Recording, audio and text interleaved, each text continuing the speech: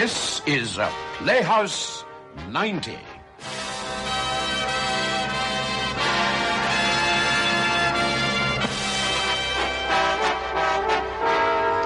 From the stages and studios, producers and playwrights of the world, the makers of Philips tablets, Insto eye drops, and Stern's pine tar and honey bring you the week's finest entertainment, Playhouse 90.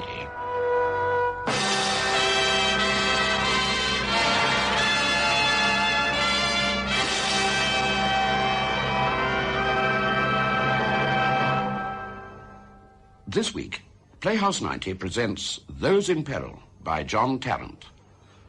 All too unhappily, the hijacking of aeroplanes has become an almost daily occurrence. John Tarrant's gripping radio play, Those in Peril, deals with another kind of hijacking. For it tells of how a retired naval commander and his friend set out one early morning to board the commander's yacht, the Vanessa. Once aboard the craft, they had a surprise awaiting them. It was in the nature of a man named Skelly and his girlfriend. They had attacked and killed the owner of a petrol filling station and made their escape with a considerable sum of money in a stolen car, and then in the cover of darkness, they rowed across and commandeered the Vanessa. What happens when the commander and his friend are pressed at the point of a gun into acting as crew makes for exciting and gripping listening. Set in the waters of Northern Ireland, John Tarrant's radio play has been produced for Playhouse 90 by Michael Silver.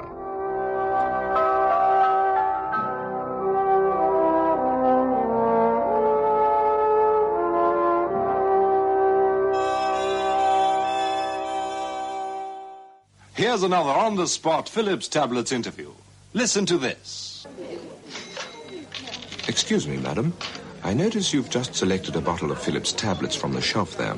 Would you mind telling me why you're buying them? In our home, we like highly spiced meals. In fact, it's got to the stage when we very seldom have ordinary plain cooking. And everything is highly spiced. And consequently, sometimes one suffers, to say the least. And then one needs Philips tablets in the home for the relief that they bring after these rather exotic meals. Do you know, I know that feeling. Yes, one almost has a food hangover. There's a burning feeling in the stomach. I see. And so then what do? Well, then the first thing we do is raid the Philips tablets before we go to bed, and the relief is almost instant. Yes, always keep Philips tablets handy. Remember, for on-the-spot relief from indigestion, you can't beat Philips tablets.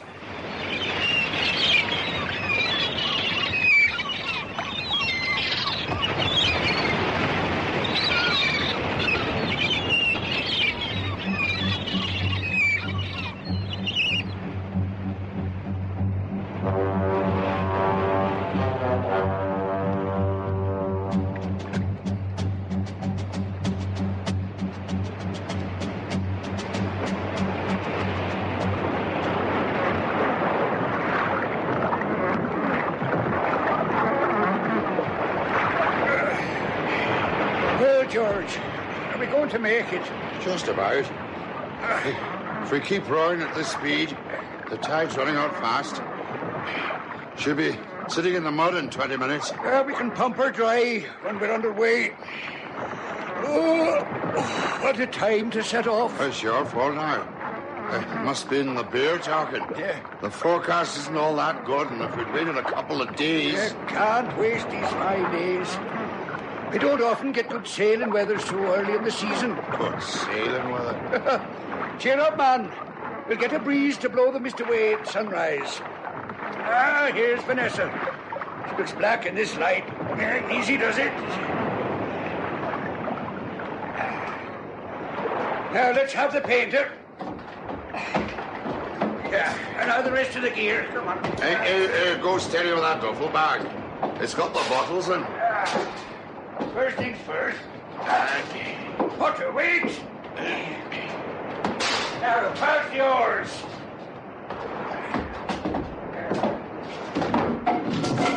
Right. Oh, we haven't got a lot of time. Better motor out straight away and get everything shipshape when there's a few fathoms of water under her keel. Okay. Will you see to the bow mooring while I switch on the navigation lights and get the engine going? Aye. Comes in useful, the old iron topsail at a time like this. True.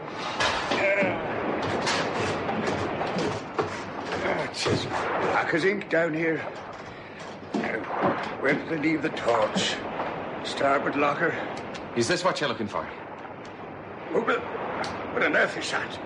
You've got yourself some passengers, Captain. But don't start a song and dance about it. Do you see this?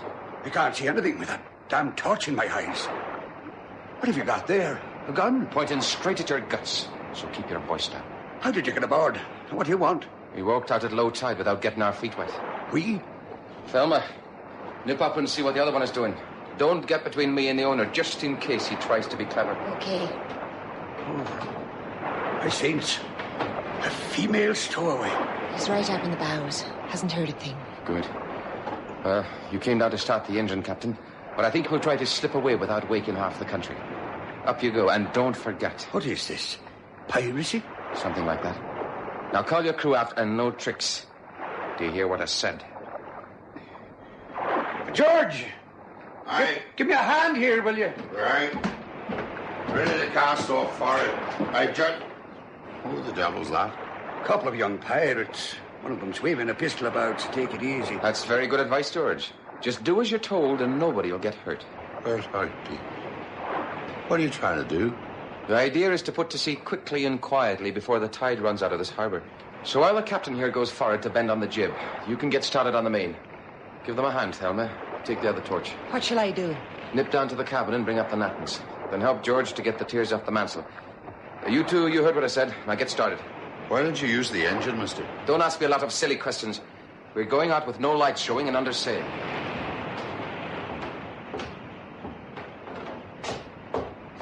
Is this what you wanted? Aye, George will show you how to lace them in.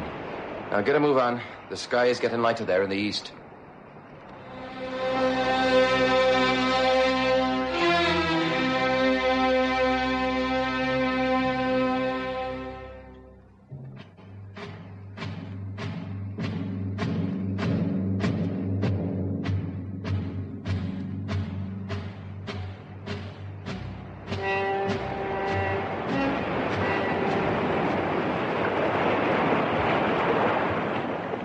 Ready? Yes, so am I. Let's go for it. Thelma, come aft here and stand by that stern mooring. I'm going out on the port tack. All right, you two. Haul away. Now, let go, Thelma. Now haul on that jib sheet and make it fast. That's more like it. George, come and put your weight on the boom.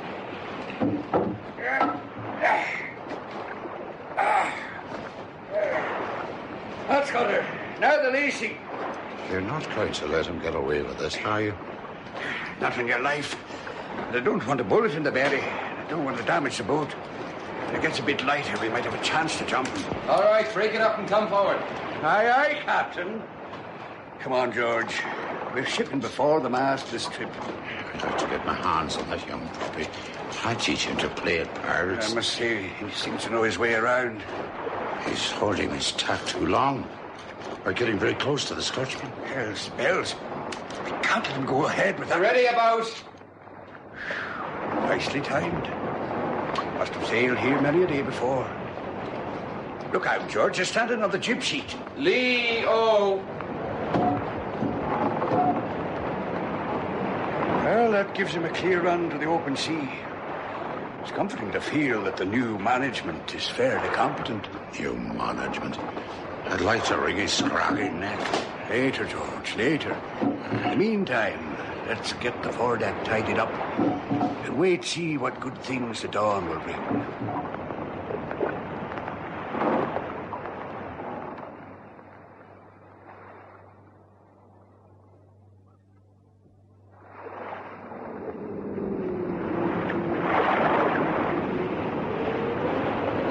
Thelma, did you get the radio? Yes, here. Good. See if you can pick up a weather report.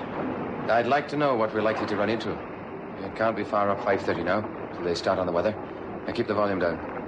I can't see very much, so I'm having to use my ear. Isn't it dangerous blinding along in the fog like this? It's only a bit of mist. In fact, it's lifting already. I'd like to be well away by the time it's clear. Now brace up with that weather report. Okay.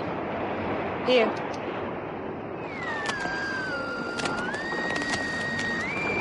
The colder and drier weather to reach Northern Ireland and Wales. Just caught the end of The it. forecast for tomorrow and Wednesday is of a brighter, showery weather all over the British Isles, and fresh northwesterly winds bringing temperatures to a little below the seasonal average. Now, before we take you over to breakfast special, here is a police message. Had enough? No, leave it.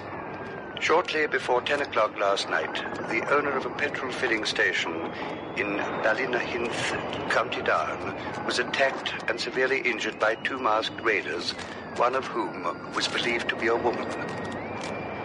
The thieves were interrupted, but succeeded in making their escape with a considerable sum of money using a stolen car, a blue Klein 2000, registered number AMN 101C.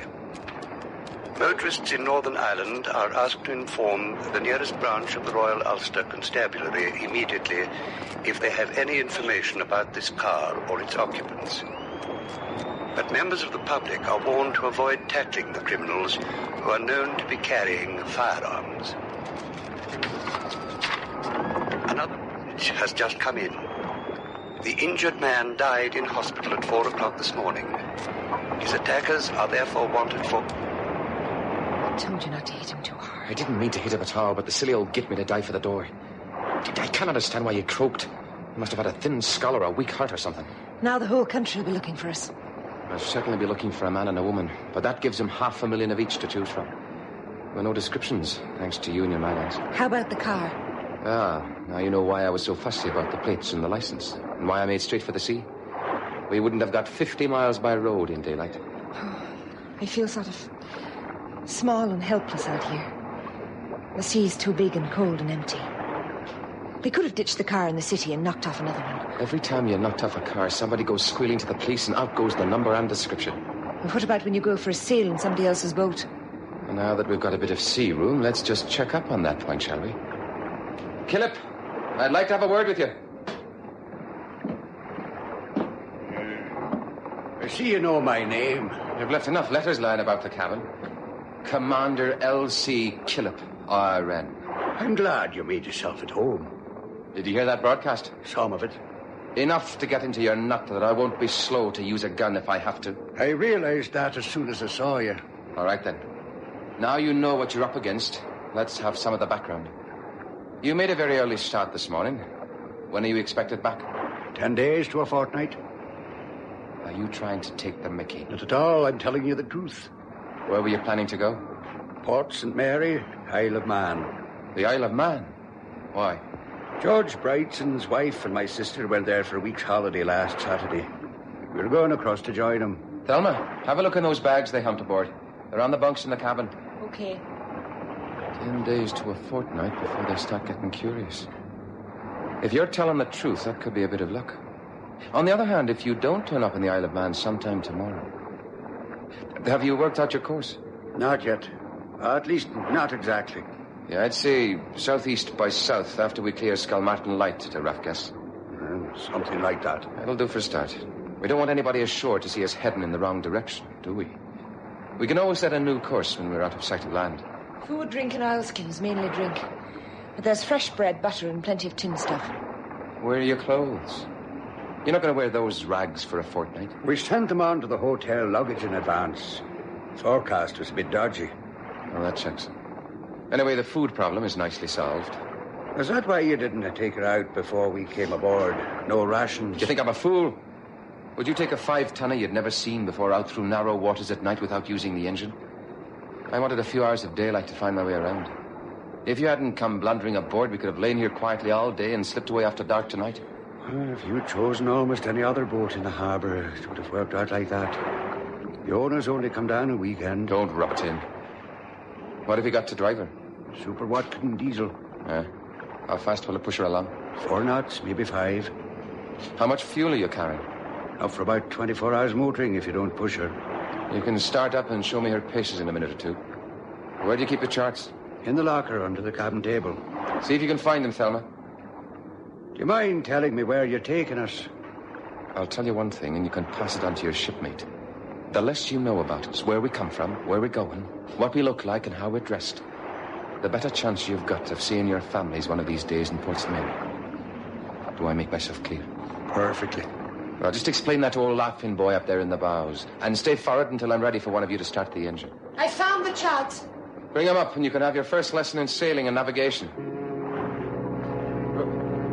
What's that? A ship, and it's heading straight for us. What do you expect in weather like this? We're not carrying any lights. Hadn't you better show some lights? They might steam right into us. There'll be no lights. What's that? That's the answer. Here, hand me that foghorn. It's over there, just hanging by the starboard bow. Well, hurry for Pete's sake. I've got it.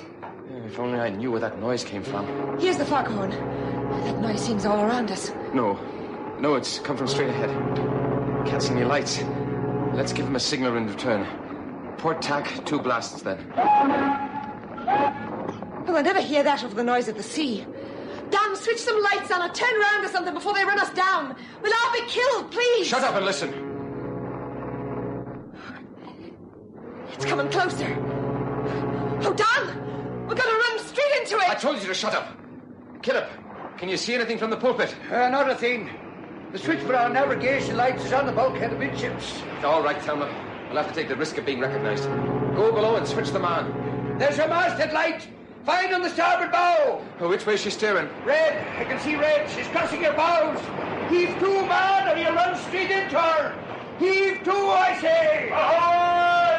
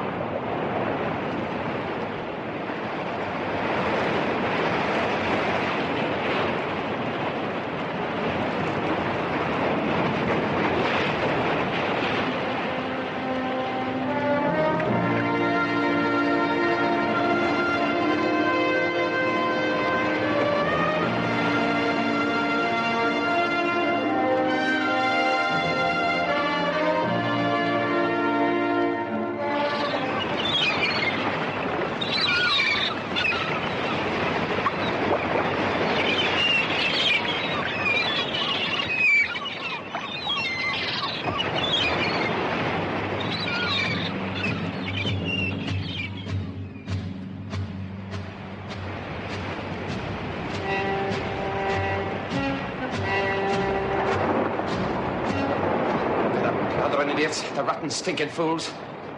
You all right, Thelma? I suppose so. The switch. The light switch. I couldn't find it. God. Don't worry, we're all right now. We don't need the rotten lights. Now, what filthy, stinking luck. Passing the ship as close as that outside the shipping lanes. Dan, please show some lights now.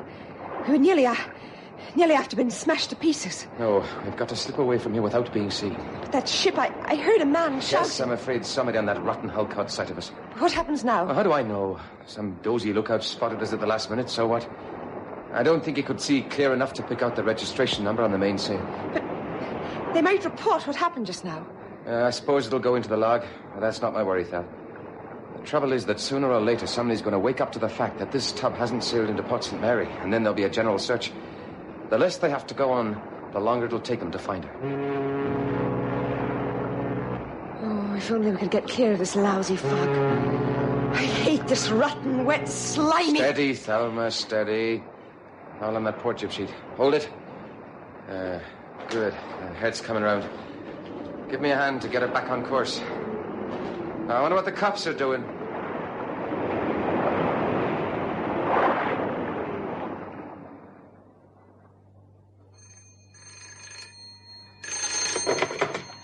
Bangor Police? This is Karen Donegadee. Can I speak to Sergeant Burnside, please? Burnside speaking. How are you, Michael? I'm in grand form, considering the time of day. Well, by this and by that, I've not had my breakfast yet.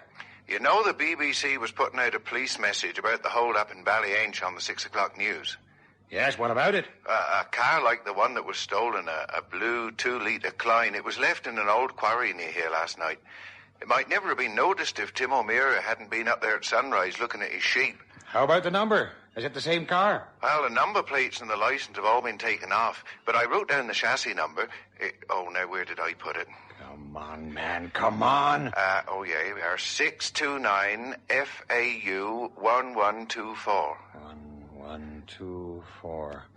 I'll check on that right away. But if this is the car they stole, why would they take it to Donaghadee? Well, now, I was asking myself that same question. And what did you get for an answer? Oh, well, I thought that if those two that we're after came from the city, they might be planning to lie up in a cottage somewhere quiet and out of the way. Well, in a place the size of this, for instance, that means I'll be hearing about it in no time at all. They could be daft enough to try it, I suppose. But even so, why would they drive into a battle like this with all Ulster to hide in? Yeah, well, I was asking myself about that, too. All right, let's hear. I've nothing else to do except be eating my breakfast. Well, it's a bit early in the season, but we've already got more than a dozen boats lying in the harbour. Some of the bigger ones have got proper cabins and bunks and galleys, where a man could make himself very snug while he was on the run. Until the owners come aboard. Oh, most of them are weekend sailors. They drive down on Friday and go back on Monday morning. If he chose the right boat last night, he could reckon on 3 days undisturbed. True enough. How long will it take you to search everything in the harbour?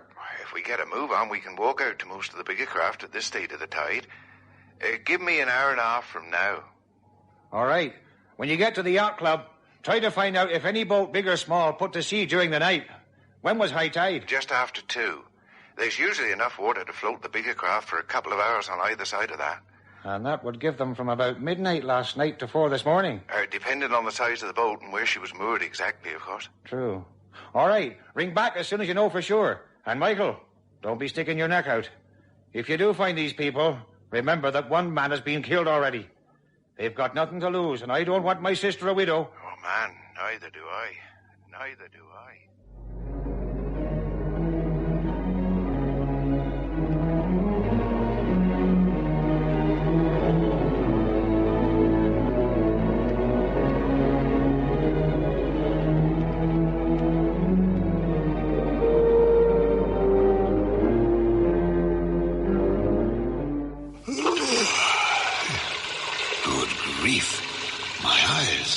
Look how bloodshot they are.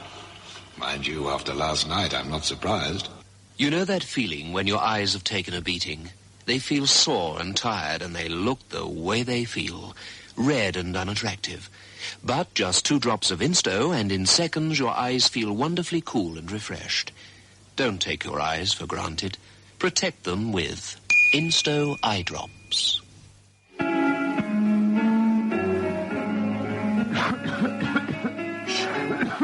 Shh, quiet. You should go and see a doctor. You can't take every cough to a doctor, but you can take Stern's Pine Tar and Honey. Stern's Pine Tar and Honey is a scientific blend of the finest natural ingredients which brings soothing relief to troublesome and disturbing coughs. Stern's Pine Tar and Honey, made like a doctor's prescription.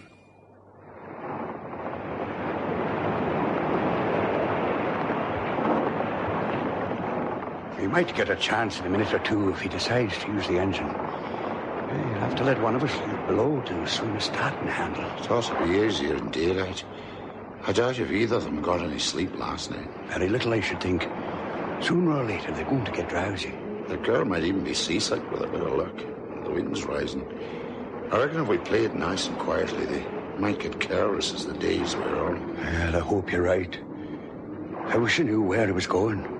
Why, what difference does that make? Well, you heard the radio.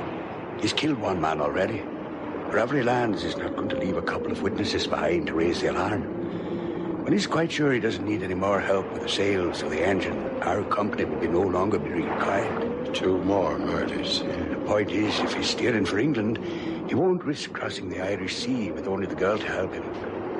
But he obviously knows these coastal waters very well. If he starts to make for some little cove not very far from here, we might have to move fast. All right, Philip, let's try out your motor. George, you go right forward to the pulpit and sit down. Then when you go into the cabin as far forward as you can get. Why? You'll see why in a minute. If you want me to try the motor, I'll have to have that board lifted. Lift it then and put it down slowly. Quick movements make me nervous. I wouldn't try it if I were you. Well, that's better. Just let me see you turn that lever to the starting position again. Yeah. All right, I got it. Now what? The starting handle is just inside the cabin. Go and swing it then. But don't forget to let go. Thelma, get well forward to starboard. If he tries to be clever, put a bullet in his back. I won't be in the line of fire.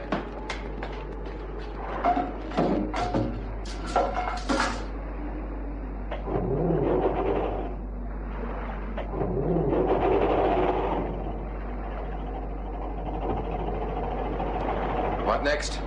Now this goes to the running position, and that's a lot. Throttle levers here. Now let's go up.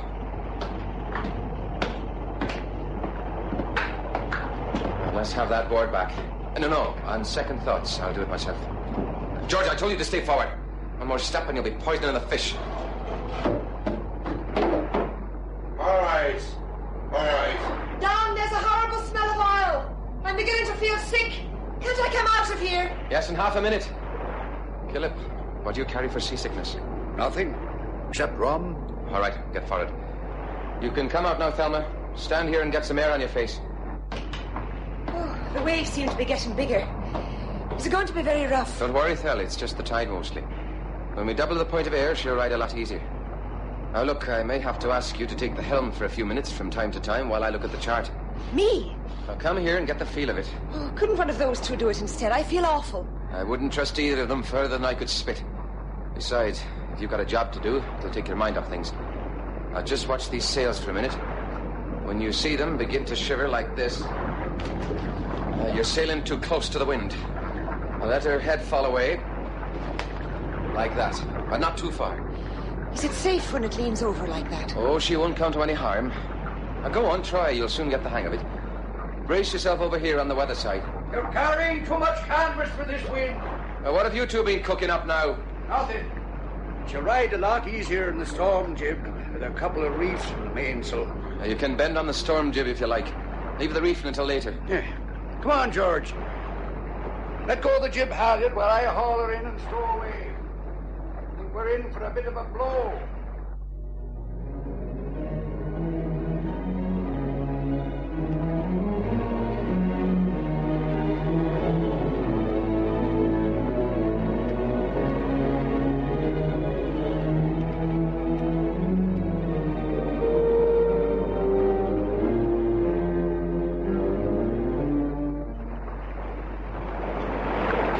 Come aft. I want a word with you.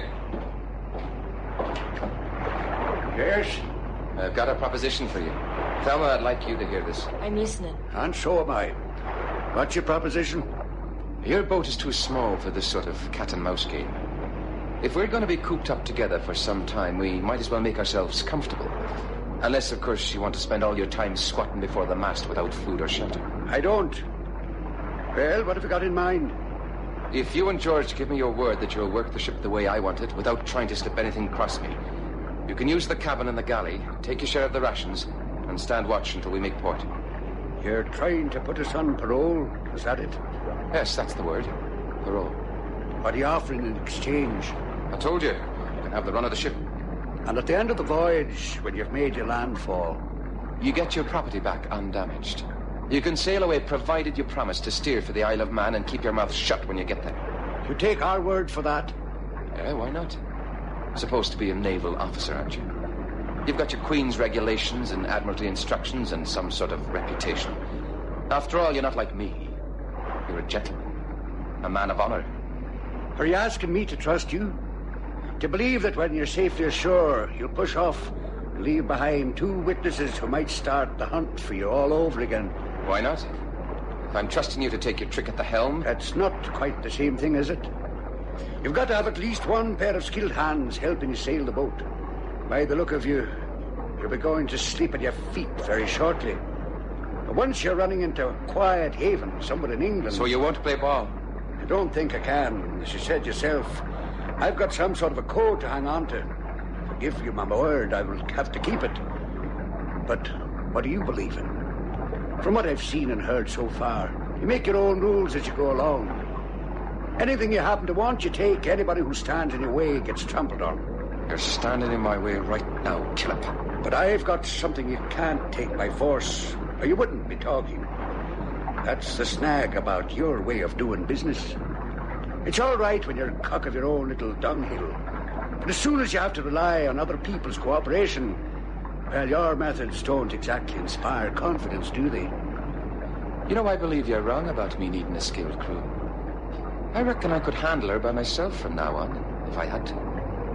Thelma will soon get the hang of things, and then we can manage without you and your half-section there. I think you've made a bit of a mistake turning down a perfectly fair offer like that. You might live long enough to regret it. Don, I'm not sure that I could... What was that?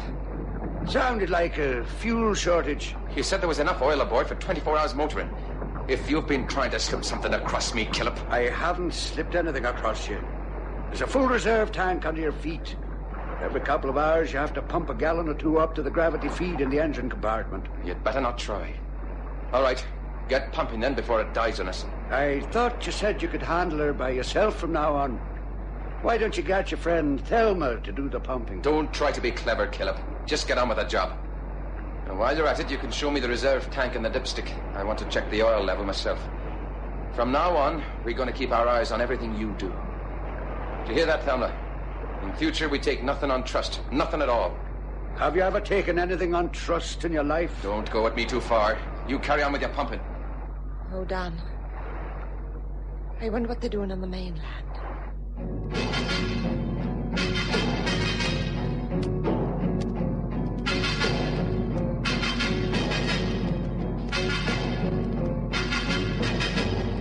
Here's another on-the-spot Phillips Tablets interview. Listen to this.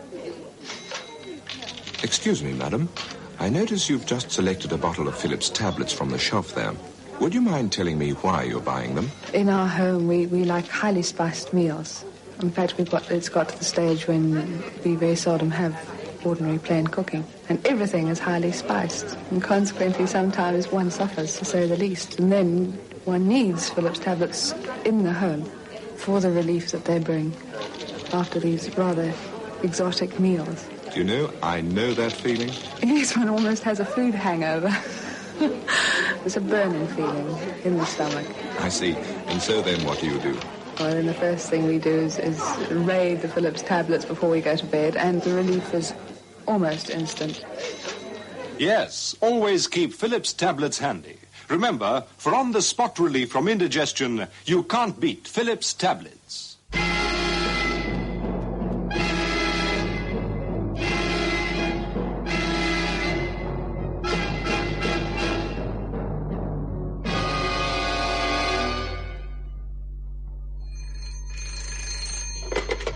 This is Curran Donaghadee. Constable Curran Donaghadee, indeed. Why aren't you out and about? You think we'll catch the killers with you sitting on your lump at Donaghadee substation? But, Sergeant... Now, listen to me, Michael. You'll have to jump about a bit. You got a couple of murders on your hands. I know, Sergeant, I know. My telephone has never stopped ringing since I reported that you found that stolen car. The head constable and a couple of patrol cars are already on their way. The head constable is convinced that the killers are still somewhere in your area. Did you check up and see if anything sailed during the night? Yes, Sergeant, I did. Well? Well, there's one boat that needs investigating. Oh, there is? What boat? A 5-ton cabin cruiser named Vanessa. Vanessa? And who does she belong to? Commander Killip, a retired naval officer. He and his friends were planning to sail across to the Isle of Man. Go on. Well, Sergeant, the Vanessa was there last night and she's gone this morning. With the owner aboard? I don't know, Sergeant. But nobody saw or heard them go during the night. They must have caught the morning tide. I see. Have you tried their homes? Yes, Sergeant. They're both locked up. What about the neighbours? Well, the neighbours say that the women folk went across by air from Aldergrove on Saturday, leaving the men to follow in the boat. Now, there may be nothing to it, but it'll have to be checked. Have you got their holiday address? Just a minute. Yeah, here it is. It's the Ballivale Hotel, Port St. Mary. That's B-A-L... All right, Michael, I've got the name. So that's 2 empty houses where the killers could be hiding? You think... Let's get with it, Michael. Now, what about the rest of the boarding houses? Will there be many unoccupied premises at this time of the year? Oh, no, Sergeant. Now, all the boarding houses and hotels are beginning to open for the season, but some of the sailing people have cottages that are still locked up. Right, you check them. And check that naval commander's place and his friends. Right, Sergeant. Now, don't do anything on your own. Be careful. Oh, by the way, what about that camping site? You'd better take a look at the caravans. I will. How long do you think it is before the head constable will be down? It should be an hour or two. And while you're waiting, Just get word round to the tradespeople, the baker, the milkman, the postman, the lot. Tell them to keep their eyes open and report at once if they see anything suspicious. Maybe somebody will be buying extra food. These people have got to eat. Yes, Sergeant. Oh, by the way, Michael, have you spoken to the Coast Guard about the Naval Commander's vessel? What was it called again? The Vanessa. No, I haven't, not yet. Well, don't for the time being. Leave that to me. I shall want a description of her. Yeah, I've got it here in front of me. Okay, shoot. She's a sloop-rigged four-berth cruiser, hull painted blue, upper works white. Overall length about 24 feet with an 8-foot beam. She carries 4 sails, main, genoa, jib, and storm jib, and a Super Watkin diesel engine.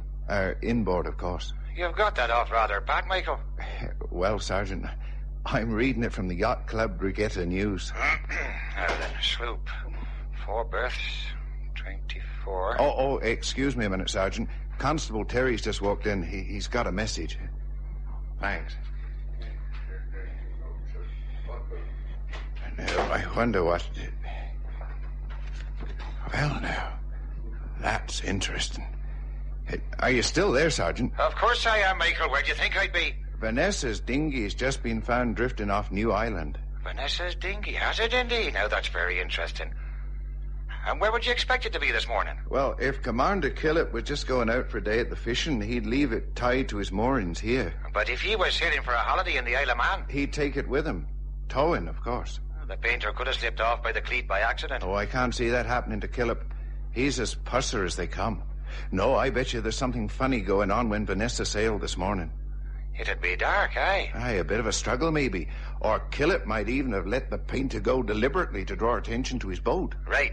Leave Vanessa and the Coast Guard to me. You go down and see if the dinghy tells you anything else. Then report to the head constable as soon as he gets there. And remember, Michael, don't get yourself shot.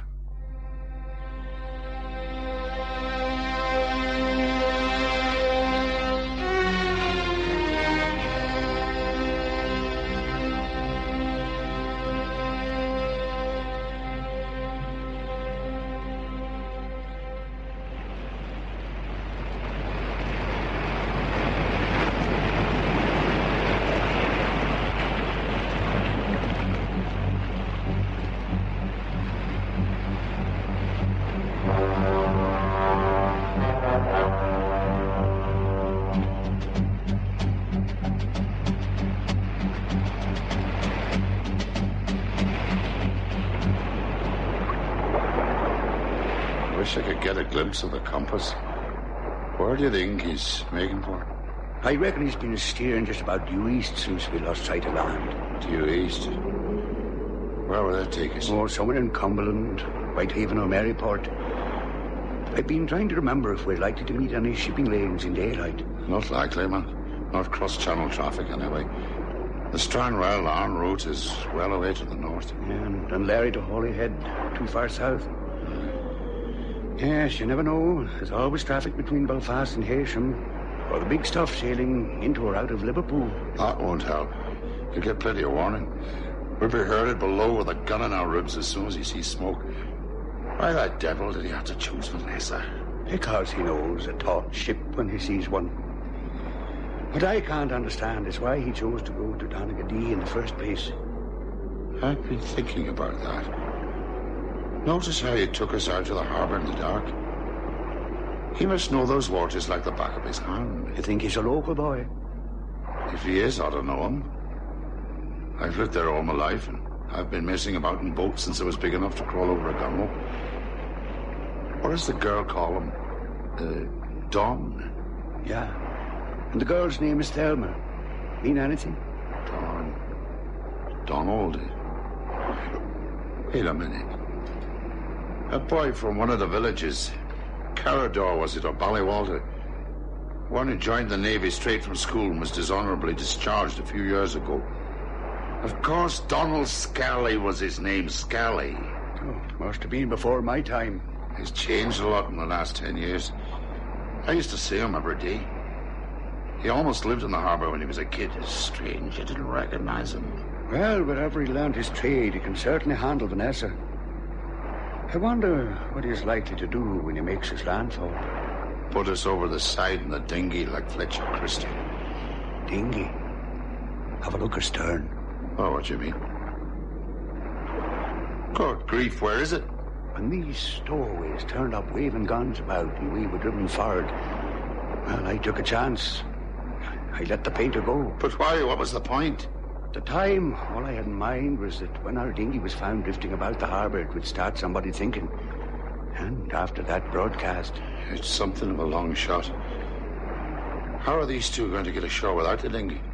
Unless they tie up at some quayside as bold as brass, or start another police search by pinching someone else's dinghy from our moorings. They're going to need us to help them beach Vanessa in some quiet cove. Then what? It might turn out to be a good thing in the long run. What do you mean? Well, don't you see, man? The longer they need us, the longer we'll be likely to stay alive.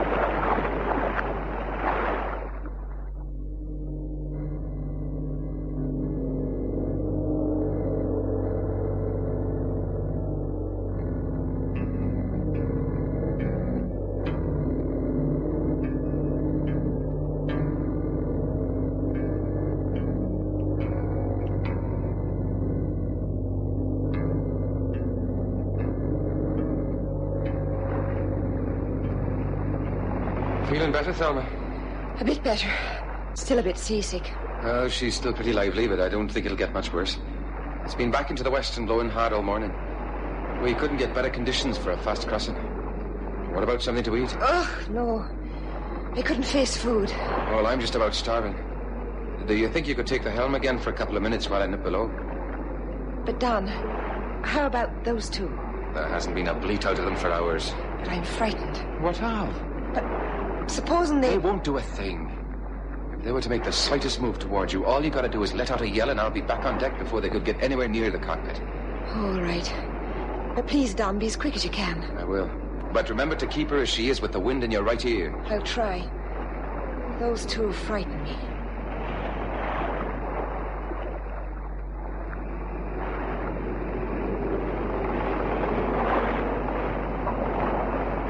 So Loverboy's gone below and left his Thelma at the helm. He's taking a chance in the sea. Just take a glance at her. Still a bit green about the gills. Yeah, she doesn't look very confident, does she? No, can you blame her? Running before this wind, I'm not happy either. Needs a cool hand at the helm. Unless what? We might be lucky enough to catch him off balance while the wind... I've got an idea. Move towards me. But don't make the girl suspicious. How? Well, just come over as though you're giving me a hand to tidy up the floor deck. But she'll be watching us all the time. That's the idea. I wanted to watch us all the time without calling Skelly. If we can hold her attention by moving about nice and quietly, working well forward, safely away from the cockpit, she might easily forget to keep an eye on what really matters, the wind. It's a pity we're not sailing close hauled. Close hauled? But don't you see? We could let this halyard go with a run and drop the mainsail on her nut. That would upset her little apple cart, all right. Oh, so it would. George, you're a cunning old pirate.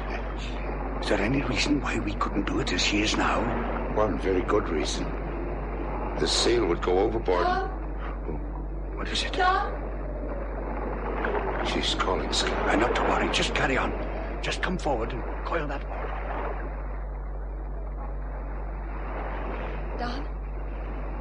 Don, can you come here a minute? Oh, where is it?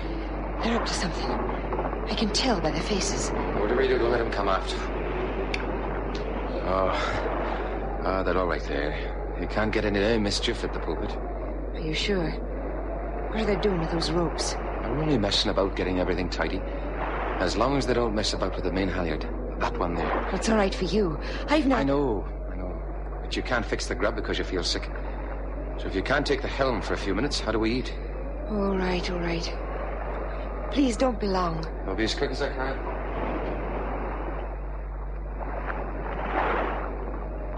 He's gone below. But I heard he tipped her off about the main halyard. I saw him pointing out the cleat. He's smart, this joker. George, this may be wishful thinking, but I believe she's letting the wind creep round the stern. You're right. We're running by the lee. The $64,000 question is whether the boyfriend will spot what's happening before it's too late. If she does get us into a Chinese jibe, goodness knows what'll happen with this wind, the reef side. I hate to see this, but But if she looks like letting that boom swing over, I'm not going to stop her, even if it rips the flaming mast right out. But how are you going to play it? If she does jibe, there could be half a minute of complete chaos. If we're lucky, they'd both be sprawling on their backs with loose gear flying all over the cockpit and cabin. As long as we're braced ready for it, we ought to have a few seconds' grace to scramble aft and take over. But watch out for the boom. How about those guns of theirs? If either of them is still in a position to use a pistol, we'll just have to get Vanessa back on course, sort out the damage and wait for the next chance. Assuming there is one. Aye. The girl moves this time, you'll never leave her alone again at the helm, that's for sure. George, I think she's going. Oh, what a horrible thing to do to a boat. Don! Don, quickly! I can't hold her! What the devil are you doing? She mustn't capsize. Get a grip, George. Right. Hold on. Pray.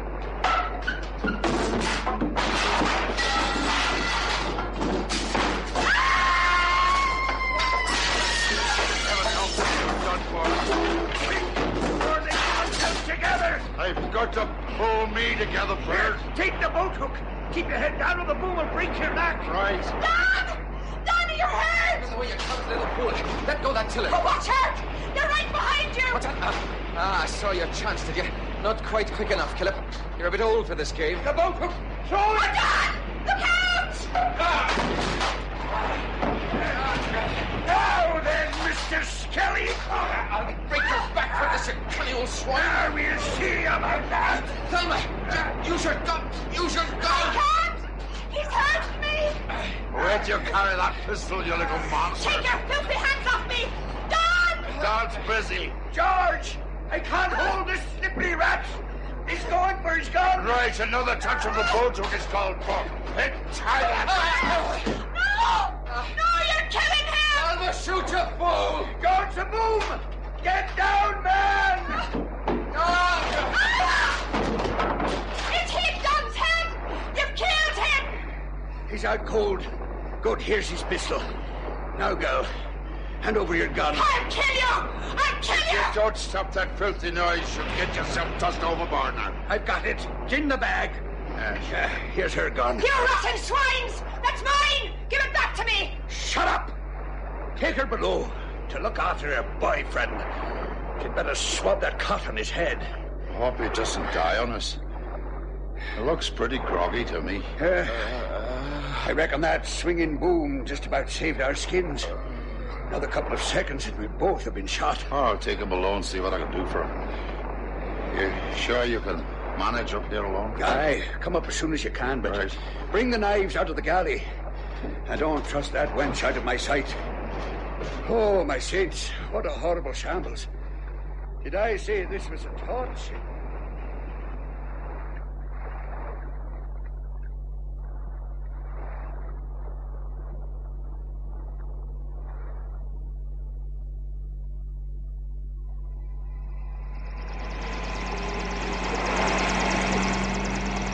What's that? Helicopter. I wonder if it could be looking for us. Seems to be heading in this direction. We've got to find a way to show them what we're carrying. Bring the girl up where they can see her. Come on, Calamity. Get up them stairs. Go on.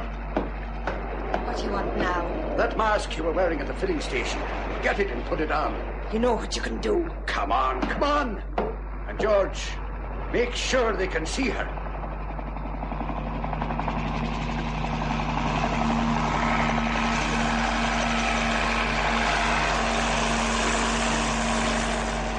I thought he was going to land on the truck of the mast.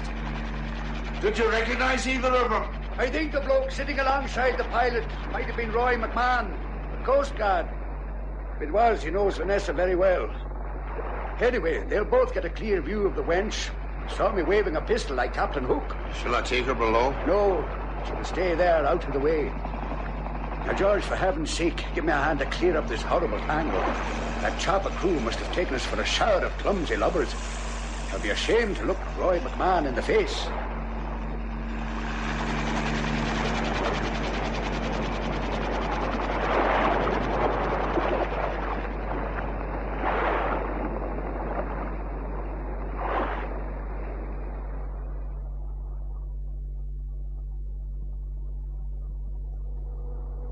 Judging by what Roy McMahon could see from the helicopter, the deck looked in a bit of a muddle.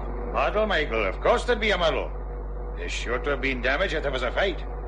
Thank goodness the commander and George Blightson were all right. Well, that's what the pilot of the chopper said, Sergeant. He said that the Vanessa had all the canvas off her, that they were motoring straight for down here.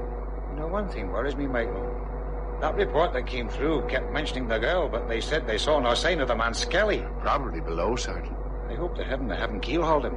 You know, Sergeant, I wouldn't put it past Commander Killip to throw them both overboard if they did anything to damage his precious Vanessa. Seems they chose the wrong boat and the wrong skipper for a spot of piracy. Mind you, all those amateur sailors your way are pirates under the skin. There she is. That's the Vanessa just coming in, isn't it? Yes, Sergeant. Oh, that's the commander waving his arms. That's Commander Killip.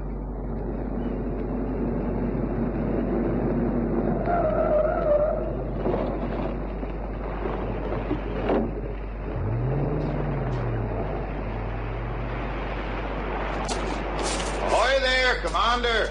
Morning, Mr. Curran. Morning, Sergeant. Morning, sir. All right, George, throw the line.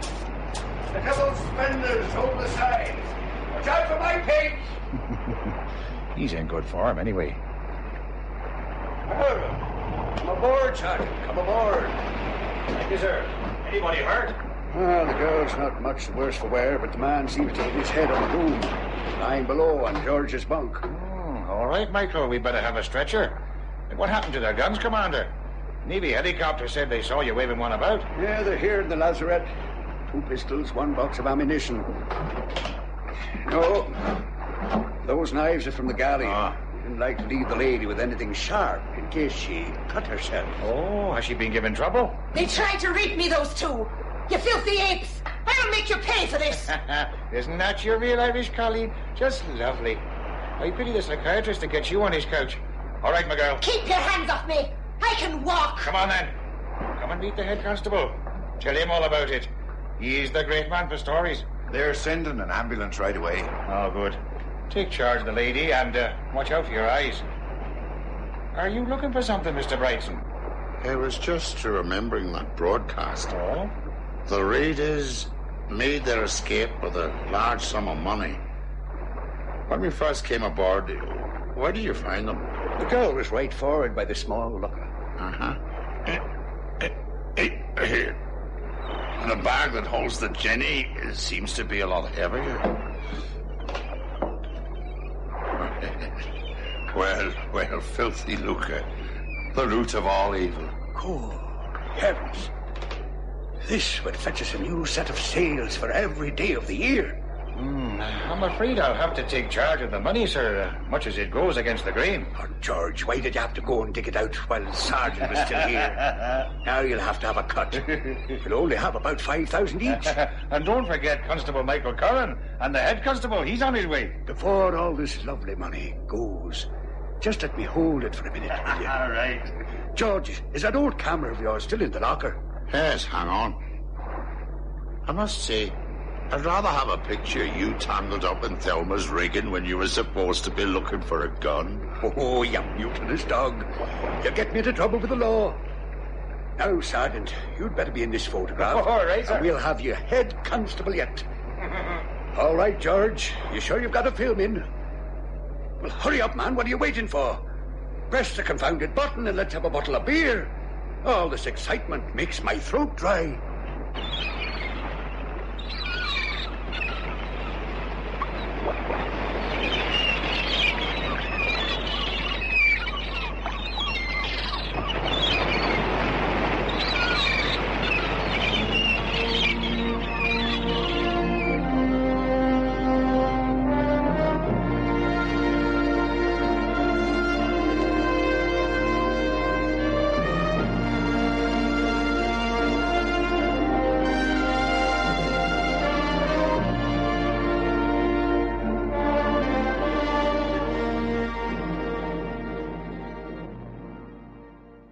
Kom aan, je padvoer. Net nou is die parkeerplek ook nog vol. Verflaks. Is dit hoe u sommige dae voel? Hierdie daaglikse irritasies veroorsaak gou suur en slegte spysvertering. Dis wanneer u Philips tablette nodig het. Handige Philips tablette. So maklik, so gerieflik. Geen water, geen glas nie. Philips tablette reken gou-gou af met slegte spysvertering.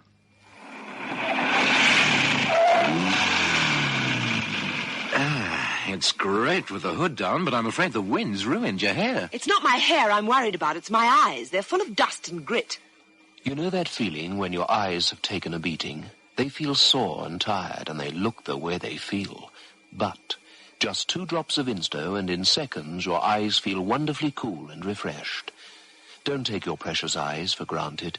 Protect them with Insto eye drops.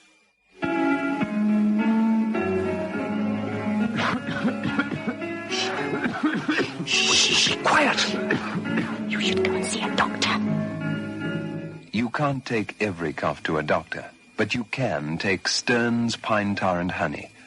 Stern's Pine Tar and Honey is a scientific blend of the finest natural ingredients which brings soothing relief to troublesome and disturbing coughs. Stern's Pine Tar and Honey, made like a doctor's prescription.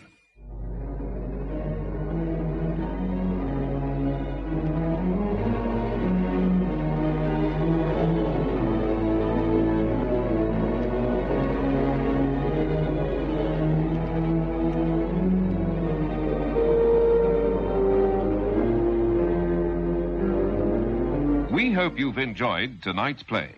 Be sure to tune in next week for another theatre date with the great in Playhouse 90, brought to you for your listening pleasure from the stages and studios, producers and playwrights of the world, by your hosts, the makers of Philips Tablets and Stern's Pine Tar and Honey. So until next Wednesday's Playhouse 90, a very good night to you all.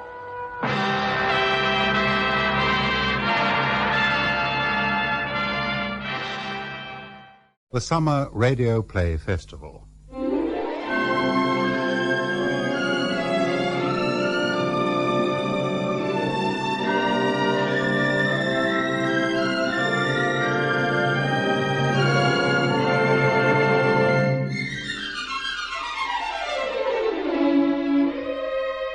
The English service presents the Browning version by Terence Rattigan.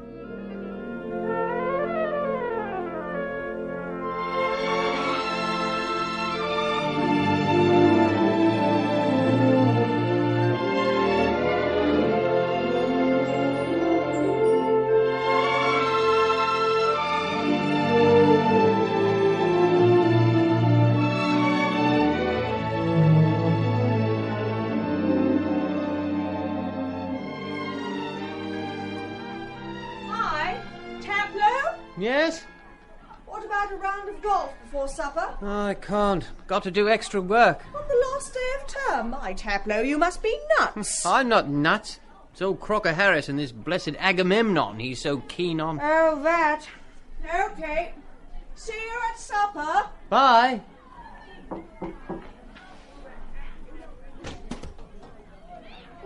Nobody here. Sir? I say, sir? What a blighter the old crock is. Fancy setting a chap extra work and then not being here. What's this on his desk? Chocks. Oh, jolly decent, this. Wonder if I dare have another. Oh, no, someone coming up the path. It isn't him, though. It's Hunter. I wonder what he wants. Good evening, sir. Good evening. Do I know you? No, sir. What's the name? Taplow. Taplow? No, I don't. You're not a scientist, I gather? No, sir. I'm still in the lower fifth. I can't specialise until next term. That's to say, if I've got my remove all right. Don't you know yet if you've got your remove? No, sir. Mr. Crocker Harris doesn't tell us the results like the other masters. Why not? Well, you know what he's like, sir. I believe there is a rule that form results should only be announced by the headmaster on the last day of term. Yes, but who else pays any attention to it except Mr. Crocker Harris? I don't, I admit. But that's no criterion. So, you've got to wait until tomorrow to know your fate, have you? Yes, sir. Supposing the answer is favourable, what then? Oh, science, sir, of course. Yes, we get all the slackers. I'm extremely interested in science, sir. Are you? I'm not. Not at least in the science I have to teach. But anyway, sir, it's a good deal more exciting than this muck.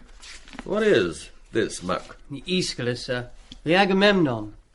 And your considered view is that the Agamemnon of Aeschylus is muck, is it? No, sir.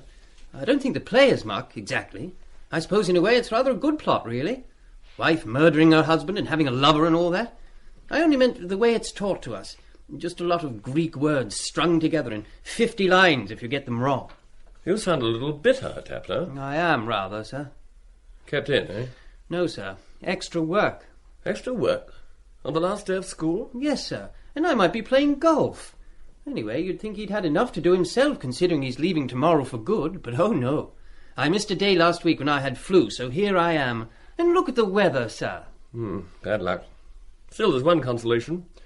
You're pretty well bound to get your remove tomorrow for being a good boy and taking extra work. Well, I'm not so sure, sir. That would be true of the ordinary masters, all right. You just wouldn't dare not give a chap a remove after his taking extra work. It'd be such a bad advertisement for them. But those sort of rules don't apply to the Croc, Mr. Crocker Harris. I asked him yesterday outright if he'd given me a remove, and do you know what he said, sir? No, what? My dear Taplow, I've given you exactly what you deserve. No less, and certainly no more. Do you know, sir, I think he may have marked me down rather than up for taking extra work. I mean, the man's barely human. Have I gone too far? Yes, much too far. Sorry, sir. I got sort of carried away. Evidently. Taplow? Yes, sir? What was that Mr. Crocker Harris said to you? Just repeat it, would you? My dear Taplow, I have given you exactly what you deserve. No less and certainly no more. Not in the least like him. Read your nice Aeschylus and be quiet. Aeschylus? Look, what time did Mr. Crocker Harris tell you to be here? 7 o'clock, sir. Well, he's late. Why did you cut? You could still get 9 holes in before lock-up. Oh, no, I couldn't cut. He'd probably follow me home or something. I must admit I envy him, the effect he seems to have on you boys in his form. You all seem scared to death of him. What does he do, beat you all or something? Good Lord, no. He's not a sadist like one or two of the others. I beg your pardon? A sadist, sir, is someone who gets pleasure out of giving pain. Indeed. But I think you went on to say that some other masters... Well, of course they are, sir. I won't mention names, but you know them as well as I do. Of course, I know most masters think we boys don't understand a thing, but dash it, sir, you're different. You're young. Well, comparatively, anyway. And you're science. And you canvassed for Labour in the last election. You must know what sadism is. What are public schools coming to? Anyway, the Croc isn't a sadist. That's what I'm saying. He wouldn't be so frightening if he were, because at least it would show he had some feelings. But he hasn't. He's all shriveled up inside like a nut. And he seems to hate people to like him. It's funny, that. I don't know any other master who doesn't like being liked. And I don't know any boy who doesn't trade on that very foible. Well, it's natural, sir. But not with the Croc. Mr. Crocker Harris. Mr. Crocker Harris. The funny thing is that in spite of everything, I do rather like him. I can't help it. And sometimes I think he sees it, and that seems to shrivel him up even more. I'm sure you're exaggerating. No, sir, I'm not. In form the other day, he made one of his little classical jokes. Of course, nobody laughed because nobody understood it, myself included. Still, I knew he'd meant it as funny, so I laughed. Not out of sucking up, sir, I swear. But ordinary common politeness. And feeling a bit sorry for him, having made a dud joke. Now, I can't remember what the joke was, but let's say it was, Benedictus, Benedicator, Benedictine. Now, you laugh, sir. That's it. Well, he peered at me over the top of his spectacles, and then he crooked his finger, the way he does, you know, and beckoned me up to his desk. And he said, "Taplow, you laughed at my little pun, I noticed. I must confess I'm flattered at the evident advance your Latinity has made, that you should so readily have understood what the rest of the four did not. Perhaps now you would be good enough to explain it to them, so that they too can share your pleasure. Come along, Taplow. Do not be so selfish as to keep a good joke to yourself. Tell the others." Oh, Lord, Mrs. Crocker Harris. Oh, hello. Hello, friend. Take some of these parcels, will you? Yes, of course. Thank you.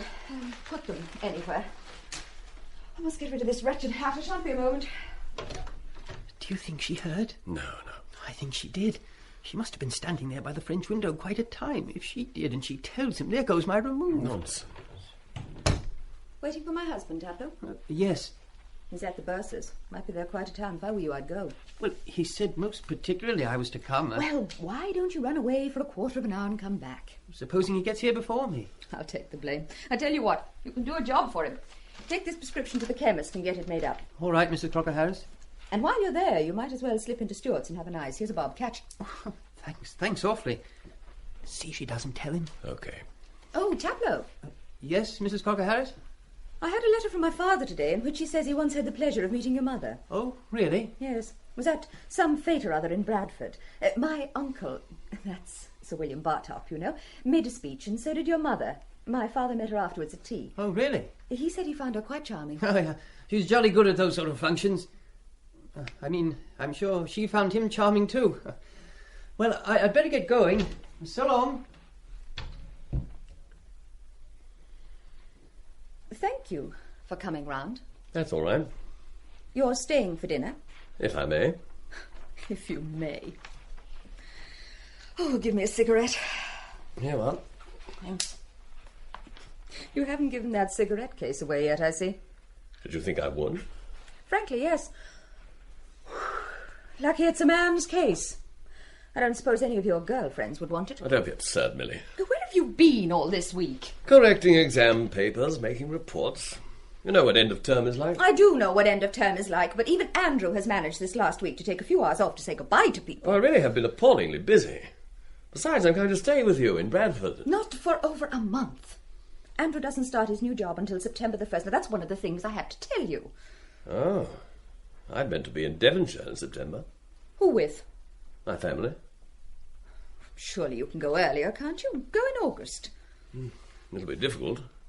Then you'd better come to me in August. But Andrew will still be there. Yes. I think I can manage September. That'd be better from every point of view. Except that it means I shan't see you for 6 weeks. You'll survive that, all right? Yes, I'll survive it. But not as easily as you will. I have much pride, have I? Oh, Frank, darling, I love you so much. Kiss me. You're very nervous. I'm afraid of that screen arrangement in front of the door. You can't see people coming in. Oh, yes, that reminds me. What were you and Taplow up to when I came in just now? Making fun of my husband? Afraid so, yes. Sounded rather a good imitation. I must get him to do it for me sometime. It was very naughty of you to encourage him. I know, it was. Bad for discipline. Exactly. Carrying favour with the boys, too. Heavens, how easy it is to be popular. I've only been a master 3 years, but I've already slipped into an act and a vernacular that I just can't get out of. Why can't anyone never be natural with the little blighters? They probably wouldn't like you if you were. I suppose the trouble is we're all too scared of them. Either one gets forced into an attitude of false and hearty and jocular bonhomie like myself, or into the sort of petty, soulless tyranny which your husband uses to protect himself against the lower fifth. He'd never be popular, whatever he did. Possibly not. He ought never to have become a schoolmaster, really. Why did he? It was his vocation, he said. He was sure he'd make a big success of it, especially when he got his job here first go off. Fine success he's made, hasn't he? You should have stopped him. How was I to know? Talked about getting a house, then a headmastership. The Crocker headmaster? That's a pretty thought. Yes, it's funny to think of now, all right. Still, he wasn't always the crock, you know. He had a bit more gumption once. At least, I thought he had. Oh, don't let's talk any more about him. It's too depressing. I'm sorry for him. He's not sorry for himself. So why should you be? It's me you should be sorry for. I am. Then show me. Kiss me again, Frank, darling. No. Let go of me. I tell you, someone might come in. What have you been doing all day? Calling on the other masters' wives, saying fond farewells. I've worked off 12, I've another 7 to do tomorrow. Oh, you poor thing, I don't envy you. Oh, it's the housemaster's wives that are the worst. They're all so hideously patronising. You should have heard Betty Carstairs. Oh, my dear, It's such terribly bad luck on you both that your husband shall get his heart trouble just when, if only he'd stayed on, he'd have been bound to get a house. I mean, he's considerably senior to my Arthur as it is, and they simply couldn't have gone on passing him over, could they? There's a word for Betty Carstairs, my dear, that I would hesitate to employ before a lady. She's got her eye on you, anyway. Betty Carstairs? What utter rot. Oh, yes, she has. I saw you at that concert and don't think I didn't notice. Really, darling, really. I detest the woman. Then what were you doing in her box at Lord's? Carstairs invited me. I went there because it was a good place to see the match from. Yes, I'm sure it was. Much better than the grandstand, anyway. Oh, my word. It's all right, my dear. Don't bother to apologise. We gave the seat away, as it happens. I'm most terribly sorry. It's all right. We couldn't afford a box, you see. It wasn't that. You know it wasn't that. It's just that...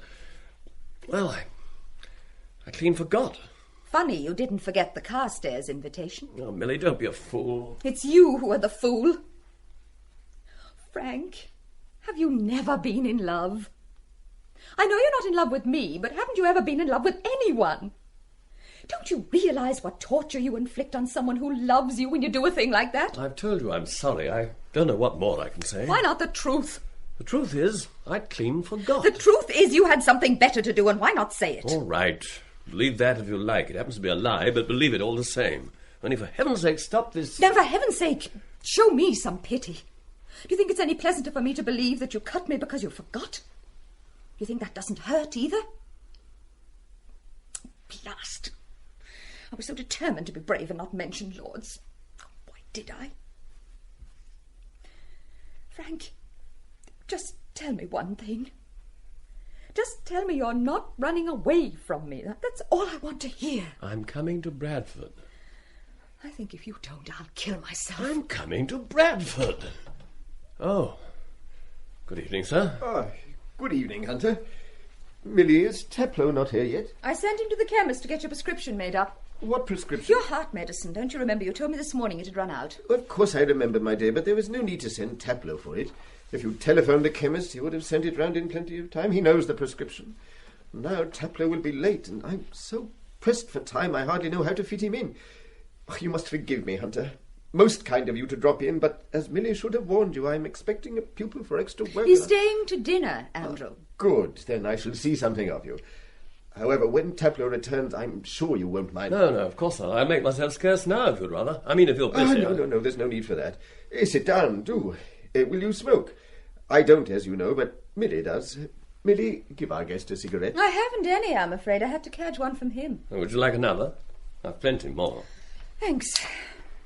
We expected you at Lord's, Hunter. What? Oh, yes. I'm most terribly sorry. He clean forgot, Andrew, imagine. Forgot? I really can't apologise enough. Oh, please don't bother to mention it. On the second day, we managed to sell the seat to a certain Dr. Lambert, who wore, I regret to say, the colours of the opposing faction, but who otherwise seemed a passably agreeable person. You liked him, didn't you, Millie? Very much indeed. I thought him quite charming. A charming old gentleman. Will you have that tea, Hunter? Yes, thank you. Is there any other refreshment I can offer you? No, thank you. Would it interest you to see the new timetable I've drafted for next term? Yeah, very much. I say, what a wonderful piece of work. I never knew you drafted our timetables. Didn't you? I have done so for the last 15 years. Of course, they are always issued in mimeograph under the headmaster's signature. Now, what form do you take? Upper Fifth Science. There you are. That's the general picture, but on the back, you'll see each form specified under separate headings. There, that's a new idea of mine. Millie, this might interest you. You know it bores me to death. Millie has no head for this kind of work.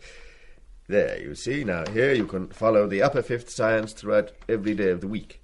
I must say, I think this is really a wonderful job. Thank you. It has the merit of clarity, I think. I don't know what they'll do without you. They'll find somebody else, I expect. What sort of job is this you're going to? Hasn't Millie told you? Well, she said it was a private school. A crammer's for backward boys. It is run by an old Oxford contemporary of mine who lives in Dorset. The work will not be so arduous as here, and my doctor seems to think I will be able to undertake it without danger. It's the most rotten bad luck for you. I'm awfully sorry. My dear Hunter, there's nothing whatever to be sorry for. I'm looking forward to the change. Come in. I brought your medicine, sir. Ah, Taplow, good. You have been running, I see. Yes, sir. There was a queue at the chemist's, I suppose. Yes, sir. And doubtless an even longer one at Stewart's. Yes, sir. No, sir. I mean, yes, sir. You were late yourself, Andrew. Exactly. And for that I apologise, Taplow. That's all right, sir. Luckily, we still have a good hour before lock-up, so nothing has been lost. I better go and see about dinner.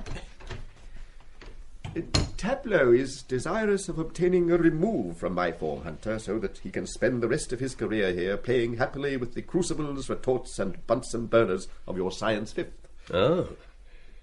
Has he? Has he what? Obtained his remove? He has obtained exactly what he deserves. No less, and certainly no more.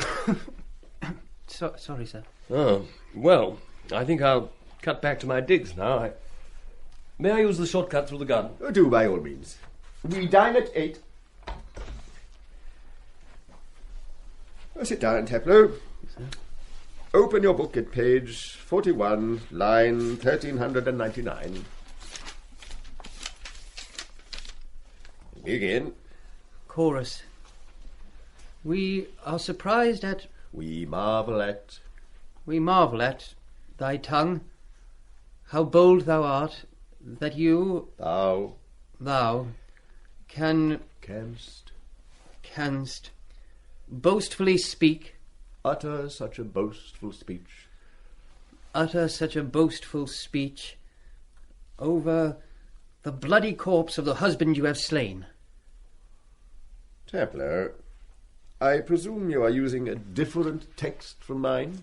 No, sir. That's strange, for the line as I have it reads, Hatis toion depandri compadzais logon.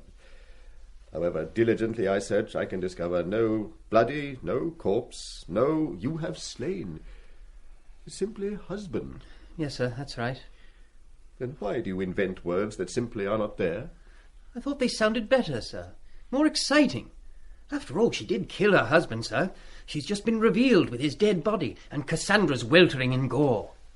I'm delighted at this evidence, Taplow, of your interest in the rather more lurid aspects of dramaturgy, but I feel I must remind you that you are supposed to be construing Greek, not collaborating with Aeschylus. Yes, but still, sir, translator's license, sir. I didn't get anything wrong.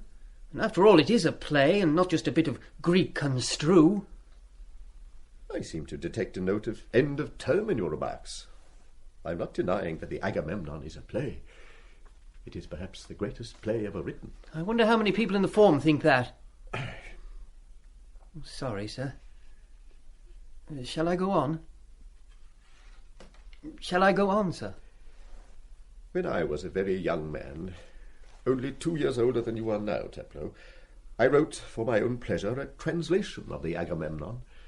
A very free translation, I remember, in rhyming couplets. The whole Agamemnon in verse? That must have been hard work, sir. It was hard work, but I derived great joy from it. The play had so excited and moved me that I wished to communicate, however imperfectly, some of that emotion to others. When I had finished it, I remember, I thought it very beautiful. Almost more beautiful than the original. Was it ever published, sir? No.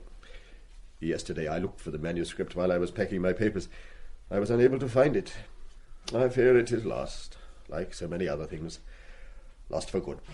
Hard luck, sir. Shall I go on, sir? No. Go back and get that last line right.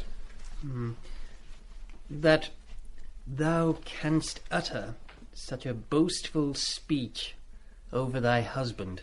Yes, and now, if you would be so kind, you will do the line again, without the facial contortion which you just found necessary to accompany it. The headmaster's just coming up the drive. Don't tell him I'm in. The fish pie isn't in the oven yet. I'd better go, hadn't I, sir? I mean, I don't want to be in the way. We do not yet know that it is I the headmaster wishes to see. Other people live in this building. Come in. Ah, Cocker Harris. I brought you in. I'm so glad. I hope I'm not disturbing you. I have been taking a pupil in extra work. On the penultimate of term? That argues either great conscientiousness on your part or considerable backwardness on his. Perhaps a combination of both. Quite so. But as this is my only chance of speaking to you before tomorrow, I think that perhaps your pupil will be good enough to excuse us. Oh, yes, sir. Oh, that's really quite all right. I'm extremely sorry, Taplow. You will please explain to your father exactly what occurred over this lost hour, and tell him I shall be in due course writing to him to return the money involved. Yes, sir, but please don't bother, sir. I know it's all right, sir. Thank you, sir. Have the Gilberts called on you yet? The Gilberts? Who are they? Gilbert is your successor with the lower fifth. He's down here today with his wife, and as they will be taking over this flat, I thought perhaps you wouldn't mind if they came in to look it over. Of course not. I've told you about him, I think. He is a very brilliant young man, and won exceptionally high honours at Oxford. So I understand, sir. Not, of course, as high as the honours you yourself won there. He didn't, for instance, win the Chancellor's Prize for Latin verse, or the Gainsford. He won the Hertford Latin, then? No. Did you win that too? I did. It's sometimes rather hard to remember that you are perhaps the most brilliant classical scholar we have ever had at the school. You are very kind. Hard to remember, I mean, because of your other activities. Your brilliant work in the school timetable, for instance, and also for your heroic battle for so long and against such odds as the soul-destroying lower fifth. I have not found that my soul has been destroyed by the lower fifth, Headmaster. I was joking, of course. Oh, I see. Is your wife in? No, not at the moment. I shall have a chance of saying goodbye to her tomorrow. I am rather glad I have got you to myself. I have a delicate matter, two rather delicate matters to broach. Please sit down. Thank you. Now, you have been with us in all 18 years, haven't you? Yes. It is extremely unlucky that you should have had to retire at so comparatively early an age, and so short a time before you would have been eligible for a pension. Pension? You have decided, then, not to award me a pension? Not I, my dear fellow. It has nothing at all to do with me. It's the governors who, I'm afraid, have been forced to turn down your application. I put your case to them as well as I could, but they decided, with great regret, that they couldn't make an exception to the rule. But I thought, my wife thought, that an exception was made some 5 years ago. Ah, in the case of Buller, you mean. True, but the circumstances with Buller were quite remarkable. It was, after all, in playing rugger against the school that he received that injury. Oh, yes, I remember. And then the governors received a petition from boys, old boys, and parents with over 500 signatures. Your own case, of course, is equally deserving, if not more so, for Buller was a younger man. Unfortunately, rules are rules, and are not made to be broken every few years. At any rate, that is the governor's view. I quite understand. I knew you would. Now, might I ask you a rather impertinent question? Certainly. You have, I take it, private means? My wife has some. Ah, yes. Your wife has often told me of her family connections. I understand her father has a business in Bradford, isn't it? Yes, he runs a men's clothing shop in the arcade. Indeed. Your wife's remarks had led me to imagine something a little more extensive. My father-in-law made a settlement on my wife at the time of our marriage. She has about 300 a year of her own. I have nothing. Is that the answer to your question, Headmaster? Yes. Thank you for your frankness. Now, this private school you are going to... My salary at the Crammers is to be 200 a year. Quite so. With board and lodging, of course. For 8 months of the year. Yes, I see. I had hoped that your own means had proved a little more ample. Your wife had certainly led me to suppose... I am not denying that a pension would have been very welcome, Headmaster, but I see no reason to quarrel with the governor's decision. What is the other delicate matter you have to discuss? Well, it concerns the arrangement at prize-giving tomorrow. You are, of course, prepared to say a few words. I had assumed you would call on me to do so. Of course, it is always done, and I know the boys appreciate the custom. I have already made a few notes of what I'm going to say. Perhaps you would care to... No, that isn't necessary at all. I know I can trust your discretion, not to say your wit. It will be, I know, a very moving moment for you, indeed for us all. But, as I'm sure you'll realise, it is far better to keep these occasions from becoming too heavy and distressing. You know how little the boys appreciate sentiment. I do. That is why I planned my own reference to you at the end of my speech to be rather more light and jocular than I would otherwise have made it. I quite understand. I, too, have prepared a few little jokes and puns for my speech. One, a play of words on Vale, farewell, and Wally, the Christian name of a backward boy in my class, is, I think, rather happy. Yes. Oh, very neat, yeah. That should go down extremely well. I'm glad you like it. Well, now, there is a particular favour I have to ask of you in connection with the ceremony, and I know I shall not have to ask in vain. Fletcher, as you know, is leaving too. Yes, he is going into the city, they tell me. Yes. Now, he is, of course, considerably junior to you. He's only been here, let me see, 5 years. But, as you know, he has done great things for our cricket. Positive wonders when you remember what doldrums we were in before he came. Our win at Lord's this year was certainly most inspiring. Exactly. Now, I'm sure that tomorrow the boys will make the occasion of his farewell speech a tremendous demonstration of gratitude.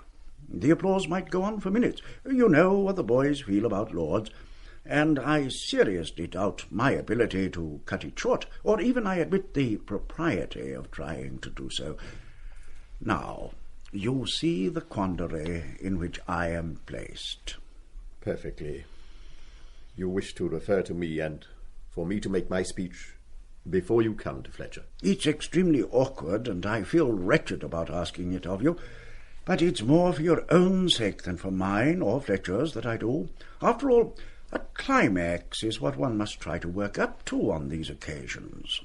Naturally, Headmaster, I wouldn't wish to provide an anticlimax. You really mustn't take it amiss, my dear fellow. The boys in applauding Fletcher for several minutes, and yourself, say, for, well, not quite so long, won't be making any personal demonstration between you.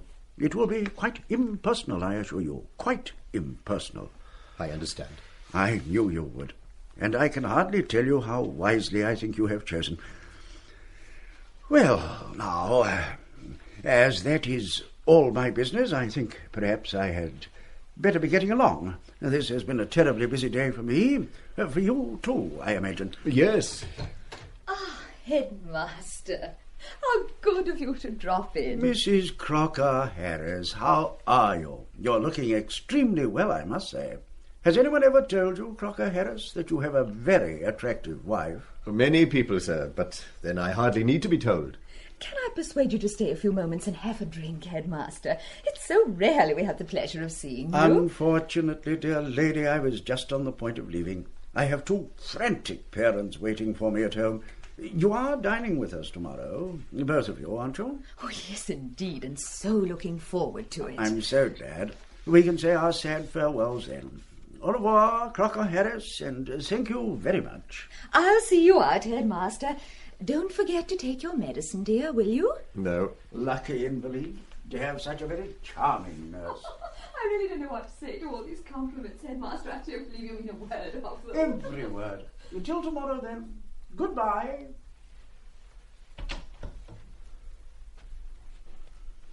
Well, do we get it? Get what? The pension, of course. Do we get it? No. The governors are afraid of establishing a precedent. Why not? It's against the rules. Oh, Buller got it, didn't he? Buller got it. Now, what's the idea of giving it to him and not to us? The mean old brutes. And what did you say? Just sat there and made a joke in Latin, I suppose. There wasn't very much I could say, in Latin or any other language. Oh, wasn't there? I'd have said it all right.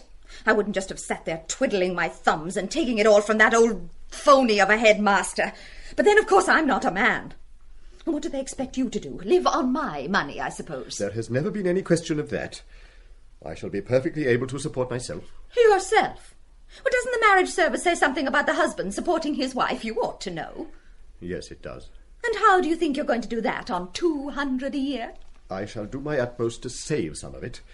You're welcome to it, if I can. Thank you, for precisely nothing. Well, what else did the old fool have to say? The headmaster. He wants me to make my speech tomorrow before instead of after Fletcher. Yes, I knew he was going to ask that. You knew? Yes. He asked my advice about it a week ago. I told him to go ahead. I knew you wouldn't mind, and as there isn't a Mrs. Fletcher to make me look a fool, I didn't give two hoots. Come in. Mr. Crocker Harris? Yes. Is it Mr. and Mrs. Gilbert? Yes. The headmaster told me you might look in. I do hope we're not disturbing you. Not at all. This is my wife. How do you do? Mr. and Mrs. Gilbert are our successors to this flat, my dear. Oh, yes. How nice to meet you both. How do you do? We really won't keep you more than a second. My wife thought as we were here you wouldn't mind us taking a squint at our future home. This room is charming. Do you think so? I'm afraid it isn't nearly as nice as I'd like to make it, but a schoolmaster's wife has to think of so many other things besides curtains and covers. Boys with dirty boots and a husband with leaky fountain pens, for instance. Yes, I suppose so.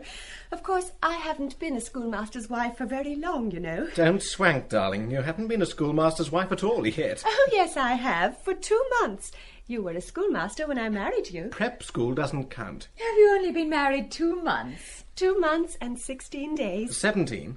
Andrew, did you hear? They've only been married 2 months. Indeed, is that all? Oh, look, darling. They've got a garden. Oh, it is yours, isn't it? Oh, yes, it's only a pocket handkerchief, I'm afraid. Shall I show you the rest of the flat? It's a bit untidy, but you must forgive that. Of course. And the kitchen is in a terrible mess. I'm in the middle of cooking dinner. Oh, do you cook? Oh, yes, I have to. We haven't had a maid for 5 years. Oh, I do think that's wonderful of you. I'm scared stiff of having to do it for Peter. I know the first dinner I have to cook for him will wreck our married life. Highly probable. Well, these days we've all got to try and do things we weren't really brought up to do. Come along, Mrs. Gilbert, and I'll show you the West. Don't you want to see the rest of the flat, Mr. Gilbert? No, I leave all that sort of thing to my wife. She's the boss. I thought perhaps you could tell me something about the lower fifth. What would you like to know? Well, sir, quite frankly, I'm petrified. I don't think you need to be. May I give you some sherry? Oh, thank you. They're mostly boys of about 15 or 16. They're not very difficult to handle. Here you are. Oh, thanks. The headmaster said you ruled them with a rod of iron. He called you the Himmler of the lower fifth.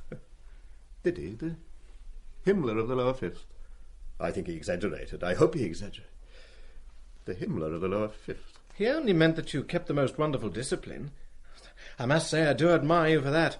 I couldn't even manage that with 11-year-olds, so what I'll be like with 15s and 16s, I shudder to think. It's not so difficult. They aren't bad boys. Sometimes a little wild and unfeeling, perhaps, but not bad. The Himmler of the lower fifth. Dear me. Perhaps I shouldn't have said that. I've been tactless, I'm afraid. Oh, no. Please, sit down. Oh, thank you. From the very beginning, I realized that I didn't possess the knack of making myself liked. A knack that you will find you do possess. Oh, do you think so? Oh, yes, I'm quite sure of it. It is not a quality of great importance to a schoolmaster, though, for too much of it, as you may also find, is as great a danger as the total lack of it. Oh, forgive me lecturing, won't you? I want to learn. I can only teach you from my own experience. For 2 or 3 years I tried very hard to communicate to the boys some of my own joy in the great literature of the past. Of course I failed, as you will fail 999 times out of 1,000. But a single success can atone, and more than atone, for all the failures in the world. And sometimes, very rarely it is true, but sometimes I had that success. That was in the early years. Please, go on, sir. In the early years, too, I discovered an easy substitute for popularity. I had, of course, acquired, we all do, many little mannerisms and tricks of speech, and I found that the boys were beginning to laugh at me. I was very happy at that, and encouraged the boys' laughter by playing up to it. It made our relationship so very much easier. They didn't like me as a man, but they found me funny as a character. And you can teach more things by laughter than by earnestness, for I never did have much sense of humour. So, for a time, you see, I was quite a success as a schoolmaster. I fear this is all very personal and embarrassing to you. Forgive me. You need have no fears about the lower fifth. I'm afraid I said something that hurt you very much. It's myself you must forgive, sir. Believe me, I'm desperately sorry. There's no need. You were merely telling me what I should have known for myself. Perhaps I did in my heart, and hadn't the courage to acknowledge it. I knew, of course, that I was not only not liked, but now positively disliked. I had realized, too, that the boys, for many long years now, had ceased to laugh at me. I don't know why they no longer found me a joke. Perhaps it was my illness. No, I don't think it was that. Something deeper than that. Not a sickness of the body, but a sickness of the soul. At all events, it didn't take much discernment on my part to realize I had become an utter failure as a schoolmaster.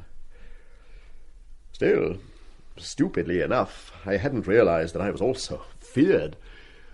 The Himmler of the lower fifth. I suppose that will become my epitaph. Oh, please, sir. I cannot for the life of me imagine why I should choose to unburden myself on you, a total stranger, when I've been silent to others for so long. Perhaps it is because my very unworthy mantle is about to fall on your shoulders. If that is so, I shall take a prophet's privilege and foretell that you will have a very great success with the lower fifth. Thank you, sir. I shall do my best. I can't offer you a cigarette, I'm afraid. I don't smoke. Oh, that's all right, sir, nor do I. Thank you so much for showing me round. Oh, just imagine, Peter, Mr. and Mrs. Crocker Harris first met each other on a holiday in the Lake District. Isn't that a coincidence? Yes, it certainly is. On a walking tour, too. Andrew was on a walking tour. No walking for me. I can't abide it. I was staying with my uncle. That's Sir William Bartop, you know. You may have heard of him. Well, he'd taken a house near Windermere, quite a mansion it was, really. Rather silly for an old gentleman living alone. And Andrew knocked on our front door one day and asked the footman for a glass of water. So my uncle invited him in to tea. Our meeting wasn't quite as romantic as that. I knocked her flat on her face. Not with love at first sight. With the swing door of our hotel bar. So, of course, then he apologised. Darling, The Crocker Harrises, I'm sure, have far more important things to do than to listen to your detailed but inaccurate account of our very sordid little encounter. Why not just say I married you for your money and leave it at that? Oh, come on, we must go. Isn't he awful to me, Mrs. Crocker Harris? Men have no souls, my dear. My husband is just as bad. Goodbye, Mr. Crocker Harris. Goodbye. I think your idea about the dining room is awfully good, Mrs. Crocker Harris. If only I can get permission from the school. Goodbye, sir. Oh, you will, I know, respect the confidences I've just made to you. I should hate you to think I wouldn't. Oh, I'm sorry to have embarrassed you. I don't know what came over me. I've not been very well, you know. Goodbye, my dear fellow, and my best wishes. Thank you. The very best of good luck to you too, sir, in your future career. My future career? Oh, yes, thank you. Well, goodbye, sir. Goodbye. Goodbye, and thank you so much. Good-looking couple. Very. He looks as if he'd got what it takes. I should think he'd be a success, all right. That's what I thought. I don't think it's much of a career, though, schoolmaster, for a likely young chap like that. I know you don't. I bet when he leaves this place it won't be without a pension. It'll be roses, roses all the way, and tears and cheers and goodbye, Mr. Chips. I expect so. What's the matter with you? Nothing. You're not going to have another of your attacks, are you? You look dreadful. I'm perfectly all right. Well, you know best. Your medicine's on the table anyway. If you want it, I must see to the dinner. The Himmler of the lower fifth. Come in. Yes, Taplow, what is it? I just came back to say goodbye, sir. Oh. Didn't have a chance with the head here. I rather dashed out, I'm afraid. I thought I'd just come back and wish you luck, sir. Thank you, Taplow. That's good of you. I thought this book might interest you, sir. Oh, what is it? First translation of the Agamemnon, sir. The Browning version. It's not much good. I've been reading it in the chapel gardens. Ah, very interesting, Taplow.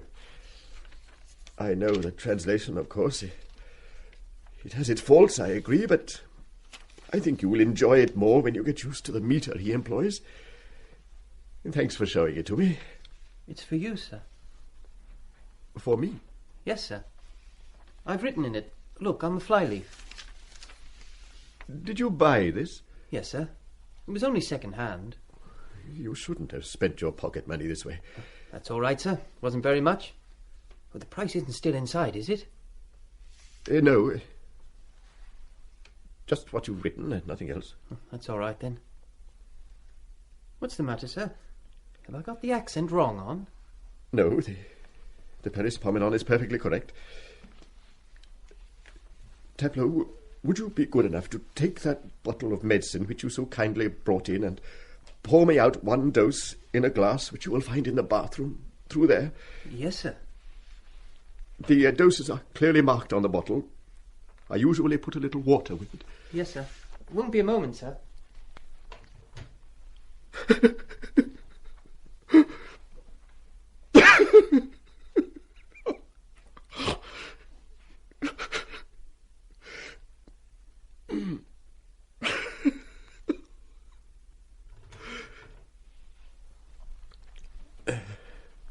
Here you are, sir.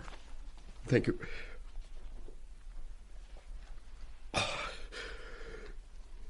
You must forgive this exhibition of weakness, Taplow. The truth is I have been going through rather a strain lately. Of course, sir. I quite understand. Come in. Oh, sorry, I thought you'd be finished by now. Come in, Hunter, do. It's perfectly all right. Our lesson was over some time ago, but Taplow most kindly came back to say goodbye. You sure I'm not intruding? Oh, no. I want you to see this book that Taplow has given me. And, look, a translation of the Agamemnon by Robert Browning. Do you see the inscription he has put into it? Yes, but it's no use to me, I'm afraid. I never learnt Greek. Then we'll have to translate it for him, won't we, Taplow? Yes, sir. Ton kratunta maltekos theos prosoten eumenos prosterketai. That means, in a rough translation, God, from afar, looks graciously upon a gentle master. It comes from a speech of Agamemnon's to Clytemnestra. I see. Very pleasant. And very apt. Very pleasant. But not, perhaps, after all, so very apt. Cut along, Taplow. Very well, sir. Goodbye, sir. The best of luck. Goodbye, Taplow. And thank you very much. Goodbye. Dear me. What a fool I made of myself in front of that boy. And in front of you, Hunter. I can't imagine what you must think of me. Oh, nonsense. I'm not a very emotional person, as you know, but there was something so very touching and kindly about his action. And coming as it did just after.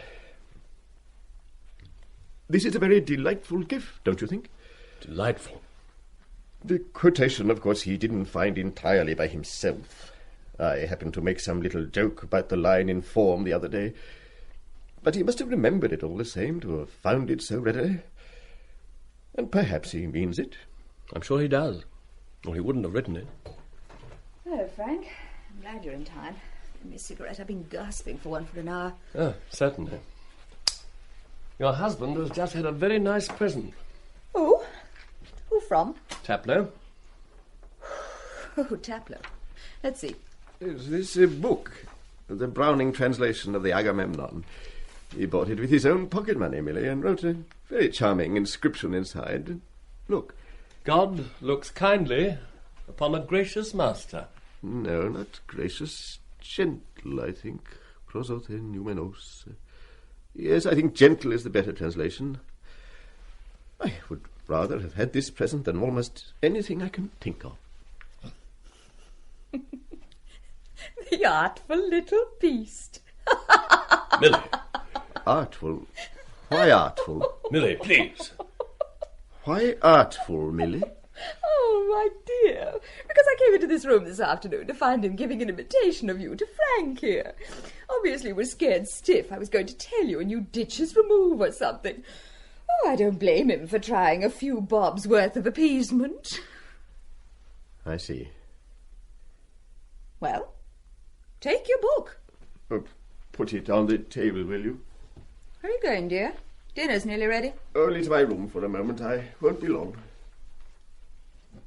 You've just had your medicine, dear. I shouldn't take another dose if I were you. I am allowed 2 at a time. Well, see it is 2 and no more, won't you? I will. Millie, how could you? Well, why not? Why should he be allowed his comforting little illusions? I'm not. Listen, you're to go to his room now and tell him that was a lie. Certainly not. It wasn't a lie. If you don't, I will. I shouldn't if I were you. It'll only make things worse. He won't believe you. We'll see about that. Oh, go ahead. See what happens. He knows I don't lie to him. He knows what I told him was the truth, and he won't like your sympathy. He'll think you're making fun of him, like Taplow. You may be right. Well, that's that. We're finished, Millie, you and I. Oh, Frank, really? Oh, don't be hysterical. I'm not. I mean it. Oh, yes, you mean it. Of course you mean it. Now, just sit down, dear, and relax, and forget all about artful little boys and their 5-bob presents, and talk to me. Forget? If I live to be 100, I shall never forget that little glimpse you've just given me of yourself. Frank, you're making a frightening mountain out of an absurd little molehill. All right. But the mountain I'm making in my imagination is so frightening that I'd rather try to forget both it and the repulsive little molehill that gave it birth. But as I know I never can, I tell you, Millie, from this moment, you and I are finished. You can't scare me, Frank. I know that's what you're trying to do, but you can't do it. I'm not trying to scare you, Millie. I'm telling you the simple truth. I'm not coming to Bradford. All right, my dear. If that's the way you feel about it, don't come to Bradford. Right. Now, I think you ought to go to your room and look after Andrew. I'm leaving. Oh, no. No, stop a minute, Frank. I don't understand. Really, I don't. What have I done? I think you know what you've done, Millie. Go and look after Andrew. Andrew? Well, why the sudden concern for Andrew? Because I think he's just been about as badly hurt as a human being can be. And as he's a sick man and in a rather hysterical state, might be a good plan to go and see how he is. Hurt? Andrew? Hurt? Oh, you can't hurt Andrew. He's dead. Why do you hate him so much, Millie? Because he keeps me from you. That isn't true. Because he's not a man at all. He's a human being. You've got a fine right to be so noble about him after deceiving him for 6 months. Twice in 6 months. At your urgent invitation. Thank you for that. I deserved it. I deserve a lot worse than that, too. Oh, Frank, forgive me. I didn't mean it. You better have the truth, Millie. It had to come sometime. I've never loved you. I've never told you I loved you. I know, Frank. I know. I've always accepted that. You asked me just now if I was running away from you. Well, I was. I knew that, too. But I was coming to Bradford. It was going to be the very last time I was ever going to see you. And at Bradford I would have told you that. You wouldn't. You wouldn't. You've tried to tell me that so often before, and I've always stopped you somehow. Somehow. I would have stopped you again. I don't think so, Millie. Not this time. Frank, I don't care what humiliations you heap on me. I know you don't give 2 hoots for me as a person. I've always known that. I've never minded so long as you cared for me as a woman. And you do, Frank, you do. You do, don't you? It'll be all right at Bradford. You'll see. It'll be all right there. I'm not coming to Bradford, Millie. Perhaps you'd be so kind as to put this medicine bottle away, Millie. How much have you taken? You should know me well enough by now, my dear, to realise how unlikely it is that I should ever take an overdose. I must put the final touches to the dinner. I'm not staying to dinner, I'm afraid. Indeed, I'm sorry to hear that. You'll have a glass of sherry? No, thank you. You'll forgive me if I do. Of course. Well, perhaps I'll change my mind. About Taplow. Oh, yes? It is perfectly true that he was imitating you. I, of course, was mostly to blame in that, and I'm very sorry. That is perfectly all right. Was it a good imitation? No. I expect it was. Boys are often very clever mimics. We talked about you, of course, before that. He said... You probably won't believe this, but I think I ought to tell you. He said he liked you very much. Indeed. I can remember very clearly his exact words. He said, he doesn't seem to like people to like him, but in spite of that, I do. Very much. So, you see, it looks, after all, as if the book might not have been a mere question of appeasement. The book? Dear me, what a lot of fuss about a little book. And not a very good little book at that. I would like you to believe me. Possibly you would, my dear Hunter, but I can assure you I'm not particularly concerned about Taplow's views of my character, or about yours either, if it comes to that. I think you should keep that book all the same. You may find it'll mean something to you after all. Exactly. It will mean a perpetual reminder to myself of the story with which Taplow is at this very moment regaling his friends in the house. I gave the Croc a book to buy him off, and he blubbed. The Croc blubbed. I tell you, I was there, I saw it. The Croc blubbed. My mimicry is not as good as his, I fear. Forgive me. And now let us leave this idiotic subject and talk of more pleasant things. Do you like this sherry? I got it on my last visit to London. If Taplow ever breathes a word of that story to anyone at all, I'll murder him. But he won't. If you think I will, you greatly underestimate my character as well as his. Goodbye. Are you leaving so soon? Goodbye, my dear fellow. As this is the last time I shall probably ever see you, I'm going to offer you a word of advice. I shall be glad to listen to it. Leave your wife. So that you may the more easily carry on your intrigue with her? How long have you known that? Since it first began. How did you find out? By information. By whose information? By someone whose word I could hardly discredit. No. That's too horrible to think of. Nothing is ever too horrible to think of, Hunter. It is simply a question of facing facts. She might have told you a lie. Have you faced that fact? She never tells me a lie. In 20 years she has never told me a lie. Only the truth. This was a lie? No, my dear Hunter. Do you wish me to quote you dates? And she told you 6 months ago? Isn't it 7? Then why have you allowed me inside your home? Why haven't you done something? Reported me to the governors, anything, made a scene, knocked me down. Knocked you down? You didn't have to invite me to dinner. My dear Hunter, if over the last 20 years I had allowed such petty considerations to influence my choice of dinner guests, I would have found it increasingly hard to remember which master to invite and which to refuse. You see, Hunter, you mustn't flatter yourself you're the first. My information is a good deal better than yours, you understand. It's authentic. She's evil.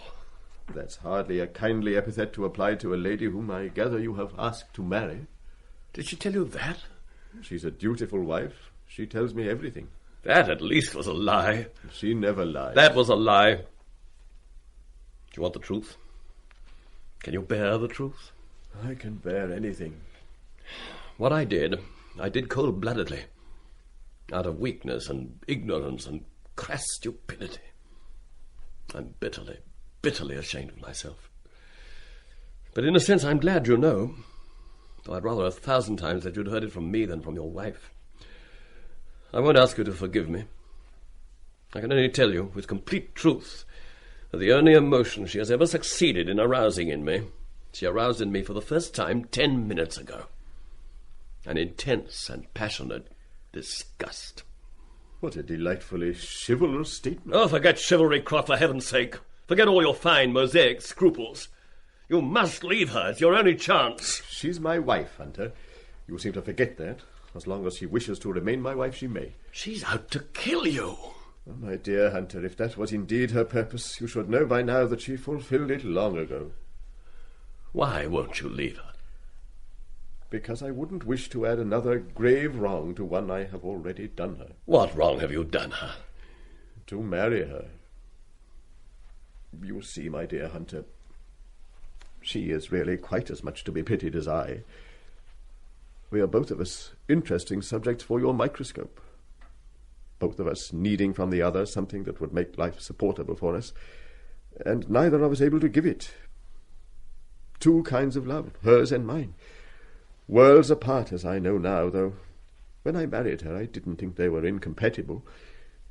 In those days I hadn't thought that her kind of love, the love she requires and which I was unable to give her, was so important that its absence would drive out the other kind of love, the kind of love that I require, and which I thought in my folly was by far the greater part of love.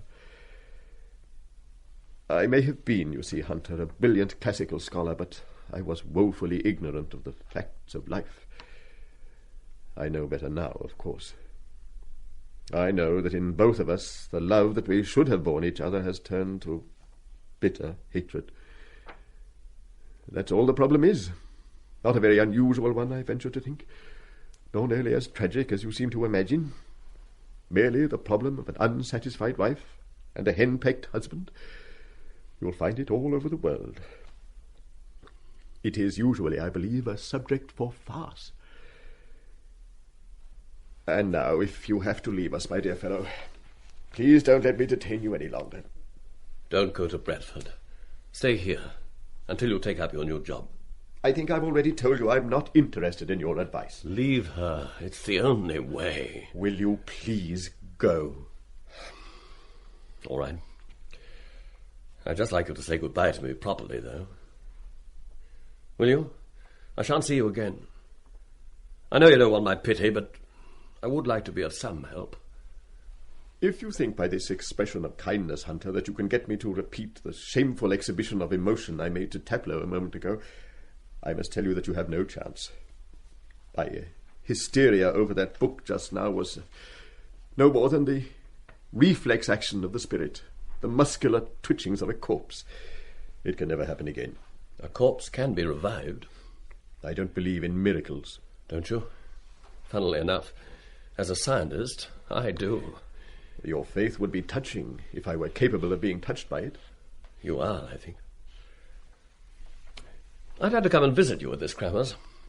That is an absurd suggestion. I suppose it is, rather, but all the same, I'd like to do it. May I? Of course not. Your term begins on the 1st of September, doesn't it? I tell you, the idea is quite childish. I could come about the second week. You would be bored to death, and so probably would I. Where's my diary? Let's say Monday the 12th, then. Say anything you like. Only please go. Please go, Hunter. That's fixed, then. Monday, September the 12th. Will you remember that? I suppose I'm at least as likely to remember it as you are. That's fixed, then. Goodbye. Until then. Goodbye. May I go out through your garden? Of course. I'm off to have a quick word with Taplow. Oh, by the way, may I take him a message from you? What message? Has he or has he not got his removed? He has. May I tell him?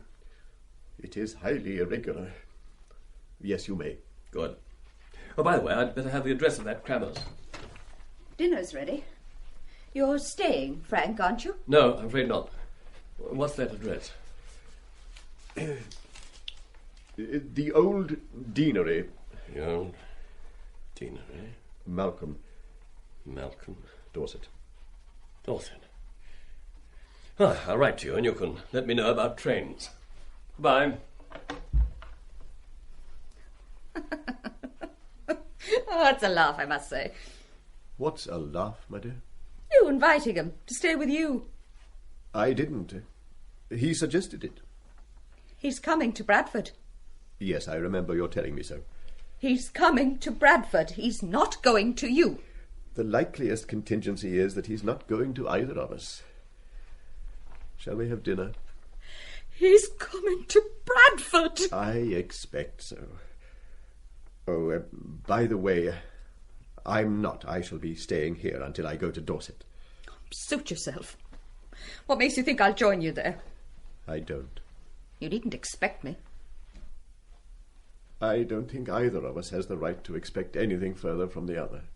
I don't... Excuse me. Yes, headmaster. With the timetable. It's perfectly simple. The middle 4th B Division will take a 10-minute break on Tuesdays and a 15-minute break on alternate Wednesdays, while exactly the reverse procedure will apply to the lower shell C Division. I thought I had sufficiently explained that on my chart. Oh, I see. Well, thank you. That is very good of you. Yes. I think you will find it will work out quite satisfactorily. Oh, by the way, headmaster, I have changed my mind about the prize-giving ceremony. I intend to speak after instead of before Fletcher, as is my privilege. Yes, I quite understand, but I am now seeing the matter in a different light. I know, but I am of the opinion that occasionally an anticlimax can be surprisingly effective. Goodbye. Come along, my dear. We mustn't let our dinner get cold.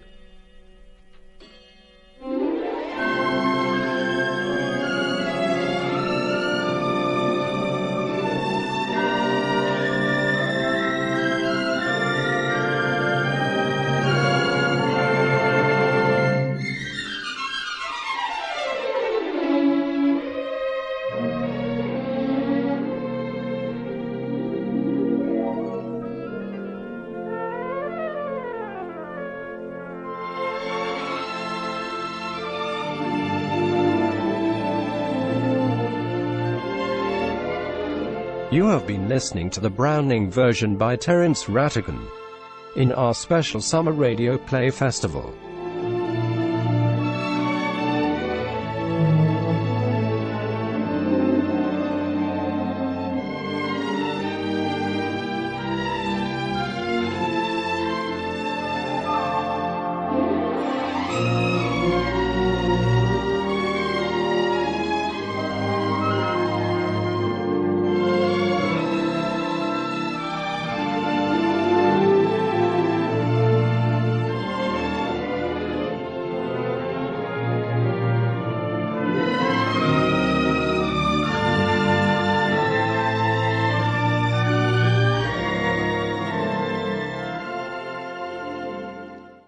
We present The Hideous Silence by Michael Robson, a play produced in our Durban studios by Don Ridgway for the Summer Radio Play Festival. Alan Reese is played by Roger Service, Alice Laker by Pamela Perry, and Gus Laker by Tim Sutcliffe. The play, except for one scene in Natal, takes place in the mountain country of northern India. The year is 1885. The Hideous Silence.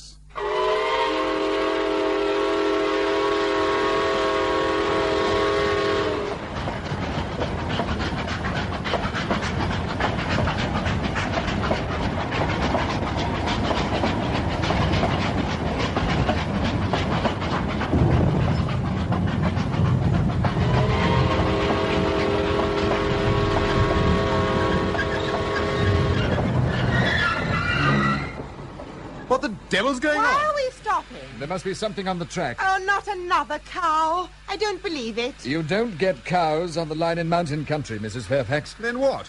There's been no military activity in this part of northern India for years. If you'll stand aside, I'll find out.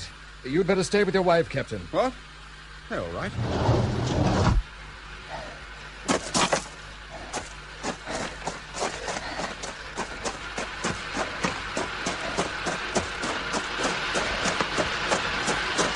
We seem to be in trouble, gentlemen. May I help you? We're sitting ducks, sir. That landslide's headed straight for us. If we reverse, though, it'll miss us, driver. Not a hope, sir. It's too much of an incline. Well, there's only one thing for it. We must try to get out of here. Come on, give me a hand up and I'll help you shovel coal. We'll never make it, sir. We'll certainly never make it if we don't try. Come on, gentlemen.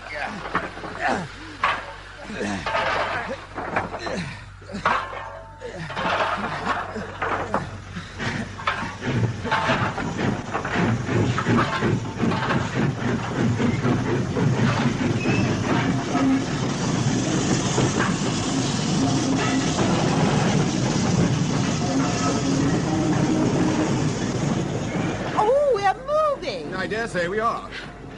Get the rest of the luggage onto the floor, Letty. We're in for a lively ride. But where's Mr. Reese? With the driver, I shouldn't wonder. Is he a railwayman? Does he look it? Does he sound it? Why are you shouting at me? Because we're driving into a landslide. Brace yourself. You're back against the seat. Your legs across and hard against the other seat. Well, bravo. I see nothing amusing about this mess. I've often thought it before, Ned, but I've never dared say it. We should have done much better if you'd gone into the Navy like your father.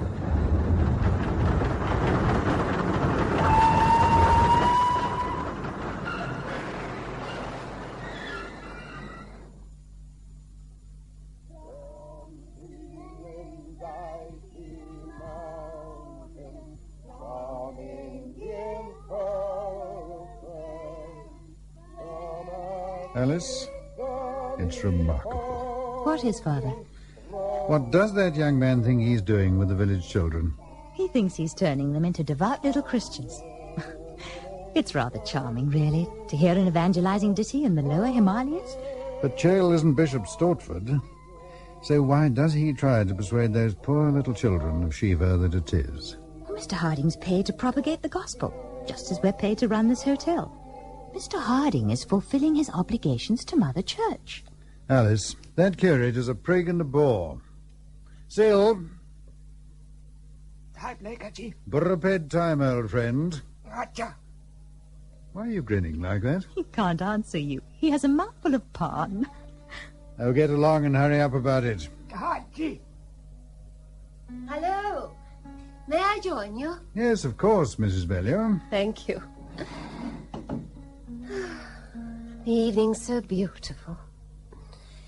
So peaceful. It's much more peaceful than in Simla. Chael is, of course, for the fastidious only. Quite right. I'm only glad that Harry discovered it.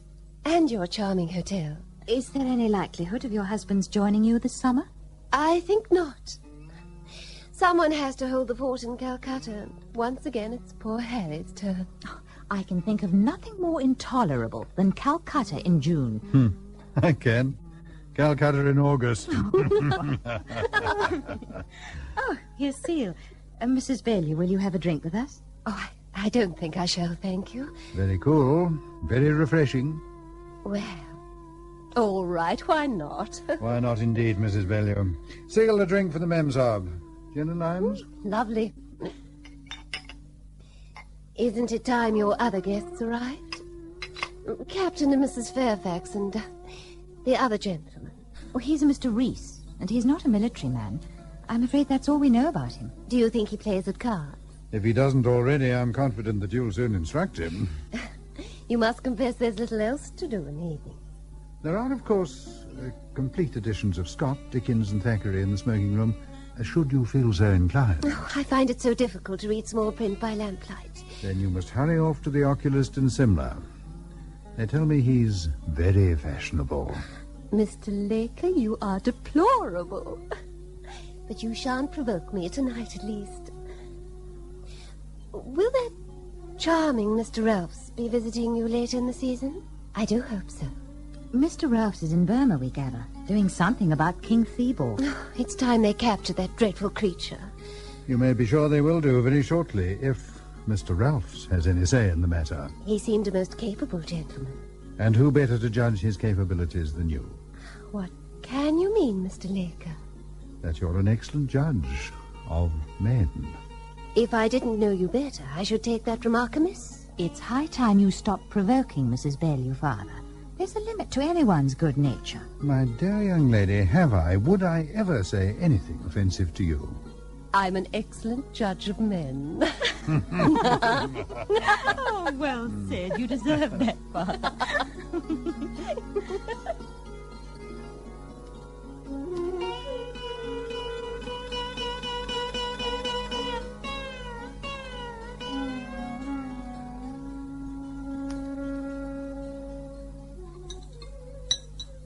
You were rather hard on Mrs. Bailey this evening, Father. You will have to stop indulging yourself. She should take offence and go somewhere else. Our accounts will look rather sick. Where else would she go? She can't afford Simla, not the life down there. Well, that's hardly the point, is it? It's not her fault she's here on her own.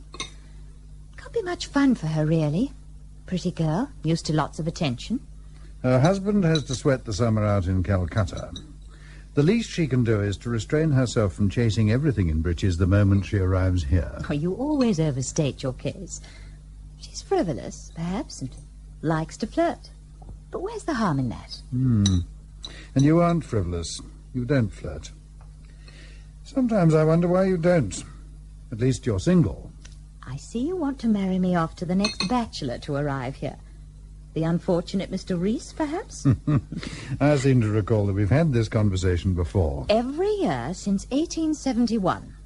This is now the 14th time you've tried to urge me into matrimony. And it's 14 years since Richard died. He would hardly have expected such a long period of mourning. Why must you assume that I'm frantic for wedlock? Is it the only desirable state of life? Alice, I'm over 60, and the chances are that I shan't see 70. I don't want what remains of my life to be soured by worrying about what you'll do when I'm dead. Is my competence in question? Of course not. Well, then. This place may be all very agreeable in the summer, when there are guests to liven it up. But it's bleak enough in winter and early spring. Lonely. It's the loneliness I worry about, on your account. I'm a great deal happier here than I should be in some dreary cantonment in the plains, with nothing to do but listen to endless gossip from the officers' wives. Can you imagine how I should fare with 20 Flora Bellews for company? But who would you have here? Seal and the servants, and an occasional visit from George Kitson. Not enough for an intelligent woman. Isn't the intelligent woman able to make up her own mind about that? Will you have a drink with me? No, thank you. Well, don't look so prim. Only my fourth this evening. I'm sorry I'm not the son you should have had. You wouldn't be fretting about me, and we should be able to get drunk together when conversation ran low. I'm not sorry, and you know it. Ah, do you hear that? A Tonga. Must be the Fairfaxes. Seal! Chandra, get out there with the lamp. Our guests have arrived. I tell you, we've had more excitement on that blessed railway than I saw in 2 years on the Chitral border. You should have seen that landslide. Heaven knows how long it'll be before they clear and repair the line. And I can assure you that if it hadn't been for Reese here, we should be under the rocks even now. That's something of an exaggeration. I promise you it isn't. Letty will bear me out. Oh, he's right, Mr. Laker. Mr. Reese saved our lives. Well, this calls for a celebration. There's a couple of bottles of champagne in my hamper, though I doubt if they'll be drinkable yet after the shaking they've had in the past 10 hours. I think we can run to something amusing in the house. If you'll forgive me, ladies and gentlemen, I'll be turning in now. Oh, but you can't do Oh, come now, Mr. Reese. It isn't every night we have the chance to celebrate on this scale. If any intervention can be said to have saved the train, then it was God's, not mine. I'll give you good night. But look here, Reese. There's a rum chap for you. Extraordinary. That fellow carries diffidence to the point of obsession. If he's done everything you suggest, Captain Fairfax, then I don't wonder he's all in now. Well, yes, but hang it all. He's gone, Ned, so it's no use protesting. Well, I think we're all capable of drinking his health, nevertheless. But do tell us exactly what happened. What did Mr. Reese do? Well, the train Well, suddenly we were stopped. pottering along. Oh, I'm sorry, my dear. Oh, no, Ned, no. I'm sure you'll tell it much better than I can. Oh, nonsense. You're the raconteurs of the family. We are on edge. What?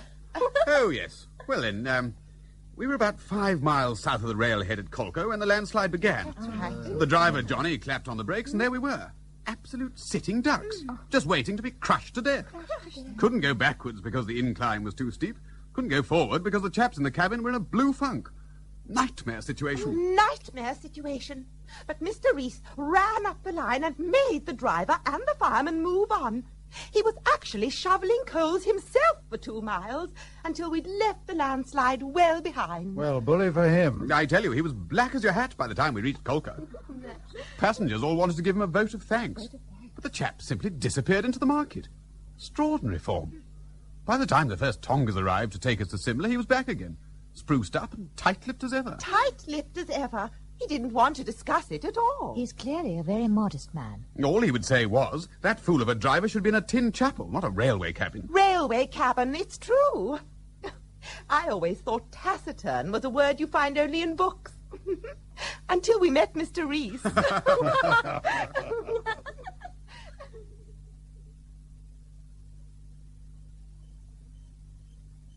Who's that? Reese.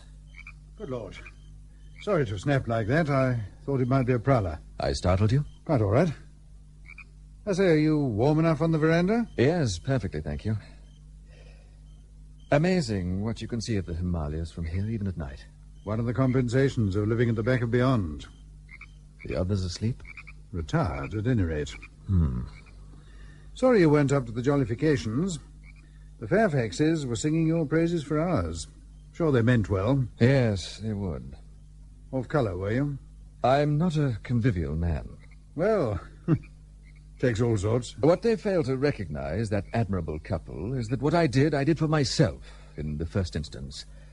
When the landslide occurred, I had no wish to be crushed to death because of the boundless incompetence of a Welsh driver. That's not quite as they see it. You'll forgive me, perhaps, if I tell you that young Fairfax and his kind are about as capable of judging human motives as I am of climbing Mount Everest. And I'd rather not discuss it, if you please. Would you have a lucifer match about you? My pipe's gone out. Yes, of course. Oh, thank you. First time in northern India, is it? First time north of Cawnpore. And what made you choose this place? I beg your pardon? What made you choose Chell, rather than Simla or Darjeeling? I heard it was quieter here. Fewer Englishmen and their mem-psalms. Down at Heel Subaltern was singing your praises in a club in Bombay, matter of fact. I noted the address and wrote to you. But you're not in the army yourself. I'm not a military man.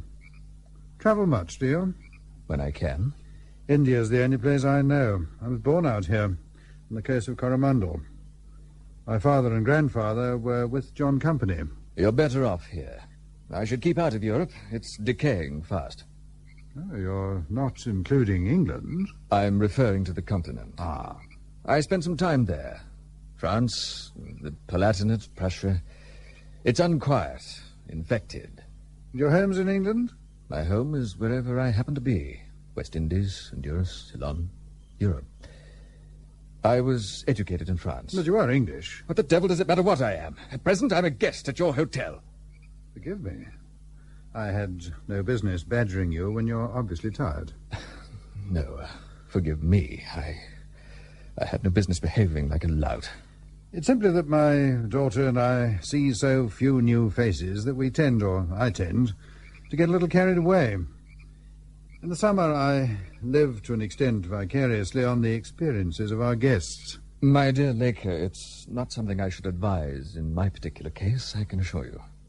Yes? Tell me, how much would a man need to live on in a place like this? Why, well, that would depend entirely upon the man's inclinations and appetites. That's a caveat I like. And a significant one, surely. As to that, a few ounces of niggerhead a week, acceptable meals, the occasional whiskey, place of my own. My tastes are humdrum enough.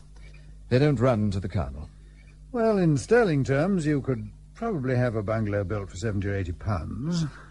Thereafter, if you're as temperate as you suggest, you could job along very handsomely with sufficient servants on 150 a year.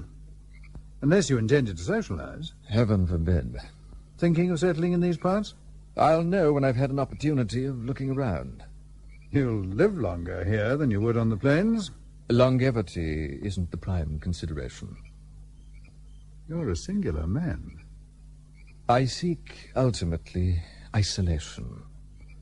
But an isolation of my own choosing. Ah, bacon, eggs, fried bread and coffee. Really sets a chap up for the day. Seal, you old villain. You're a perfect marvel. Raja. What's the bally weather going to be like, eh? Cool enough for a picnic? Perfect for picnicking, sir. You hear that, ladies? What did I tell you? But are you fully recovered from your journey? Never felt better. Good night's sleep, mountain air, fit as a fiddle. You all join us, Mrs. Billion? Well, I should love to, of course, but... Well, we'll get Reese to make up the foursome. Where is he, anyway? Cypress has been walking since sunrise. Walking? Fellow's a glutton for punishment. Is he back? Oh, look, there he is, down by the deodars. Smoking. You make that sound very sinister. What? Sinister? Oh, no. I was surprised to see him smoking a pipe, that's all. I think it suits him, and I shall go and tell him so.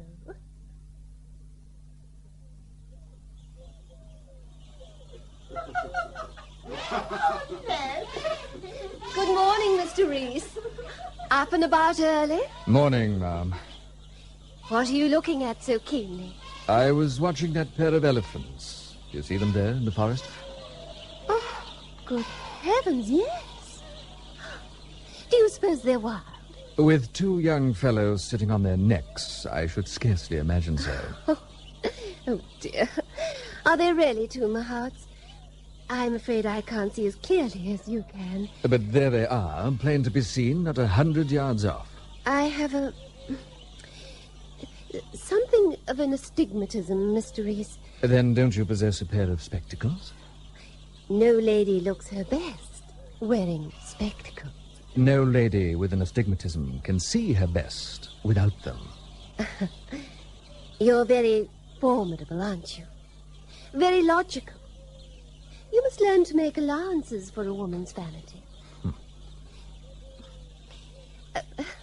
Captain and Mrs. Fairfax are proposing a picnic today.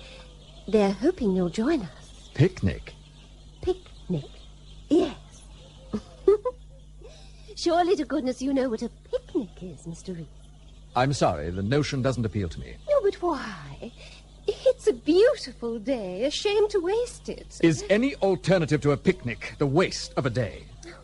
How difficult men are. You know what I mean. I came to the mountains for peace, Mrs. Bellew, not picnics. Then you won't come. Haven't I made myself sufficiently clear? But there's so much more fun with the force, and do say you'll come. Strange though it may appear to you, I have no desire to spend my first full day here in the way you suggest. I say, he's ticking her off. He's reading the jolly old Riot Act. Riot Act? Oh, dear. Oh, I do believe our gay charmer is retiring in tears. You're right, you know. Mrs. Bellew! Leaving the field of battle, handkerchief to her eyes. Oh, look here, we can't have this sort of thing. Oh, where are you going? Ned! Mrs. Bellew in tears, is she? I've no idea. She certainly appeared to be. She won't take no for an answer. Invited you to the picnic, I suppose. An invitation I refused. Must have been pretty short about it, to discompose her like that.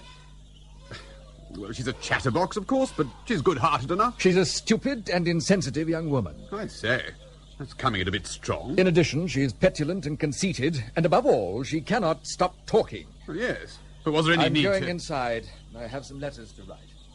I see. What luck, Ned? What? Extraordinary sort of morning this has turned out to be.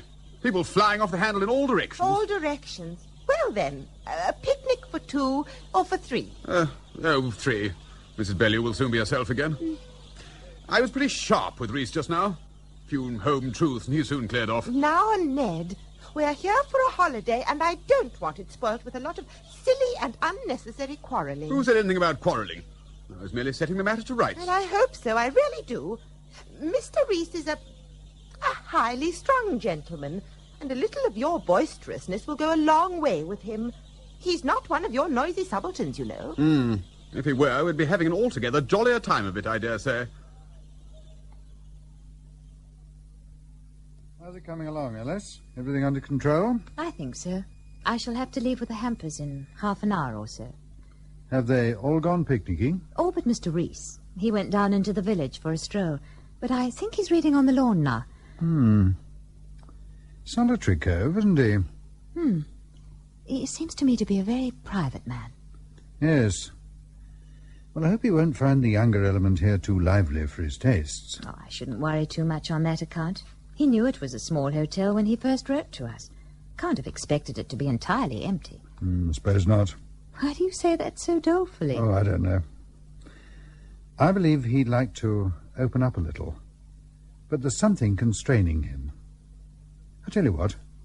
Why not ask him to drive you to the picnic site with the hampers? Do you think that's wise? I think it's worth a try. He's going to be thrown together with the others for at least a month, so he might as well get used to their company. If he doesn't want to stay on there, he can always come back on his own.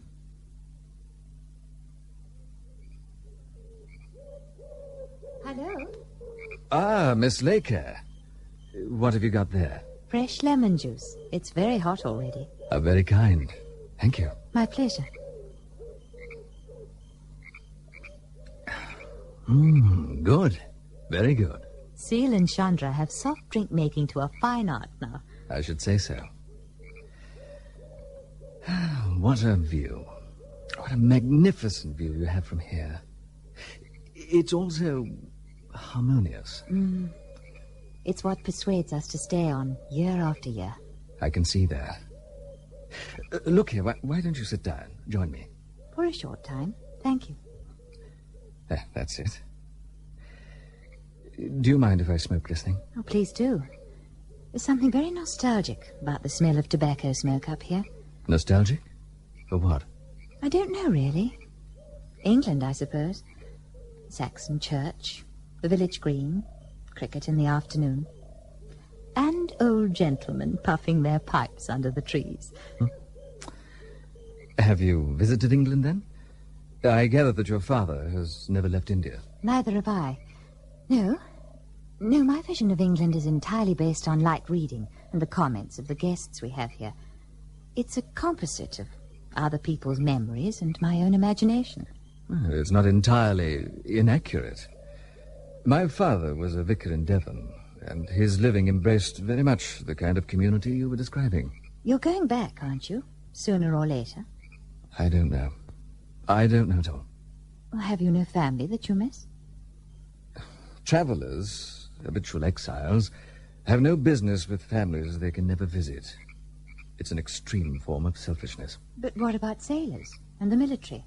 The profession of arms isn't something I can discuss with any degree of impartiality. I'd much sooner talk about Chael and the life here. Then we can kill two birds with one stone. How so? Well, I have to take the hampers up to the picnic. If you care to drive the Tonga for me, I'll tell you everything you want to know about Chael. Is that an ultimatum? If you say so, Mr. Reese.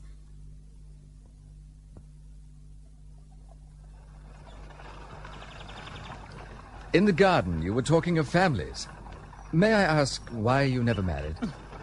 Why, Mr. Reese, is this an entirely proper conversation for our first journey together? I can't imagine why I asked you. It must be the altitude. But there it is. I have asked. And I expect nothing but what you would properly wish to say. It's a longish story, but not, I suppose, an uncommon one in India. I became engaged in 1870 to a lieutenant in the Assam Light Infantry, the 42nd. Richard, like me, was born in India, and soldiering was in his blood. He took part the following year in a punitive expedition against the Lushai. You've probably never heard of them. I can't say I have. But if this is painful for you, I'd rather you didn't continue. It all happened such a long time ago, I'm capable of talking about it without embarrassing either of us. The Lushai Hills are in Manipur, close to the Burmese border. The expeditionary force went into the hills following a series of unpleasant outrages. Shortly after Christmas Day, Richard led a small force to recover a number of commissariat elephants that had been captured by the Lushai. No one returned. On New Year's Eve, a column went into the jungle to look for them. They were discovered, mutilated and scalped. Richard was 25. It was his first command. I'm sorry. Colonel made some agreeable noises about Richard's gallant and honourable death in the field. I found it difficult to forgive his noble lies. Richard had clearly died slowly and in great pain. Thereafter, I made up my mind to have nothing more to do with the officers of the Raj. They die too young and too frequently, for reasons quite beyond my comprehension.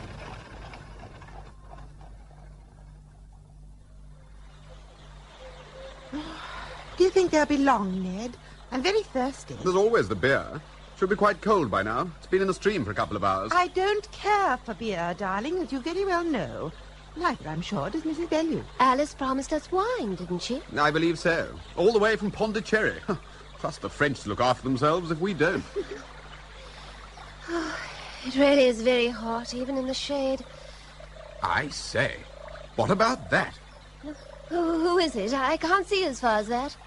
Why, it's Alice Laker, driven by Mr. Reese. Extraordinary. She's somehow succeeded with him where the rest of us have failed. Laker, where the devil are you? Hello. What are you doing in jail, Kitson? Oh, getting away from Simla, principally. Well, sit down. Drink? Oh, no, thanks. Had too much at luncheon. Got a splitting headache and I'm feeling liverish. Physician, heal thyself. This is something quinine won't cure. I shall have to try abstemiousness. Oh, but this is very serious. Where are your guests, anyway? Are they all arrived now? Oh, yes, and they're picnicking. Alice is with them. They'll be back shortly, I imagine. They want to be home by sundown. Ah. Oh, pity Alice ain't here. I wanted to have a word with her. I don't think it's any use. What? I don't think it's any use persisting with Alice. She seems to have no interest in marriage whatsoever. Oh, what's the matter with the girl? Damn it all, it's not as if I wanted to carry her off 1,000 miles away. The change would be a moderate one. That's not the way she appears to see it. She's discussed me with you? No, not you. Just marriage, generally. Oh, I can't make her out. Not at all. She's had a great many proposals, some facetious, some serious, from all kinds and conditions of men over the past 10 years or so. You're not alone in failing to make her out. But she isn't getting any younger. Most women of her age have 3 or 4 children. That's what she needs. How can you be sure what she needs or wants? I certainly can't.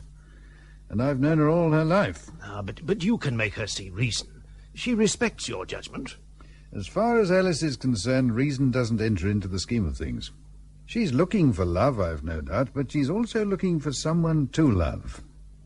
And evidently she hasn't found him yet. But when a woman's over 30, to talk of love is a little disingenuous, surely.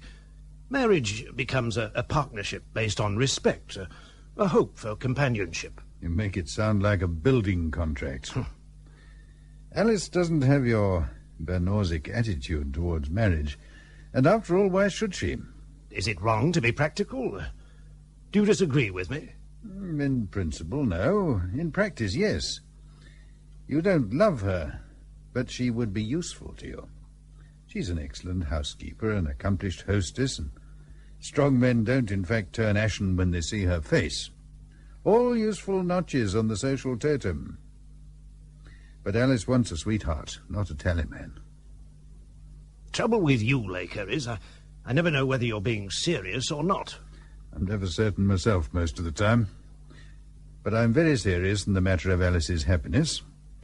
I believe she's a girl in a million, and I trust her to arrive at her own decision in a matter as important as this. Time to go. Sun's below the yardarm and it's time to go. Oh, you're so noisy, Ned. Oh, I was having such a nice doze. Aha, the shadows are lengthening, and the mosquitoes will be on us in swarms any minute. Oh, how horrid. Come on. Plenty more days for plenty more picnics. To horse, Peterkin. Oh, is he always as revoltingly hearty as this, Mrs. Fairfax? Always. Except when he's asleep. I suppose we should get back before nightfall. The track's not too good, even in the best of the day. Would you bring the hampers, Mr. Reese? Yes, of course. Tell you what, Reese. I don't mind betting I can get back home in shorter order than you can. How about a bit of a race? Oh, don't be so childish, Ned. Oh, yes, do let's have a race. I'm not at all sure it's a good idea. Army versus all comers. How about it? You may be a very good driver, Captain, but these are young ponies. I don't want one breaking a leg. You worry too much, little miss. Do the beasts good to extend them a bit. Now, who's coming with me? I do hope Ned Fairfax isn't going all out all of the way. There are some awkward bends further on. Like most of his kind, Fairfax is long on bravura, but short on common sense. Your average officer suffers from a complete want of imagination. In action, this can be a positive advantage, but behind the lines, it produces some deplorable effects. For a civilian, you seem to know the military very well. I've seen them at first hand. I served with a neutral ambulance unit during the Franco-Prussian War. Oh, what a hideous experience. What made you do that? Mr. Reese? I suppose I was anxious to observe human folly on the grand scale. I don't imagine the world will see another Sudan in my lifetime. I'm sure your motives were more generous than that. You mustn't judge the rest of the world by your standards. I'd say you were incapable of selfishness. But virtually everything in my life has been shaped by expediency, and nothing nobler than that. I wonder what your wife would say to that. My wife? What makes you suppose I have a wife? Mrs. Bellew, ahead of us. Oh, there. Looks as if she's taken a tumble. But alone? What's happened to their tonga? Perfectly ridiculous. When he's in better shape, I shall give him a good dressing down. Might have broken all their necks. I did warn him before they set off for home. He's going to have to pay for a new axle tree. Oh, can't it be mended? Possible. There's a split right through it. Have to be replaced. Oh, hello, Reese. How is the young lunatic? It was a clean break, fortunately. Now his leg's in splints, he'll be all right. But it's going to be painful for a while. He's lucky to have had someone with medical knowledge to look after him. I'm very grateful for all you've done. Maddening thing is that Kitson left only half an hour before you all arrived back. In the event, I don't think he could have made a better job of Fairfax's leg than you have. Kitson? He has a practice in Simla. He comes up to see us quite frequently. To see you quite frequently. What sort of age would he be? Oh, 45, I dare say. He's 48. Why? Do you know him, Mr. Reese? No. Man I'm thinking of would be much older than that. I beg your pardon. Do help yourself to whiskey. Clean forgot to offer you some earlier. I'd like a drink now, thank you.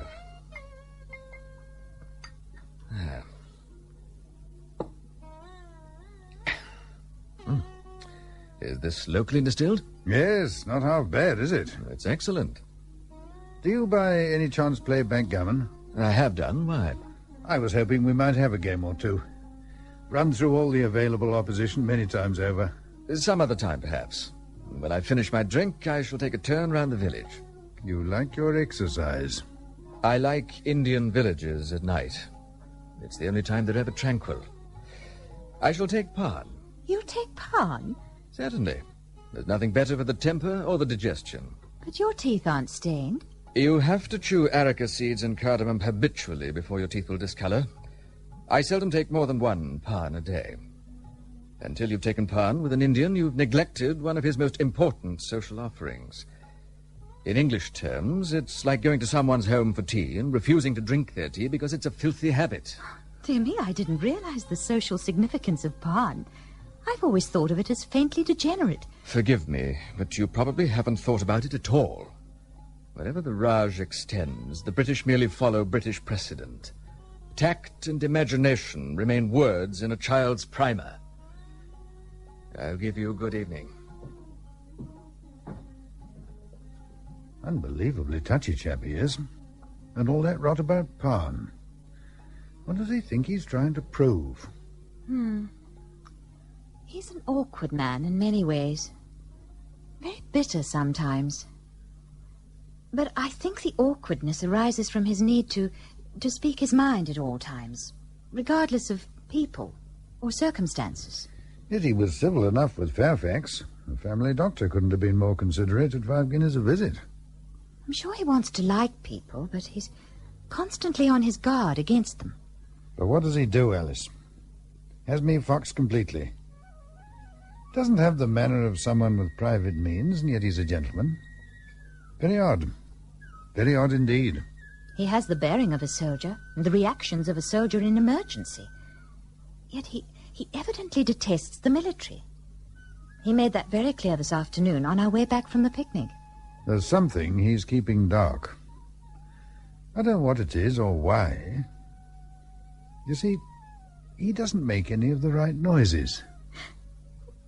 What on earth do you mean? Look here, most men, when they find themselves in strange surroundings, make clearly defined opening gambits. Within 10 minutes, they let it be known where they fit socially, where they come from, what they do, and whom they know. And in turn, they receive similar information from the others. It's all far more stylized than you'd at first imagine, but it serves a very useful social purpose, and we all do it. Not so with friend Reese. He seems determined to obscure everything but the fact of his presence here. Like a fox trying to run with a pack of otter hounds. Very rum. Exceedingly rum. You know, I think I have rather a clever old father. It's taken you long enough to acknowledge that. But there are two things about Mr. Reese that he can't conceal, try as he might. He's very lonely, and he's very unhappy. That guest of yours did a splendid job on Fairfax's leg. I should like to meet him. Oh, he should be back fairly soon. He's been botanizing in the mountains all day. I've never known such a man for exercise. He's never still. He was often away at daybreak, long before we could thank him for being so marvellous yesterday. You say this Reese was in the Franco-Prussian scrap? He must have seen some horrors there. I don't believe he'd be willing to talk about it. He's a very reticent gentleman. Oh, well, we must put a stop to that. There's a dozen families in Simla would like to meet him, I'll be bound. Oh, we might even get him an introduction to the Viceroy. He sounds the right sort. I don't think our Mr. Reese is much of a socializer, Dr. Kitson. You make him sound a thoroughly morose beggar. What does he do? Oh, we're all dying to find out. He's very mysterious. Reese, his name is. Is he Welsh? I believe he comes from Devon. His father was a vicar there. How in the world did you discover that? In conversation. How else? Oh, look, would that be him now? Oh, you know what my vision is like. But he's leading the pony. And in this heat. Oh, I expect Tommy cast a shoe. Chandra, go and take Tommy from Reese Bahadur. Reese Bahadur, indeed. Very honorific, aren't we? Hello, Mr. Reese. Have you had problems with the pony? I think he's pulled a muscle. He's been limping it for a while. Oh, come inside and have a drink. You must be exhausted. I'll wash and change first, thank you. Oh, do come and meet Dr. Kitson. He's full of praise for your medical skill. Kitson? How do you do, my dear fellow? And congratulations. Dr. Kitson, Mr. Reese. How do you do, sir? If my assistants could handle broken limbs just half as well as you do, I'd be a much happier man. Good of you to say so. Look here. Have we met somewhere before, you and I? I think not. Oddly enough, Mr. Reese does know a Dr. Kitson, but obviously not you, George. Extraordinary coincidence. Where'd you meet him? Honduras. Now, if you'll excuse me, I'll clean up a little. Oh, but you're coming back. We must have a drink together. Not before dinner. I have some correspondence to attend to. Oh, I say. Reese. Yes? Were you ever in South Africa? No. You see? You see what we mean? Mr. Reese is not a man for idle conversation. Not a man for any sort of conversation, seemingly. But I'm certain I've seen him before. Peter Maritzburg, perhaps. Or Robinson's Drift. In Natal, certainly. But you can't have done. He's just told us he's never been in South Africa. Alice, I never forget a face. Names, yes, in and out like water through a colander. But faces, no. Anyway, it's quite unimportant, and I suggest we all stop guessing. I'll remember sooner or later. In any event, I'd like to have a word with you, if you'll excuse us, Mrs. Bellew. Oh, yes. Take a turn round the garden with me, Alice. If you wish. Forgive us, Mrs. Bellew? Oh, why, of course. I'll call in on Mrs. Fairfax. I dare say she'd like some company now. What a good idea. Come along, my dear. I waited for you yesterday as long as I could, but I had to leave before you returned.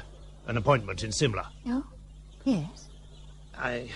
I've been beating about the bush for weeks now, trying to pluck up the old courage, what? Anyway, here we are, and... Alice. Yes, George, I'm all attention. Oh, dash it all, you're just like your father. Always have the feeling you aren't taking a chap seriously. I'll try, I promise. You know, we get along pretty well together, you and I. And we're not adolescents any longer. We know how the world wags. And, well, I've been weighing up the situation for quite some time now, and, You've decided to make a proposal of marriage. Right. What? I didn't mean to steal your thunder, George, but if I hadn't said it for you, I believe we should have been walking round and round the garden until we were both quite giddy. Oh, yes. Well, it's a relief to have it off my mind, of course, and I shan't deny it. May we sit down now? Of course. There you are. Taken you by surprise, have I? Hope you're not offended. I don't think any woman could be offended by an honourable proposal of marriage. George, if I appear to be searching for words, it's because that's exactly what I am doing. Are yes and no so frightfully difficult to find? Let me ask you something. Oh, well, of course, my dear. Ask away. Are you in love with me? Clearly you aren't. Do you love me? And that's rather a different question. I'm devoted to you. You must know that, surely. My pony's also devoted to me. So is Seal. In his unguarded moments, even my father might express some such sentiment. Oh, you're too clever by half, Alice. I'm a straightforward sort of chap, and I want you to marry me. I hope, I believe that you're fond of me. I'm sure we should be happy. I'm happy now, living as I am. Look, I'm sorry I didn't dress the whole thing up a little more romantically. A woman's a right to expect something more memorable than a middle-aged doctor's bumblings. But there it is. I am middle-aged, and forgive me, Alice, but you're no longer a girl with her hair just up. At our time of life, we have to face these facts. Then let us by all means face them. You're a man with a man's natural needs and inclinations. Were I to become your wife, you would expect the marriage to be consummated, would you not? Good God. These are the facts, my dear. You asked us to face them. For my part, I could not submit to the embrace unless I loved my husband and he loved me.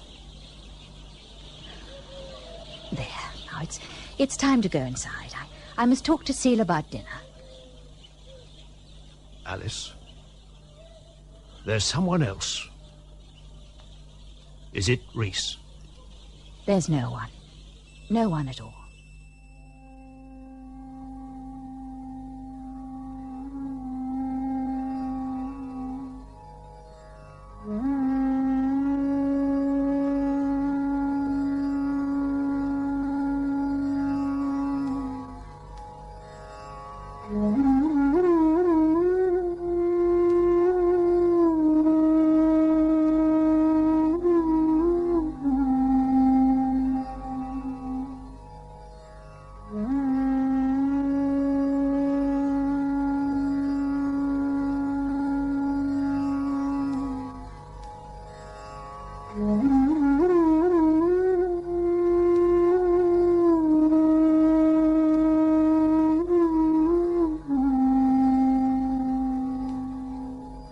Reese is letting himself go tonight, isn't it? I can see we shall have to keep him permanently drunk. Well done, Reese. Another drink? You know, I think I shall. Thank you. And you, Dr. Kitson, it's your turn now to entertain us, I think. Oh, yes, come along, George. We've all done our best, so what about a song from you? Oh, you must be mad. I'm completely tone deaf. Oh, shame! You shan't wriggle out of it as easily as that. My dear, I swear that if I attempted to sing, the entire room would clear on the instant. But you must have something up your sleeve. Spot of conjuring, perhaps. Conjuring, perhaps, or recitation. Yes, a monologue. Altogether your style, I should have thought, George. Oh, a lot of persistent beggars, aren't you? Yes.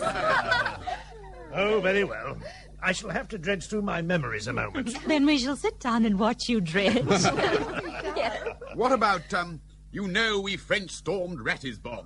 An Austrian army awfully arrayed. Prospero's farewell to the Magic Isle. Now, give a chap a bit of hush.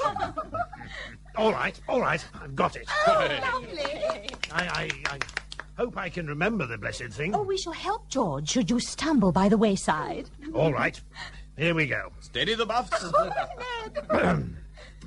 The Patriot by Robert Browning. Capital. Yes, well, The Patriot by Robert Browning.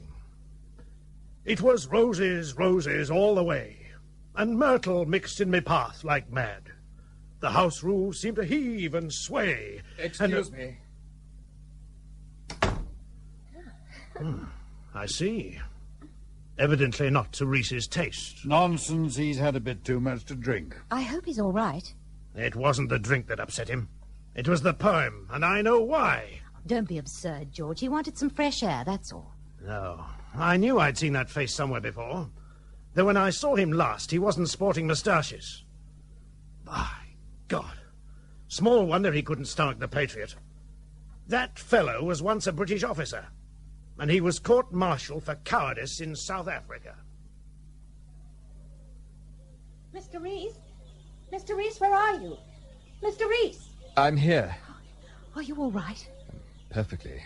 Wanted some fresh air, that's all. Dr. Kitson's recitation wasn't upsetting you. Why the devil should it? I beg your pardon. I have something of a headache. I was worried. You shouldn't be. May I ask you something? I have no right to expect an answer, but I must ask you anyway. What on earth do you mean? Have you ever seen Dr. Kitson? That Dr. Kitson, before today? Never. Why?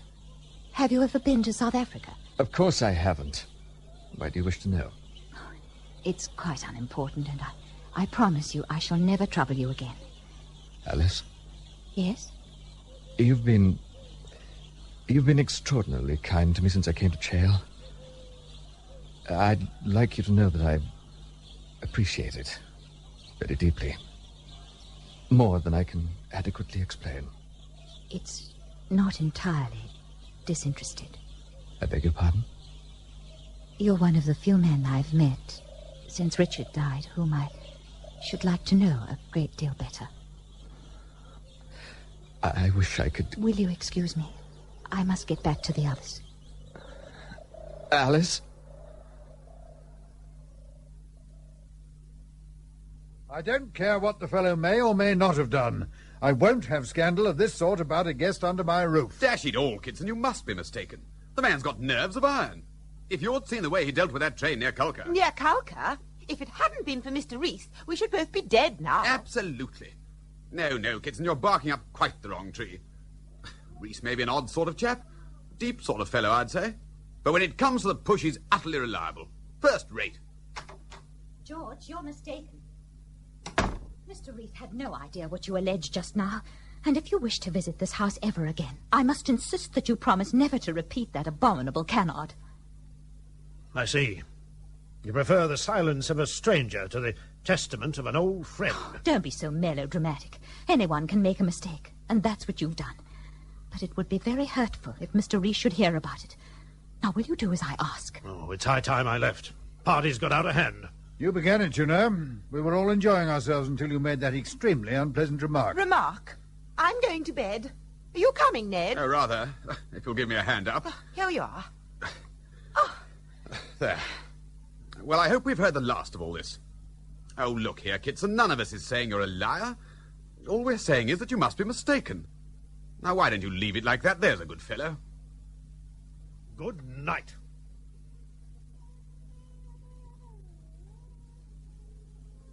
But that's beautiful. Absolutely charming. I should like you and Alice to have it. Oh, my dear fellow, we couldn't possibly accept it. But I insist. It would be ungracious of you to refuse a gift. Yes, but this samovar's a perfect beauty. No, I'm terribly grateful, Reese, You've but... made me very comfortable here this past fortnight. You've shown me every courtesy and consideration. I don't know when I've enjoyed myself more. So please, take it and have done. It's extremely generous of you, and we shall treasure it. And use it, I hope. Alice will go over her head when she sees it. In fact, why don't you wrap it up again and give it to her yourself? You deserve to see the delight it'll give her. Oh, that sort of thing isn't much in my line. You show it to her when she returns. Where are you off to? What about a drink? I'll join you later, and thank you. Thank you, my dear chap.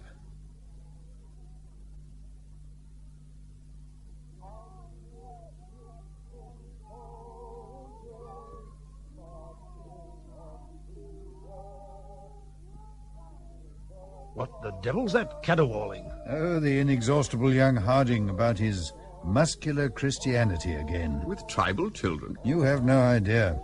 He bribes them with lollipops and illustrated tracts from Genesis. But what do their parents make Oh, of he it? bribes them too. Anna's 10 for every child who attends Sunday school. The number of converts he's made is astonishing. Sound like that would cheer old Reese's heart. Why Reese in particular? He always strikes me as possessing a particularly cynical mind. Oh, don't you believe it. He spends the hour before dinner, every evening, with his Bible. The devil, you say? Promise you. I suppose it's hardly surprising. His father's a vicar, after all. Religion clearly runs in the family. I don't know. Massive contradictions, that chap. Do you know where he was this afternoon? In Simla Market, buying us that magnificent samovar. Correct, sir. But did he tell you exactly where he bought it? Does it matter? It's a beautiful object. Letty Alice and Mrs. Bellew saw him vanish into the establishment of none other than A.N. Jacob. What? A.N. Jacob. Positively no mistake about it. Heaven's sake, Kitson, don't look so wronged. It's his first visit to the hills. He can't have any idea of the kind of reputation Jacob has. Well, whatever else may be said about Reese, he's nobody's fool. If he went to see Jacob, he went there for a purpose. Exactly. To buy this samovar. Just tell me candidly, after all your years in this district, what the common knowledge is about Jacob. Common knowledge here, perhaps, to the military and the ICS, but not to chance travellers. Oh, no one finds his place by chance. Yes, and I'm stationed in Madras, Laker, 1,200 miles south of here. And even I know of Jacob's reputation. The man deals in espionage.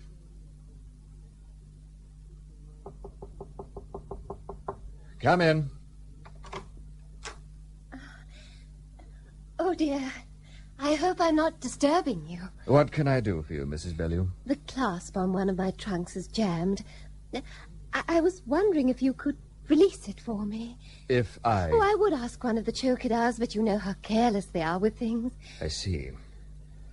Well, I'll take a look at it, but I can't promise anything. Thank you. I'm sure you'll manage beautifully. Do come through.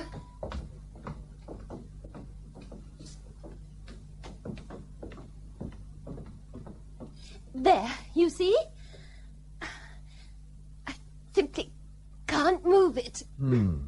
How did that happen? Was it dropped? Oh, you know what these people are like. How careless they are. Which people? The Indians, Mr. Reese. The Indians. Consider, Mrs. Bellew, what the Indians are paid to be careful about.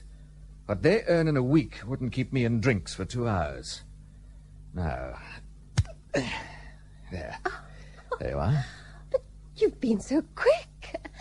How can I thank you? Say thank you, perhaps. Now, if you'll excuse me. While you're here, could I trespass on your kindness for 2 more minutes? What is it? I am rather busy at present. It's your advice I should appreciate. Manly advice. Oh, yes? In the matter of what I'm to wear to dinner this evening. Well, you'd do far better consulting Alice Laker or Mrs. Fairfax. There. What do you think of this one? Seems very pretty. Difficult to tell, really. Then I shall change into it and you can see it properly. Then I shall wait outside. Oh, nonsense. There's a screen here. This is absolutely preposterous. I do appreciate your patience, you know. I'm afraid I'm one of those ladies who does rely on masculine judgment.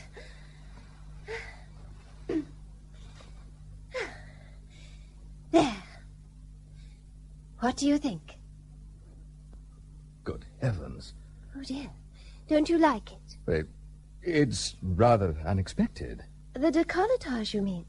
Oh, it's all the go, I assure you, in London and Paris. Very possibly.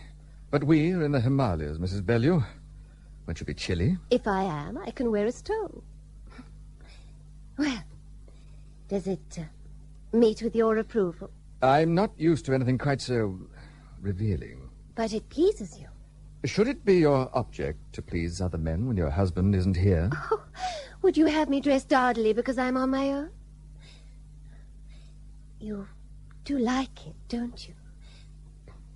You find it Provocative would be a more accurate description. Oh, but that's good.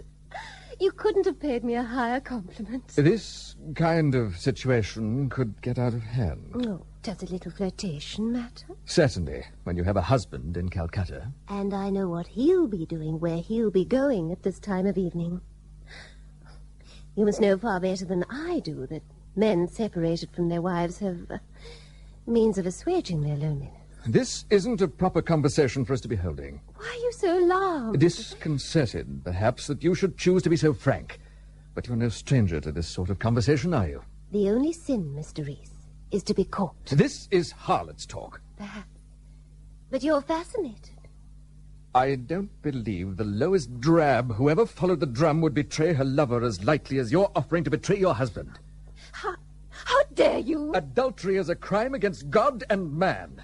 If you possess so little continence, then I advise you to return to Calcutta immediately. You are contemptible!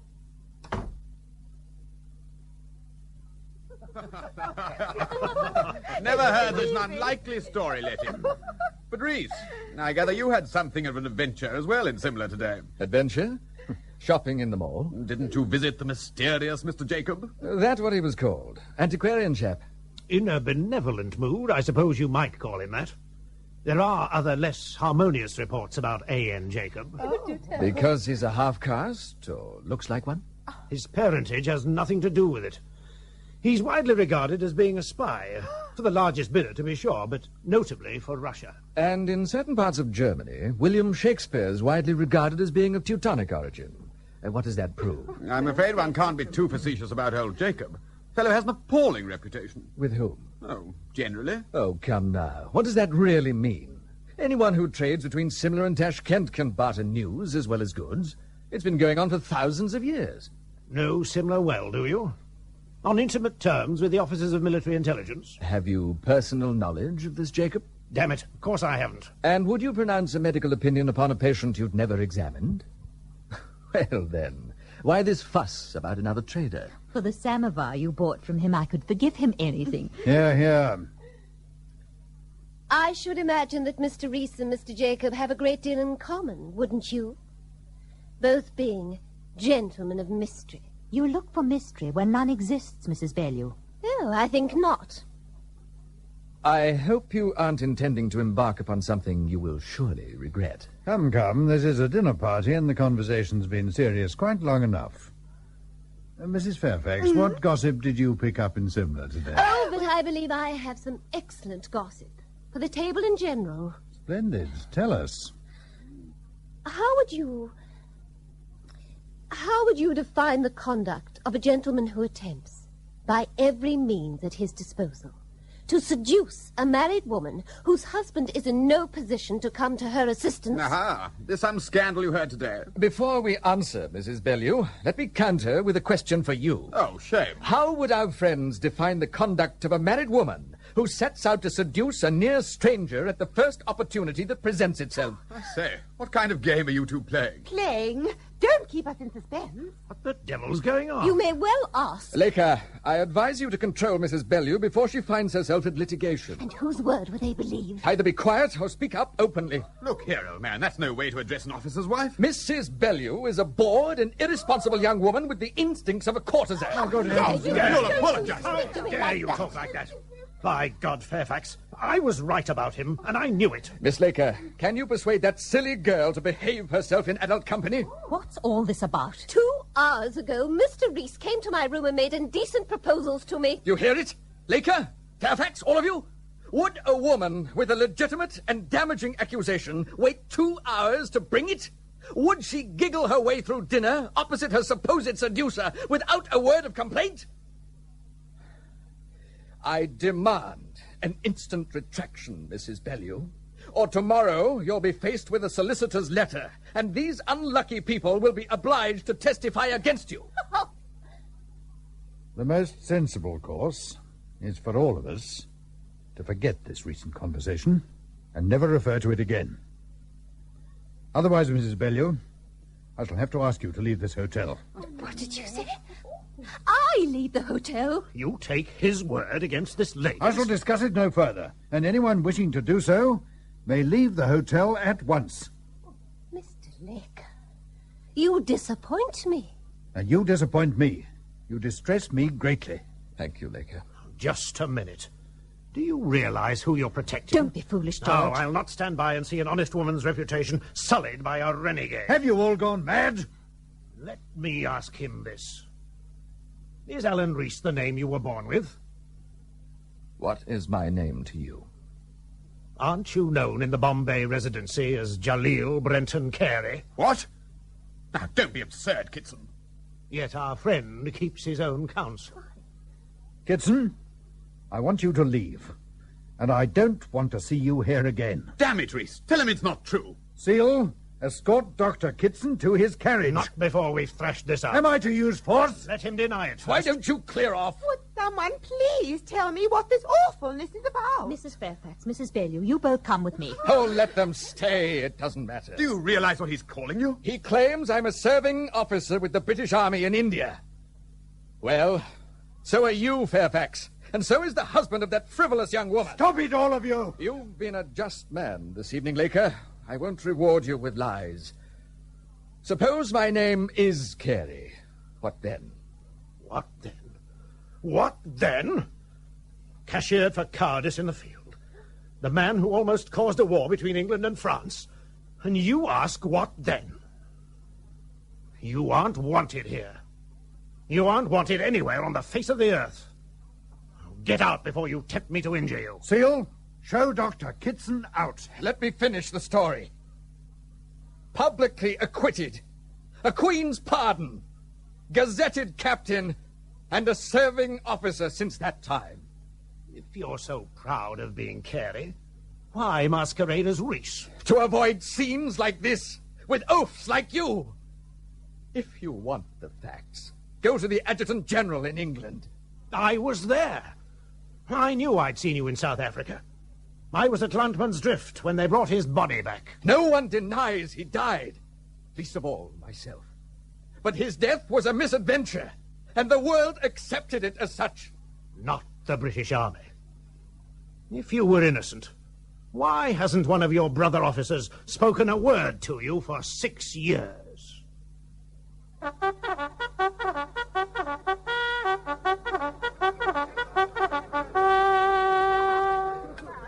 Lieutenant Carey, sir. Yes, Trooper, what is it? Colonel Harrison presents his compliments, sir. And would you report to him as soon as possible? Ah, Carey, good morning. Good morning, sir. We have a problem. Sir? In the person of the Prince Imperial. Louis Napoleon? The young beggar's in South Africa. Well, what's he doing here? It's preposterous. That's what we've all been saying from Lord Chelmsford downwards. I gather the Prince was bored with Woolwich, and when he heard we were on the move in Natal, he decided to come to the sharp end. The French are appalled, but the Prince wooed Queen Victoria, who spoke to Mr. Disraeli, who had a word with the Duke of Cambridge, who apologized to Chelmsford and said that was that. And out the boy came. He's in Pretoria at the moment, but he's anxious to accompany the punitive expedition into Zululand. As a serving officer? Well, absolutely not. As an observer only. The French are being sufficiently touchy about his presence with the field force as it is.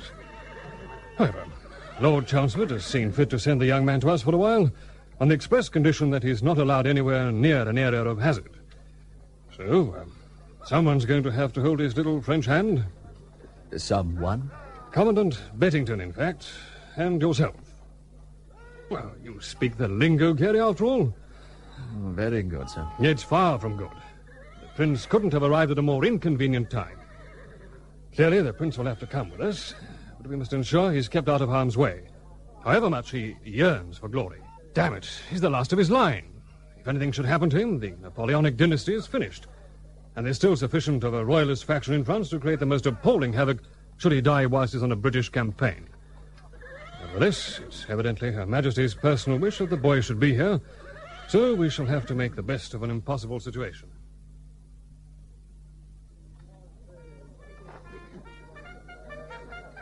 I understand that the flying column is to make camp by the Idrijosi, Colonel Harrison. In 2 days' time, Your Highness, yes. Then may I have your permission to accompany the scouting patrol tomorrow?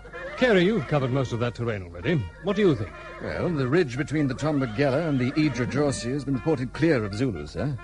In any event, the Prince would certainly be within sight of the 2nd Division and the flying column lagers. And there'll be at least half a dozen vedettes crossing the entire area during the course of the day. If you like, I can accompany His Highness. Now, look, Prince Louis. If you go off junketing tomorrow with this officer, you must take a proper escort. A proper escort. Understood? Of course, sir. Commandant Beddington's troopers? Half a dozen, yes. The same number from the Edendale contingent. They're locals. They can winkle out your Zulu at half a mile. Very good, sir.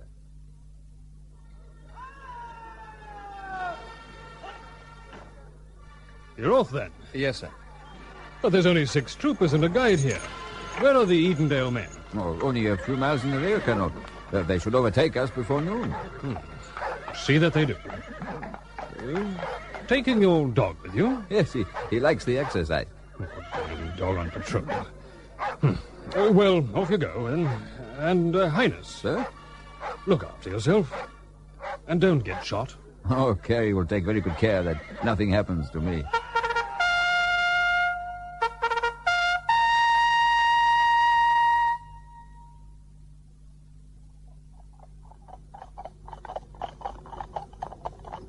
Halt! What is it, sir? Down there. That car looks deserted. It might make a suitable site for the flying column encampment tomorrow. I think we should investigate it. If we leave the ridge and go down there, we shall be out of sight of Wood's vedettes. But there is no danger. You can see for yourself, Carey. There is no sign of life whatsoever. Apart from the dogs, perhaps. But once we're down there, we shall have restricted visibility. I mean, look at that tambouti grass. It surrounds the kraal on 3 sides. Now, I don't think this is the spot for us. But a very small party, and we should offer a tempting target. For whom? My dear Carey, for whom? We have not seen a single Zulu all morning. No, they'll be lagering well beyond the Ijojotsi. Anyway, I want some coffee. We can soon have a fire going in that cattle pen. Corporal Grubb, off-saddle the horses and knee-halter them. Letok, you and Abel might get a fire going. Use some of that thatch. The place is obviously abandoned. Very good, sir. Rogers and Willis can fetch some water from the river. Enough for the horses, if you please. Understood, sir. Hello? What's this? Sugar cane, sir. Yes. It's been chewed fairly recently. See if the guide can tell us how recently. Oh, you're being overcautious. We had the place in sight the entire 3 hours it took us to come down from the ridge. And we've seen no activity whatsoever. Look at these ashes, sir. The guide says the fire must have been lit about dawn today. All right, Corporal. I'm not happy about this sight, Your Highness. I think we should move off at once. But we have only just arrived. And it's a convenient place to finish the sketches. If you insist. But I'm not at all happy. Well, then, I insist. Lieutenant Carey, sir. What is it? The guide says he spotted the Zulu on that rise yonder, sir. Just the one? So he says, sir. There could be more behind. Saddle up at once. Sir. All right, lads. Saddle up. Come on, quick if you like. You suppose we're in for a little excitement, Carey? I hope not. We're much too lightly armed. Cochrane, tighten that girth. Sir. And all of you, check your carbines.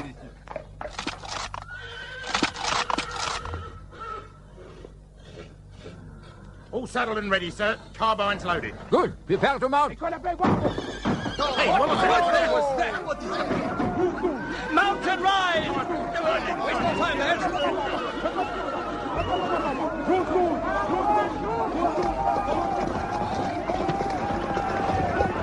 Bear to the left, across the ravine.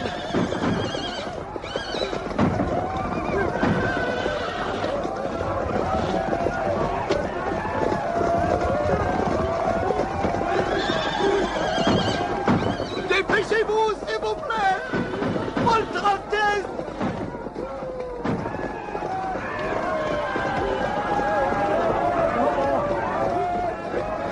Where's the Prince Imperial, for God's sake? Here's his horse, sir. Here's Percy. The Prince came off about 100 yards back, sir. Came off?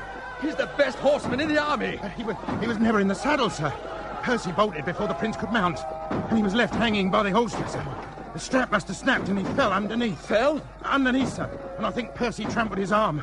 My own horse was all out and I didn't see any more. Abel's hit in the back, sir, and came off here to crawl. What about Rogers and the guide? Well, the Zulu's got Rogers, sir, before he could mount. And the guide just disappeared. Don't know where he went. We can't see the crowd from here. What are our weapons? I lost my carbine, sir, in the dash. Willis, Letok, Cochrane. You have yours? Oh, yes, sir. Oui, monsieur. And I have my revolver and the sword. This is madness. How many would we say were in the ambush party? About 40, sir. 50, sir, I'd say. I'd have guessed over 40. And most of them have muskets and assegais. Yes, sir. If we mount a search now, we're outgunned very heavily.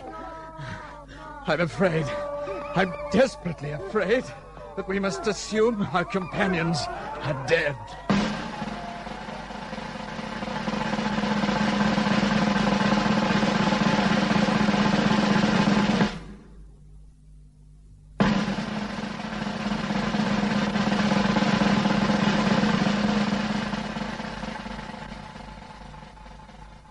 The court is of opinion that Lieutenant Carey did not understand the position in which he stood to the Prince, and, in consequence, failed to estimate the responsibility which fell to his lot. Secondly, the court is of opinion that Lieutenant Carey is much to blame in having proceeded on duty with only part of the escort. Thirdly, the court is of opinion that the selection of the kraal where the halt was made, surrounded as it was by cover for the enemy, showed a lamentable want of military prudence. Fourthly, the court deeply regrets that no effort was made to rally the escort and show a front to the enemy, whereby the possibility of aiding those who had failed to make good their retreat might have been ascertained.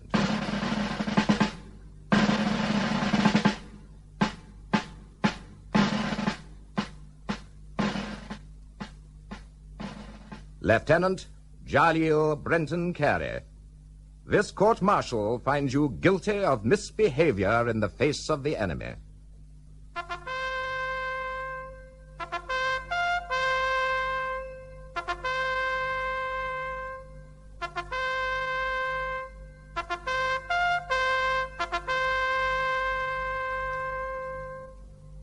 I was there. I was at Lundman's Drift when they brought Prince Louis's body back. 17 assegai wounds, Carey. And you escaped scot-free. I led them to his body the following day. Do you imagine I shall forget it as long as I live? But if I had returned immediately, with 5 men only, we should all have been slaughtered. And to what purpose? I had a duty to the living greater than my duty to the dead. Chelmsford thought otherwise. Chelmsford cashiered you and sent you back to England. Lord Chelmsford also stated at the court-martial that I was not deficient in personal bravery. He had no wish to make me the scapegoat for a national catastrophe, which is what the court-martial had attempted. And I was exonerated by the British public and the British press. The Adjutant-General himself ruled that the charge against me was not sustained by the evidence. Her Majesty did not confirm its proceedings, and I was relieved of all consequences of the trial.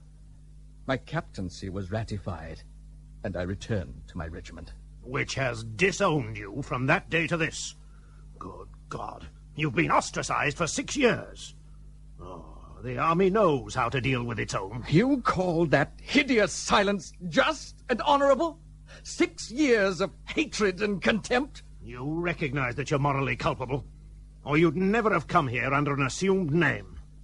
Is that the action of an innocent man? I crave normality. A few weeks passed in a society where I could be allowed to forget Louis Napoleon and the 6 years of hate that have followed his death. Here, at last, I was treated as a human being, and not some outrageous spectacle. Congratulations, Kitson, on restoring the natural balance.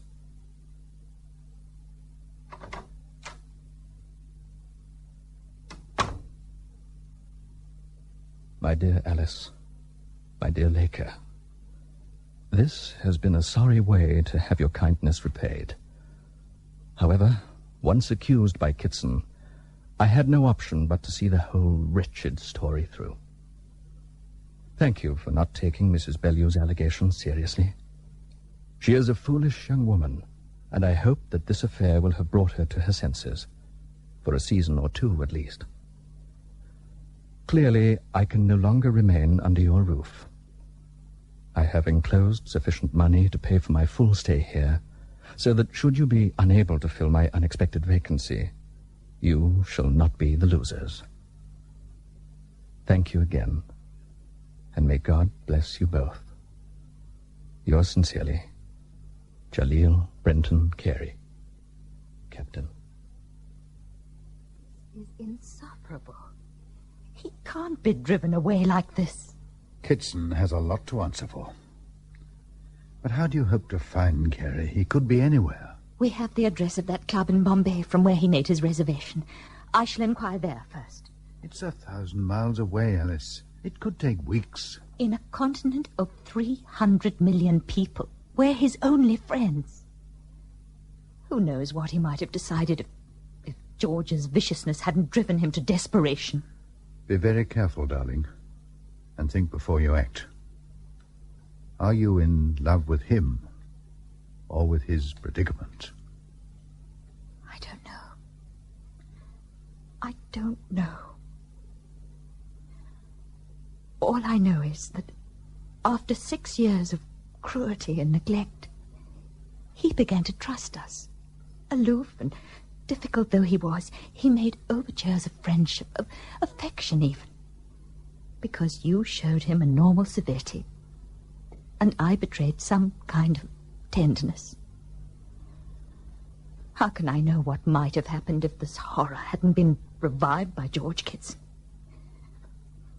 But unless I see him again and talk to him without all these barbaric reservations that our society insists on imposing, I shall never know whether I love him or pity him or need him. I'm sorry, ma'am, but you must be mistaken. Captain Carey is not a member of this club, nor of any other club in Bombay, to the best of my knowledge. But you must know where his lines are, in which cantonment he's to be found. This is the officers' club, surely. We know nothing of Captain Carey here. You wish to know nothing. Thousands of officers pass through here every year. Can I be expected to recollect details of every one, ma'am? But you know of Captain Carey. You'd better inquire of the military attaché at the residency. You've come the deuce of a way, Miss Laker. May I offer you some refreshment? All I require, sir, is the address of Captain Carey. Carey? Yes. Do you see, Carey don't live within the cantonment. He's a hiring of sorts, some kind of place on Malabar Hill, among the Parsees, I shouldn't wonder. Can you be more specific than that? Would you think me frightfully odd if I asked what the nature of your interest in Captain Carey might be?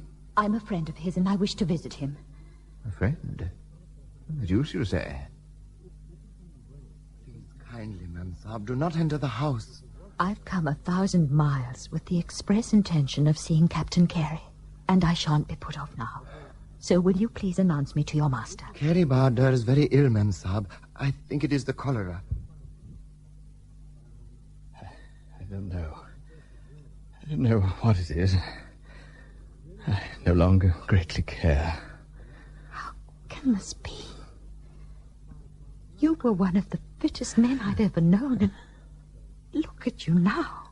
I can't entirely recall by what means I returned to Bombay.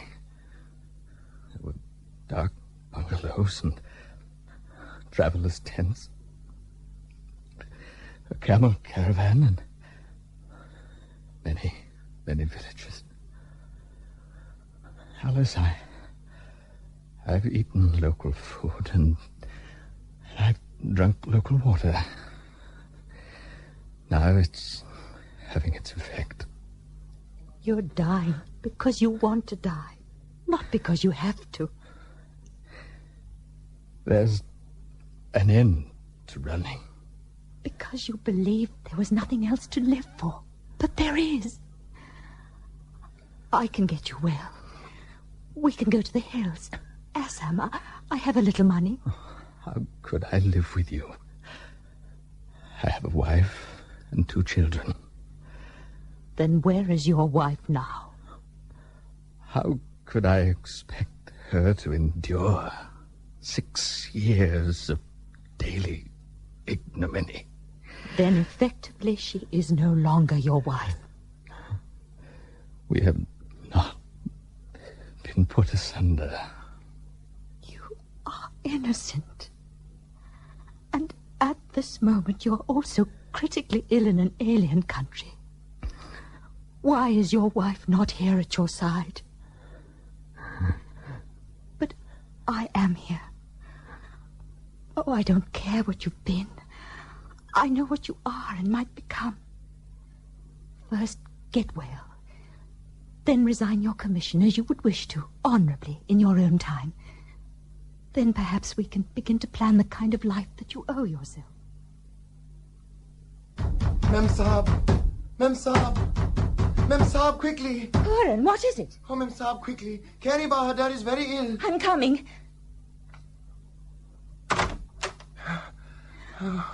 Puran-law, stop wringing your hands and listen to me. Haji. Now, go to the Wellington lines and fetch Surgeon Major Nichols. Major Nichols. You understand? Dr. Saab Nichols. Tell him it's urgent. The man has cholera. He should be in isolation. He's been in isolation for 6 years, Major. You should know that better than I. Why did you choose this filthy place in which to live? Swarming with bugs and cockroaches. Because there was nowhere for him amongst his own kind. Now, will you please attend to him? He's a serving officer and has a right to your help. Nothing I can do, ma'am. He's dehydrated beyond belief. The kidneys are damaged irreparably. You're closing the account just like that. What's that? Will you wait a moment outside? I want to speak to Captain Carey. Look, it's useless and dangerous. The man's dying and he's babbling. It makes no sense at all. Please wait outside.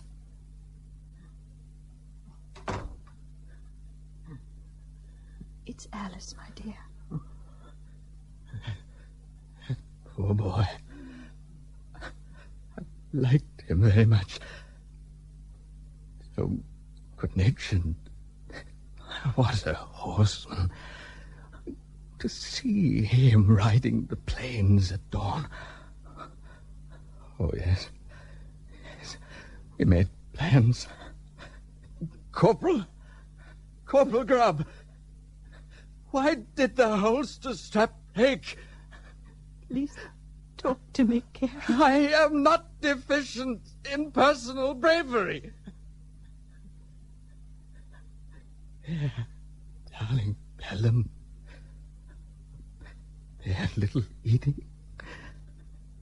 Yes, those were his words. I am not deficient.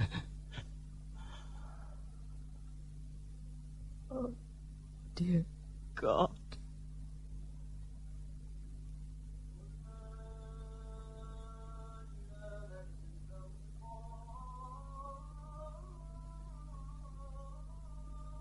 Your master is dead, Puran-law. Go on, Hetty. I warned you it wouldn't be long. Well, ma'am, the orderlies will be here sometime after 9 to collect the body. This place will have to be disinfected. Where will the captain be buried? No idea. It's up to the commanding officer. It means nothing to you, does it? Now, look here, ma'am. I've heard a little bit about you. Don't think I don't sympathize with you. Come all this way, live in this squalor. To what purpose? A fine young woman reduced to this expediency? And for what? Is that your obituary? For an officer who gave 20 years of his life to the Empire? Forgive me, ma'am, but it's no use mincing words. The world knows what Carey was. An embarrassment and a disgrace to his profession and his country. He should have taken the manly way out 6 years ago.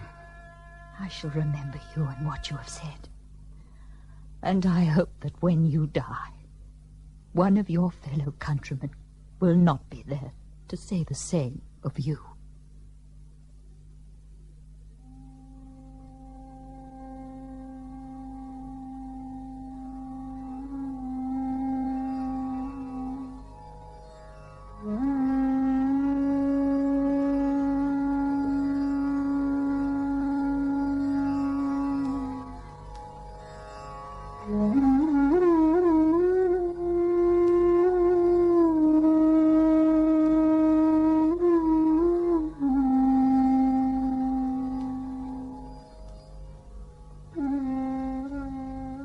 You've been listening to The Hideous Silence by Michael Robson, with Roger Service as Alan Rees, Pamela Perry as Alice Laker, and Tim Sutcliffe as Gus Laker. Tony Wood played Dr. Kitson, Margaret Milner-Smythe, Flora Bellew, Terrick Fitzhugh, Captain Fairfax, and Gillian Lomberg, Letty Fairfax. Others in the cast were Frank Graham, Peter Batchelor, Tommy Reed, John Kingley, Philip Armitage, Brian Charteris, and Jim Williams. Dramatic control was by Phyllis Stander, and special effects by Yanni Sillier. The Hideous Silence was produced in our Durban studios for the Summer Radio Play Festival by Don Ridgway.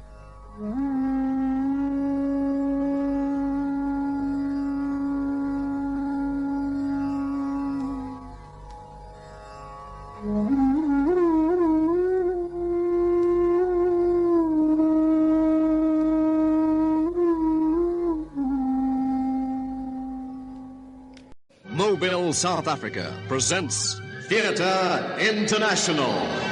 From the entertainment centers of the world, from the studios of London, Paris, New York, Brussels, Toronto, Berlin, Sydney, and Hollywood, each week Mobile, South Africa brings you the stars of show business in Theatre International.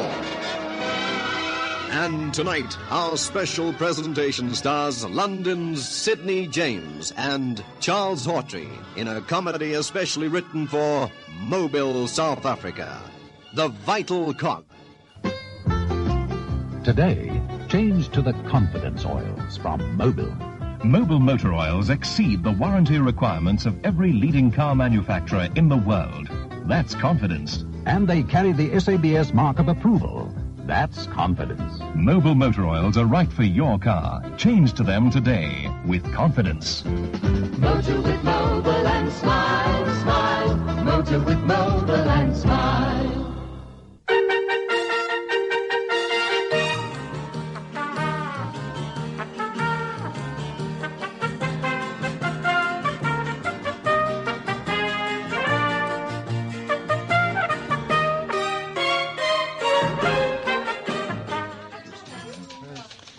There we go. Take the form out of the in basket, check the totals, detach the counterfoil, bash it with a rubber stamp, shove it into the out basket. Oh, that takes skill and imagination, that does. I'll never know how the Ministry of Public Works ever managed without me. I'm back in Britain with a rubber stamp. Out of the in basket, into the out basket, and onto some other poor basket. Well, that's the last of that little lot. How's the enemy? 3:30. Oh, roll on 5 o'clock.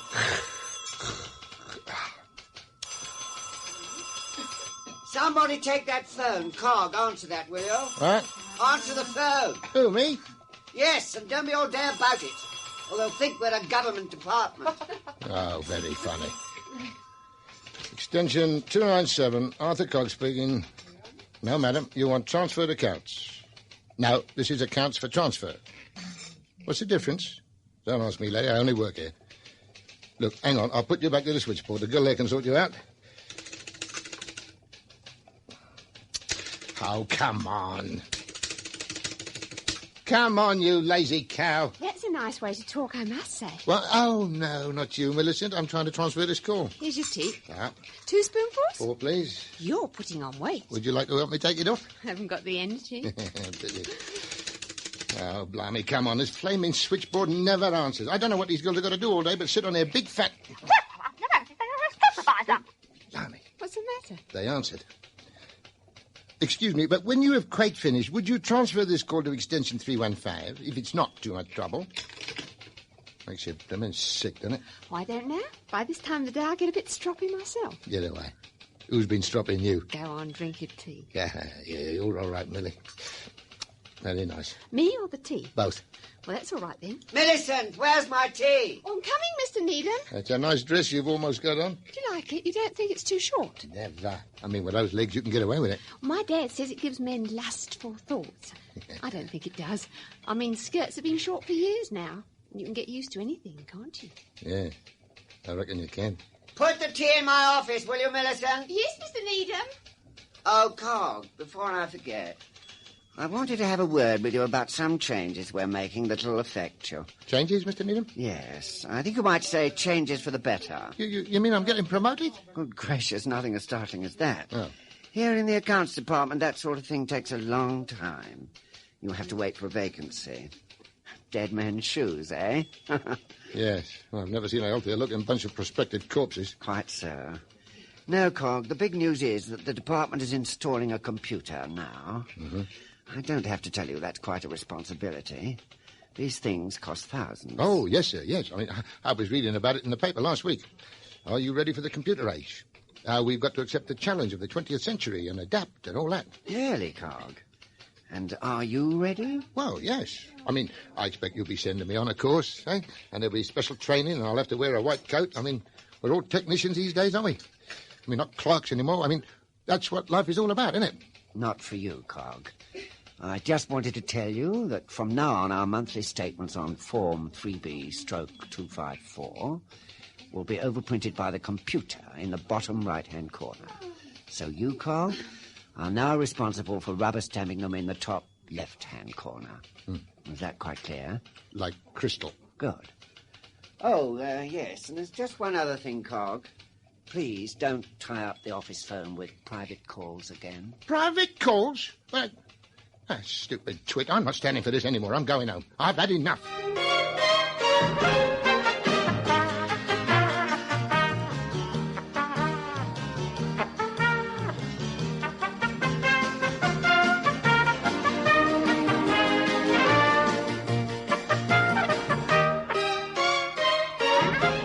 I've told you I've had enough. But you've hardly eaten anything, Arthur. Left half of your nice steak and kidney and all your peas. No, Dorian, I mean, I'm fed up. But you're not. I'm fed up to the teeth with me job.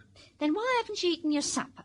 Doesn't it taste nice? It tastes fine, just fine. Then why haven't you? Because I am going through an emotional crisis. Oh, blimey, don't you understand? I mean, at a time like this, I wouldn't feel like eating if you gave me lobster thermostat. But you don't like shellfish, Arthur. It doesn't agree with you. Well, I wish you would for a change. Arthur, I only... Forget it. It's all my fault that I can't eat. I've had it. You mean you've had your supper already? I mean, it's no good. Look, I am never going to get anywhere. It's too late. It's only 6:30. Oh, blimey, turn it up. I'm trying to tell you that I am a failure. That's nonsense, Arthur. You've got a good job. I am 45. I have spent 13 years in the same office, 7 at the same desk. You call that a good job? But, Arthur, you always used to be so keen on your work. I remember when you first got the job, you used to come home quite breathless. Of course I was breathless. I spent all day breathing on the rubber stamp. Well, what happened about your promotion? You told me last month they were going to give you something more interesting, something with a little more excitement and colour in it. Yes. They gave me a purple stamping pad. So what's the trouble now? They are putting in a computer. You see that? There's going to be big changes. But do I get a look in? Oh, no. I will be pushing forms in and out of baskets for the next 13 years, or I'll be replaced by a flipping transistor. Well, Arthur, why don't you get yourself a better job? You could if you studied and got some qualifications. You mean go to night school at my time of life? You must be joking. You could learn to work these computer things. There's adverts in the paper all the time. I saw one tonight somewhere. I couldn't do it. I mean, no man can make a sacrifice like that. I'd have to give up watching the telly. Yes, here we are. Are you ready for the computer age? The National Institute of Technology will train you as a programmer. Systems analysts and computer programmers are now earning up to £5,000 a year. 5,000 quid. And what about the flaming tax on it, though? Well, it says the course only lasts 6 weeks, and they'll guarantee to find positions for all students who complete the training. 6 weeks, eh? And I could be a bleeding boffin. How about that? Arthur Cogg, the celebrated computer programmer. Tune into your favourite programme with Professor Arthur, the vital cog in the works.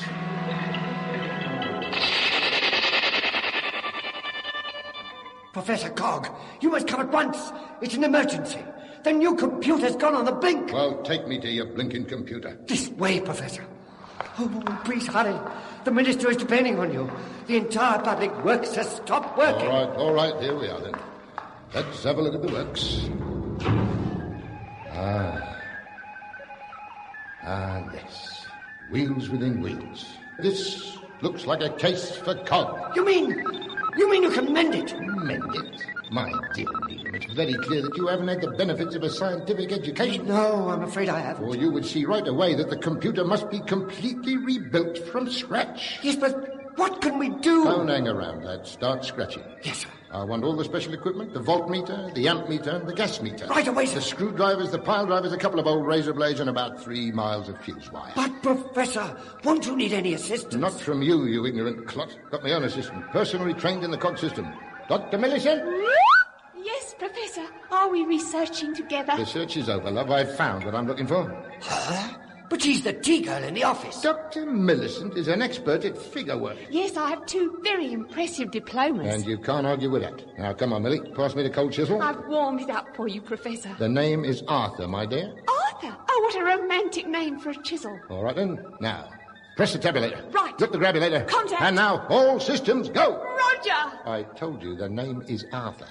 Arthur! Arthur, don't sit there with your eyes closed, your mouth hanging open. What do you think you're doing? No? Eh? Oh, I was just programming. Well, you missed a good one on the telly. Now, look, Arthur, it's Saturday tomorrow. You could go round to that National Institute place in the morning and see about taking this course. Oh, all right. Well, it's 9 o'clock. I'm going to have a bath before I go to bed, if the hot water system's working right. Nothing in this house works right. All systems have gone.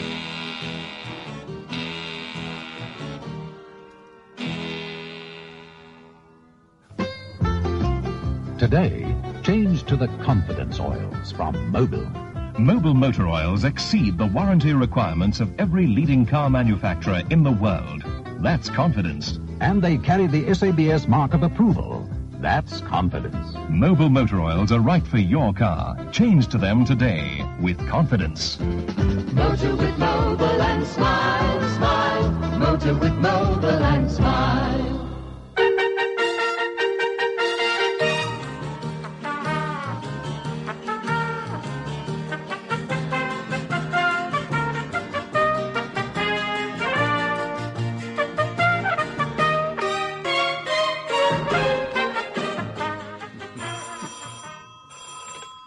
National Institute of Technology, Eric Goodenough speaking, yes? Yes? You're taking our correspondence course in how to build atomic power stations, yes? Oh, you don't understand part 5. Doesn't make any sense. Come in. Just hold on a moment. Excuse me, good morning. Good morning. Is this the National Institute of Techni something or other? Indubitably. No, I don't think so. I'm sure it began with a T. No, I mean, you've come to the right place. Do come in and take a chair. There isn't one. Oh, well, somebody else must have taken it. Can't trust these students with anything these days. Well, just hang around while I finish off this phone call. Shan't keep you more than a minute. All right, thank you. Hello? Yes. I think I should tell you, sir, that this course was prepared by an international authority on nuclear physics, whose name I'm not at liberty to divulge. He prefers to remain anonymous. You're not surprised? Well, I don't think I can help you on this myself. I'm afraid it's all Greek to me. What? You wish it was all Greek to you? Oh, yes, of course. Well, thank you for ringing, Mr. Christopoulos. Now, can I be of service to you, sir? I'm the director of the Institute. My name is Goodenough. Good enough for what? I'm glad you asked me that. Good enough to entrust your future in my hands. Oh, well, my name's Cog. I saw your advert in the paper about training for computers, so I just thought I'd find out. Splendid. Say no more. You've made a wise decision, Mr. Clog. Cog? Precisely, yes. Now, I just get you to fill in this little form. Mere formality, of course. But I haven't told you anything. Not necessary, my dear sir. As soon as you walked in this room, I said to myself, yes. Yes, what? Yes, please. Yes, I said, here is a man who has the foresight to realize that he needs specialized training, a man with undoubted potential for success, and the remarkable innate intelligence to pick unerringly the one training course that can ensure the realization of his ambitions. Yes, that's just what I was going to say myself, if I'd thought of it. Now, just sign here, please, Mr. Snog. But you hardly know me. I mean, you can't even get my name right. Well, if it makes you feel happier, then tell me about yourself. What do you do, apart from quibbling about your name? Well, I'm a clerical officer for the Ministry of Public Works. I'm a civil servant. And you'd like to be a civil master? Yeah, that's it. I can assure you, my dear sir, that once you've taken our training course, a man of your abilities could go straight to the top. I mean, these days, a computer programmer is the power behind the throne. In fact, in this 20th century of ours, the big corporations are being run by the technical men. They are the tycoons of the future. You mean I could be one of those real big shots with an expense account and all that? You most certainly could. And now, would you like to sign the enrolment form? All right. What can I lose? Only money. Money. Yeah, money. How much is this lot going to cost? A token sum, a mere £5. Ah, well, per that's lesson. All right. But you can make deferred payments out of the splendid salary you'll be earning after completing the course, of course. Of course. Just sign the form, please. Yes, well, if I'm really going to be a big tycoon, it's always been my dream, you know. A big tycoon. Where do you want me to sign? Right here, Sir Arthur, if you don't mind. Very well, Needham. Just pass me the 50-carat gold ballpoint. Certainly, Sir Arthur. There we are. I hope this is important. I got her ladyship waiting outside in the yacht, you know. Of course. All right, snap it up, lad. She's double parked. Oh, I'm terribly sorry about this, Sir Arthur, but I'm afraid Mr. Onassis would only accept a cheque personally signed by yourself. Who does he think I am? I haven't got time to be signing cheques for every Tom, Dick, or what's his name? Barry, Ah, sir. Well, next time he'll have to make do with the governor of the Bank of England. I don't think there'll be a next time, Sir Arthur. I believe you've squeezed him out completely. What? Old Aristotle's been throttled? Yes, I'm afraid so. Do you think you should send him a little note, just to show there's no ill feeling? A little note, eh? Think a fiver would be enough? I meant a letter, Sir Arthur. Then why didn't you say so, you ignorant slob? I'm terribly sorry, Sir Arthur. It was just my little mistake. Yes, and where is she? Who, sir? Your little mistake. My very private secretary, what takes down everything. Oh, really, sir? In a notebook. Millicent? Good morning, Sir Arthur. Are you ready for me? Oh, yes, my dear. Come and sit on my knee. Oh. Yeah, that's better. Oh, do you always give dictation like this, Sir Arthur? Of course. That's why my secretaries call me the great dictator. All right, Needham. Go to the garage, get out the number 3 rolls, run down to the post office and buy me a 4-penny stamp. Oh, but shouldn't we send the letter airmail? Don't be a fool, Needham. That costs twice as much. But it's worth every penny. Believe me, Mr. Fogg, this course will change your life. You'll be a new man. Your wife will hardly recognize you.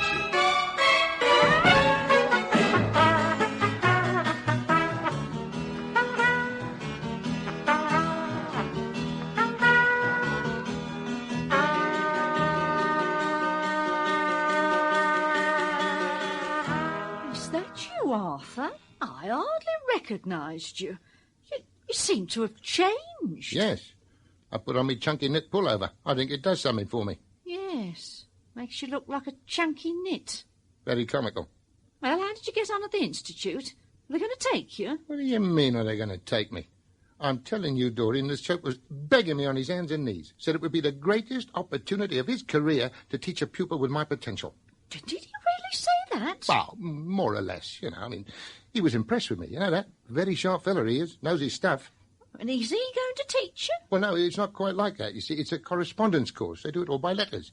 Each week they send me all the dope, I work at it, and then I send my homework back to be marked. It's very simple. The only way to study in this modern age.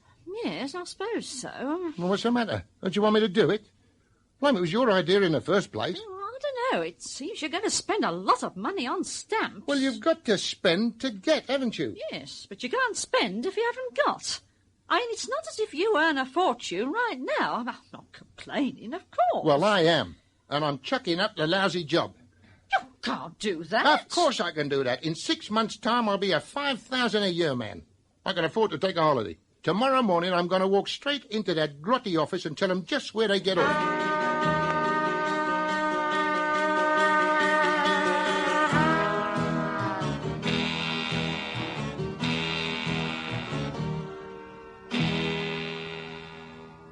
Now, look here, Cog. What's all this about getting off? Well, I was just wondering whether I could get off early today, Mr. Needham. You know the rules, Cog. Nobody leaves early on Monday. Yeah, but this is very important, sir. I mean, I want to pick up the first instalment of the correspondence course I just started. Correspondence course? I thought they posted those things to you. Well, they do, but I don't want to wait till tomorrow. I want to start tonight. I'm very keen, you see. Really? And what is this course you're so enthusiastic about? Computer programming. In 6 weeks, I'll be leaving here, starting an entirely different life. Yes, I'm afraid you will.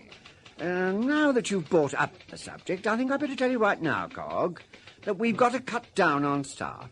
And so at the end of the month, you'll be getting your notice. You've just got 4 more weeks with us. Oh, no, I have not. I am not staying where I'm not wanted. I'm leaving right now. You can't walk out like that. And the only way that you will ever get me back in here is when I'm running the place. Really, Cog? You see yourself as the next Minister of Public Works, do you? Well, come to think of it, why not? I've always fancied myself in politics. The Right Honourable Arthur Cogg, MP. Oh, don't be so modest, Cog.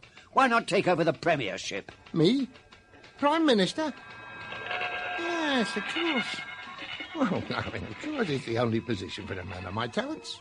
I'll tell the Chancellor exactly where he can stick his flipping income tax. Well, it'll be difficult, Prime Minister, but I'll get to work on it right away. Will there be anything else? Yes, don't just sit there on your dispatch box. Get me to White House on the hotline. I want to have a word with Dick. Mr. Prime Minister, that's only to be used in an emergency. This is an emergency. I want to tell him his new ambassador is persona non grateful. He better send someone more suitable. Who do you suggest, sir? Well, how about Rebecca Welch? I wouldn't mind chatting her up. Yes, sir, I'll see to it. Oh, and what about the strike of the Rope Makers Union? How are you going to deal with that? Tell them to get knotted. What's that shocking row outside? I thought this was a high-class neighbourhood. Oh, it's just a minor demonstration, Prime Minister. Some young woman or other has chained herself to the railings, and she says if you don't agree to see her, she'll take all her clothes. Well, that's not fair. That's not playing the game. Will she take her clothes off if I do see her? I shouldn't be surprised. She's a very unconventional young lady, rather the hippie type. Well, I don't mind a bit of bounce round the bottom. Send her in. Mr. Prime Minister, I've come to number 10 Downing Street because I wanted to meet you in the flesh. The feeling is mutual, my dear. Is that you, Millie? I'm the Honourable Millicent Smith. Not too honourable, I hope? And I represent the cause of the underprivileged members of my sex. Mr. Prime Minister, what are you doing about Britain's fallen women? Well, I try not to trip over them. Mr. Prime Minister... Oh, come off it, Millie. I got a Christian name, haven't I? Oh, all right, Harold. Arthur. It's Arthur. Oh, I'll never get used to it. All the Prime Ministers I ever knew were called Harold. But I'm the leader of our country. No one can forget my name. Arthur Cogg.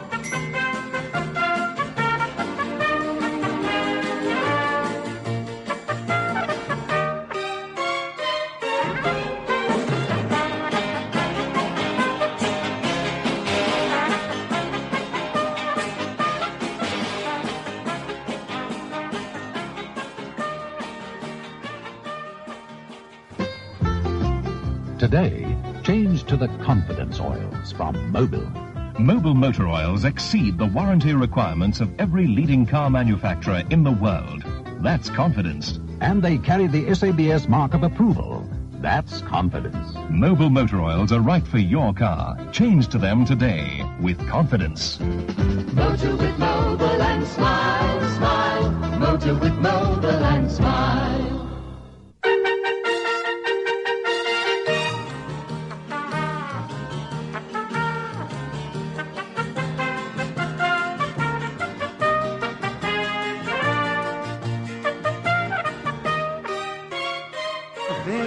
Mr. Frog, I'm glad you dropped into the Institute. Yes, well, I've done my 6 weeks hard labour and I've come for my diploma.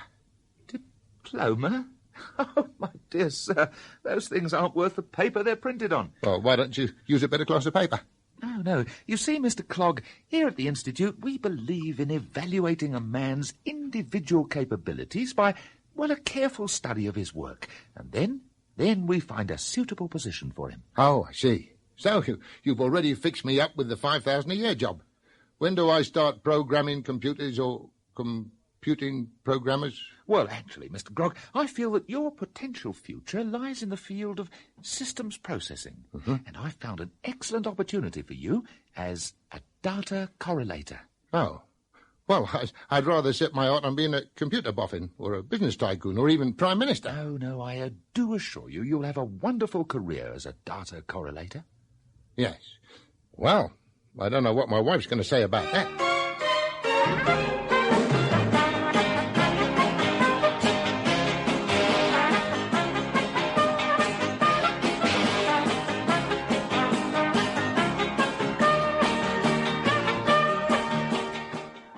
Arthur, what is a data correlator? Oh, it's a wonderful career, Doreen. They fixed me up with an important job at the Ministry of Agriculture and Fisheries. I'm going to be very happy there. Well, as long as you don't have to handle any crabs and lobsters, you know shellfish doesn't agree with you. No. This is an executive post. What's the salary like? Well, to start with, it'll be about the same as I was getting at the Public Works. But the opportunities are tremendous. But Arthur, what does a data correlator actually do? Well, love, the way they explained it to me is there's a lot of these forms, you see. Now, I take them out of the in-basket, detach the counterfoil, bash it with a rubber stamp, then pass it into the out-basket.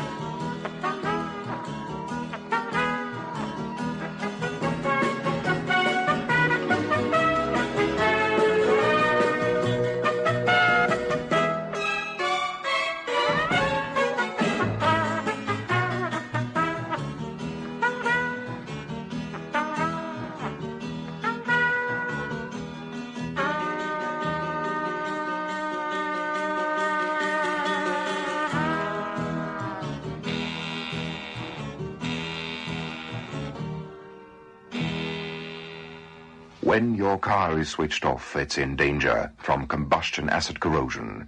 Mobil brings you a new petrol that neutralizes combustion acid and guards the power in your engine. The world's first petrol to fight combustion acid. Mobil Power Guard Petrol. From the entertainment centers of the world, from the studios of London, Paris, New York, Brussels, Toronto, Berlin, Sydney, and Hollywood, each week Mobil South Africa brings you the stars of show business in Theatre International.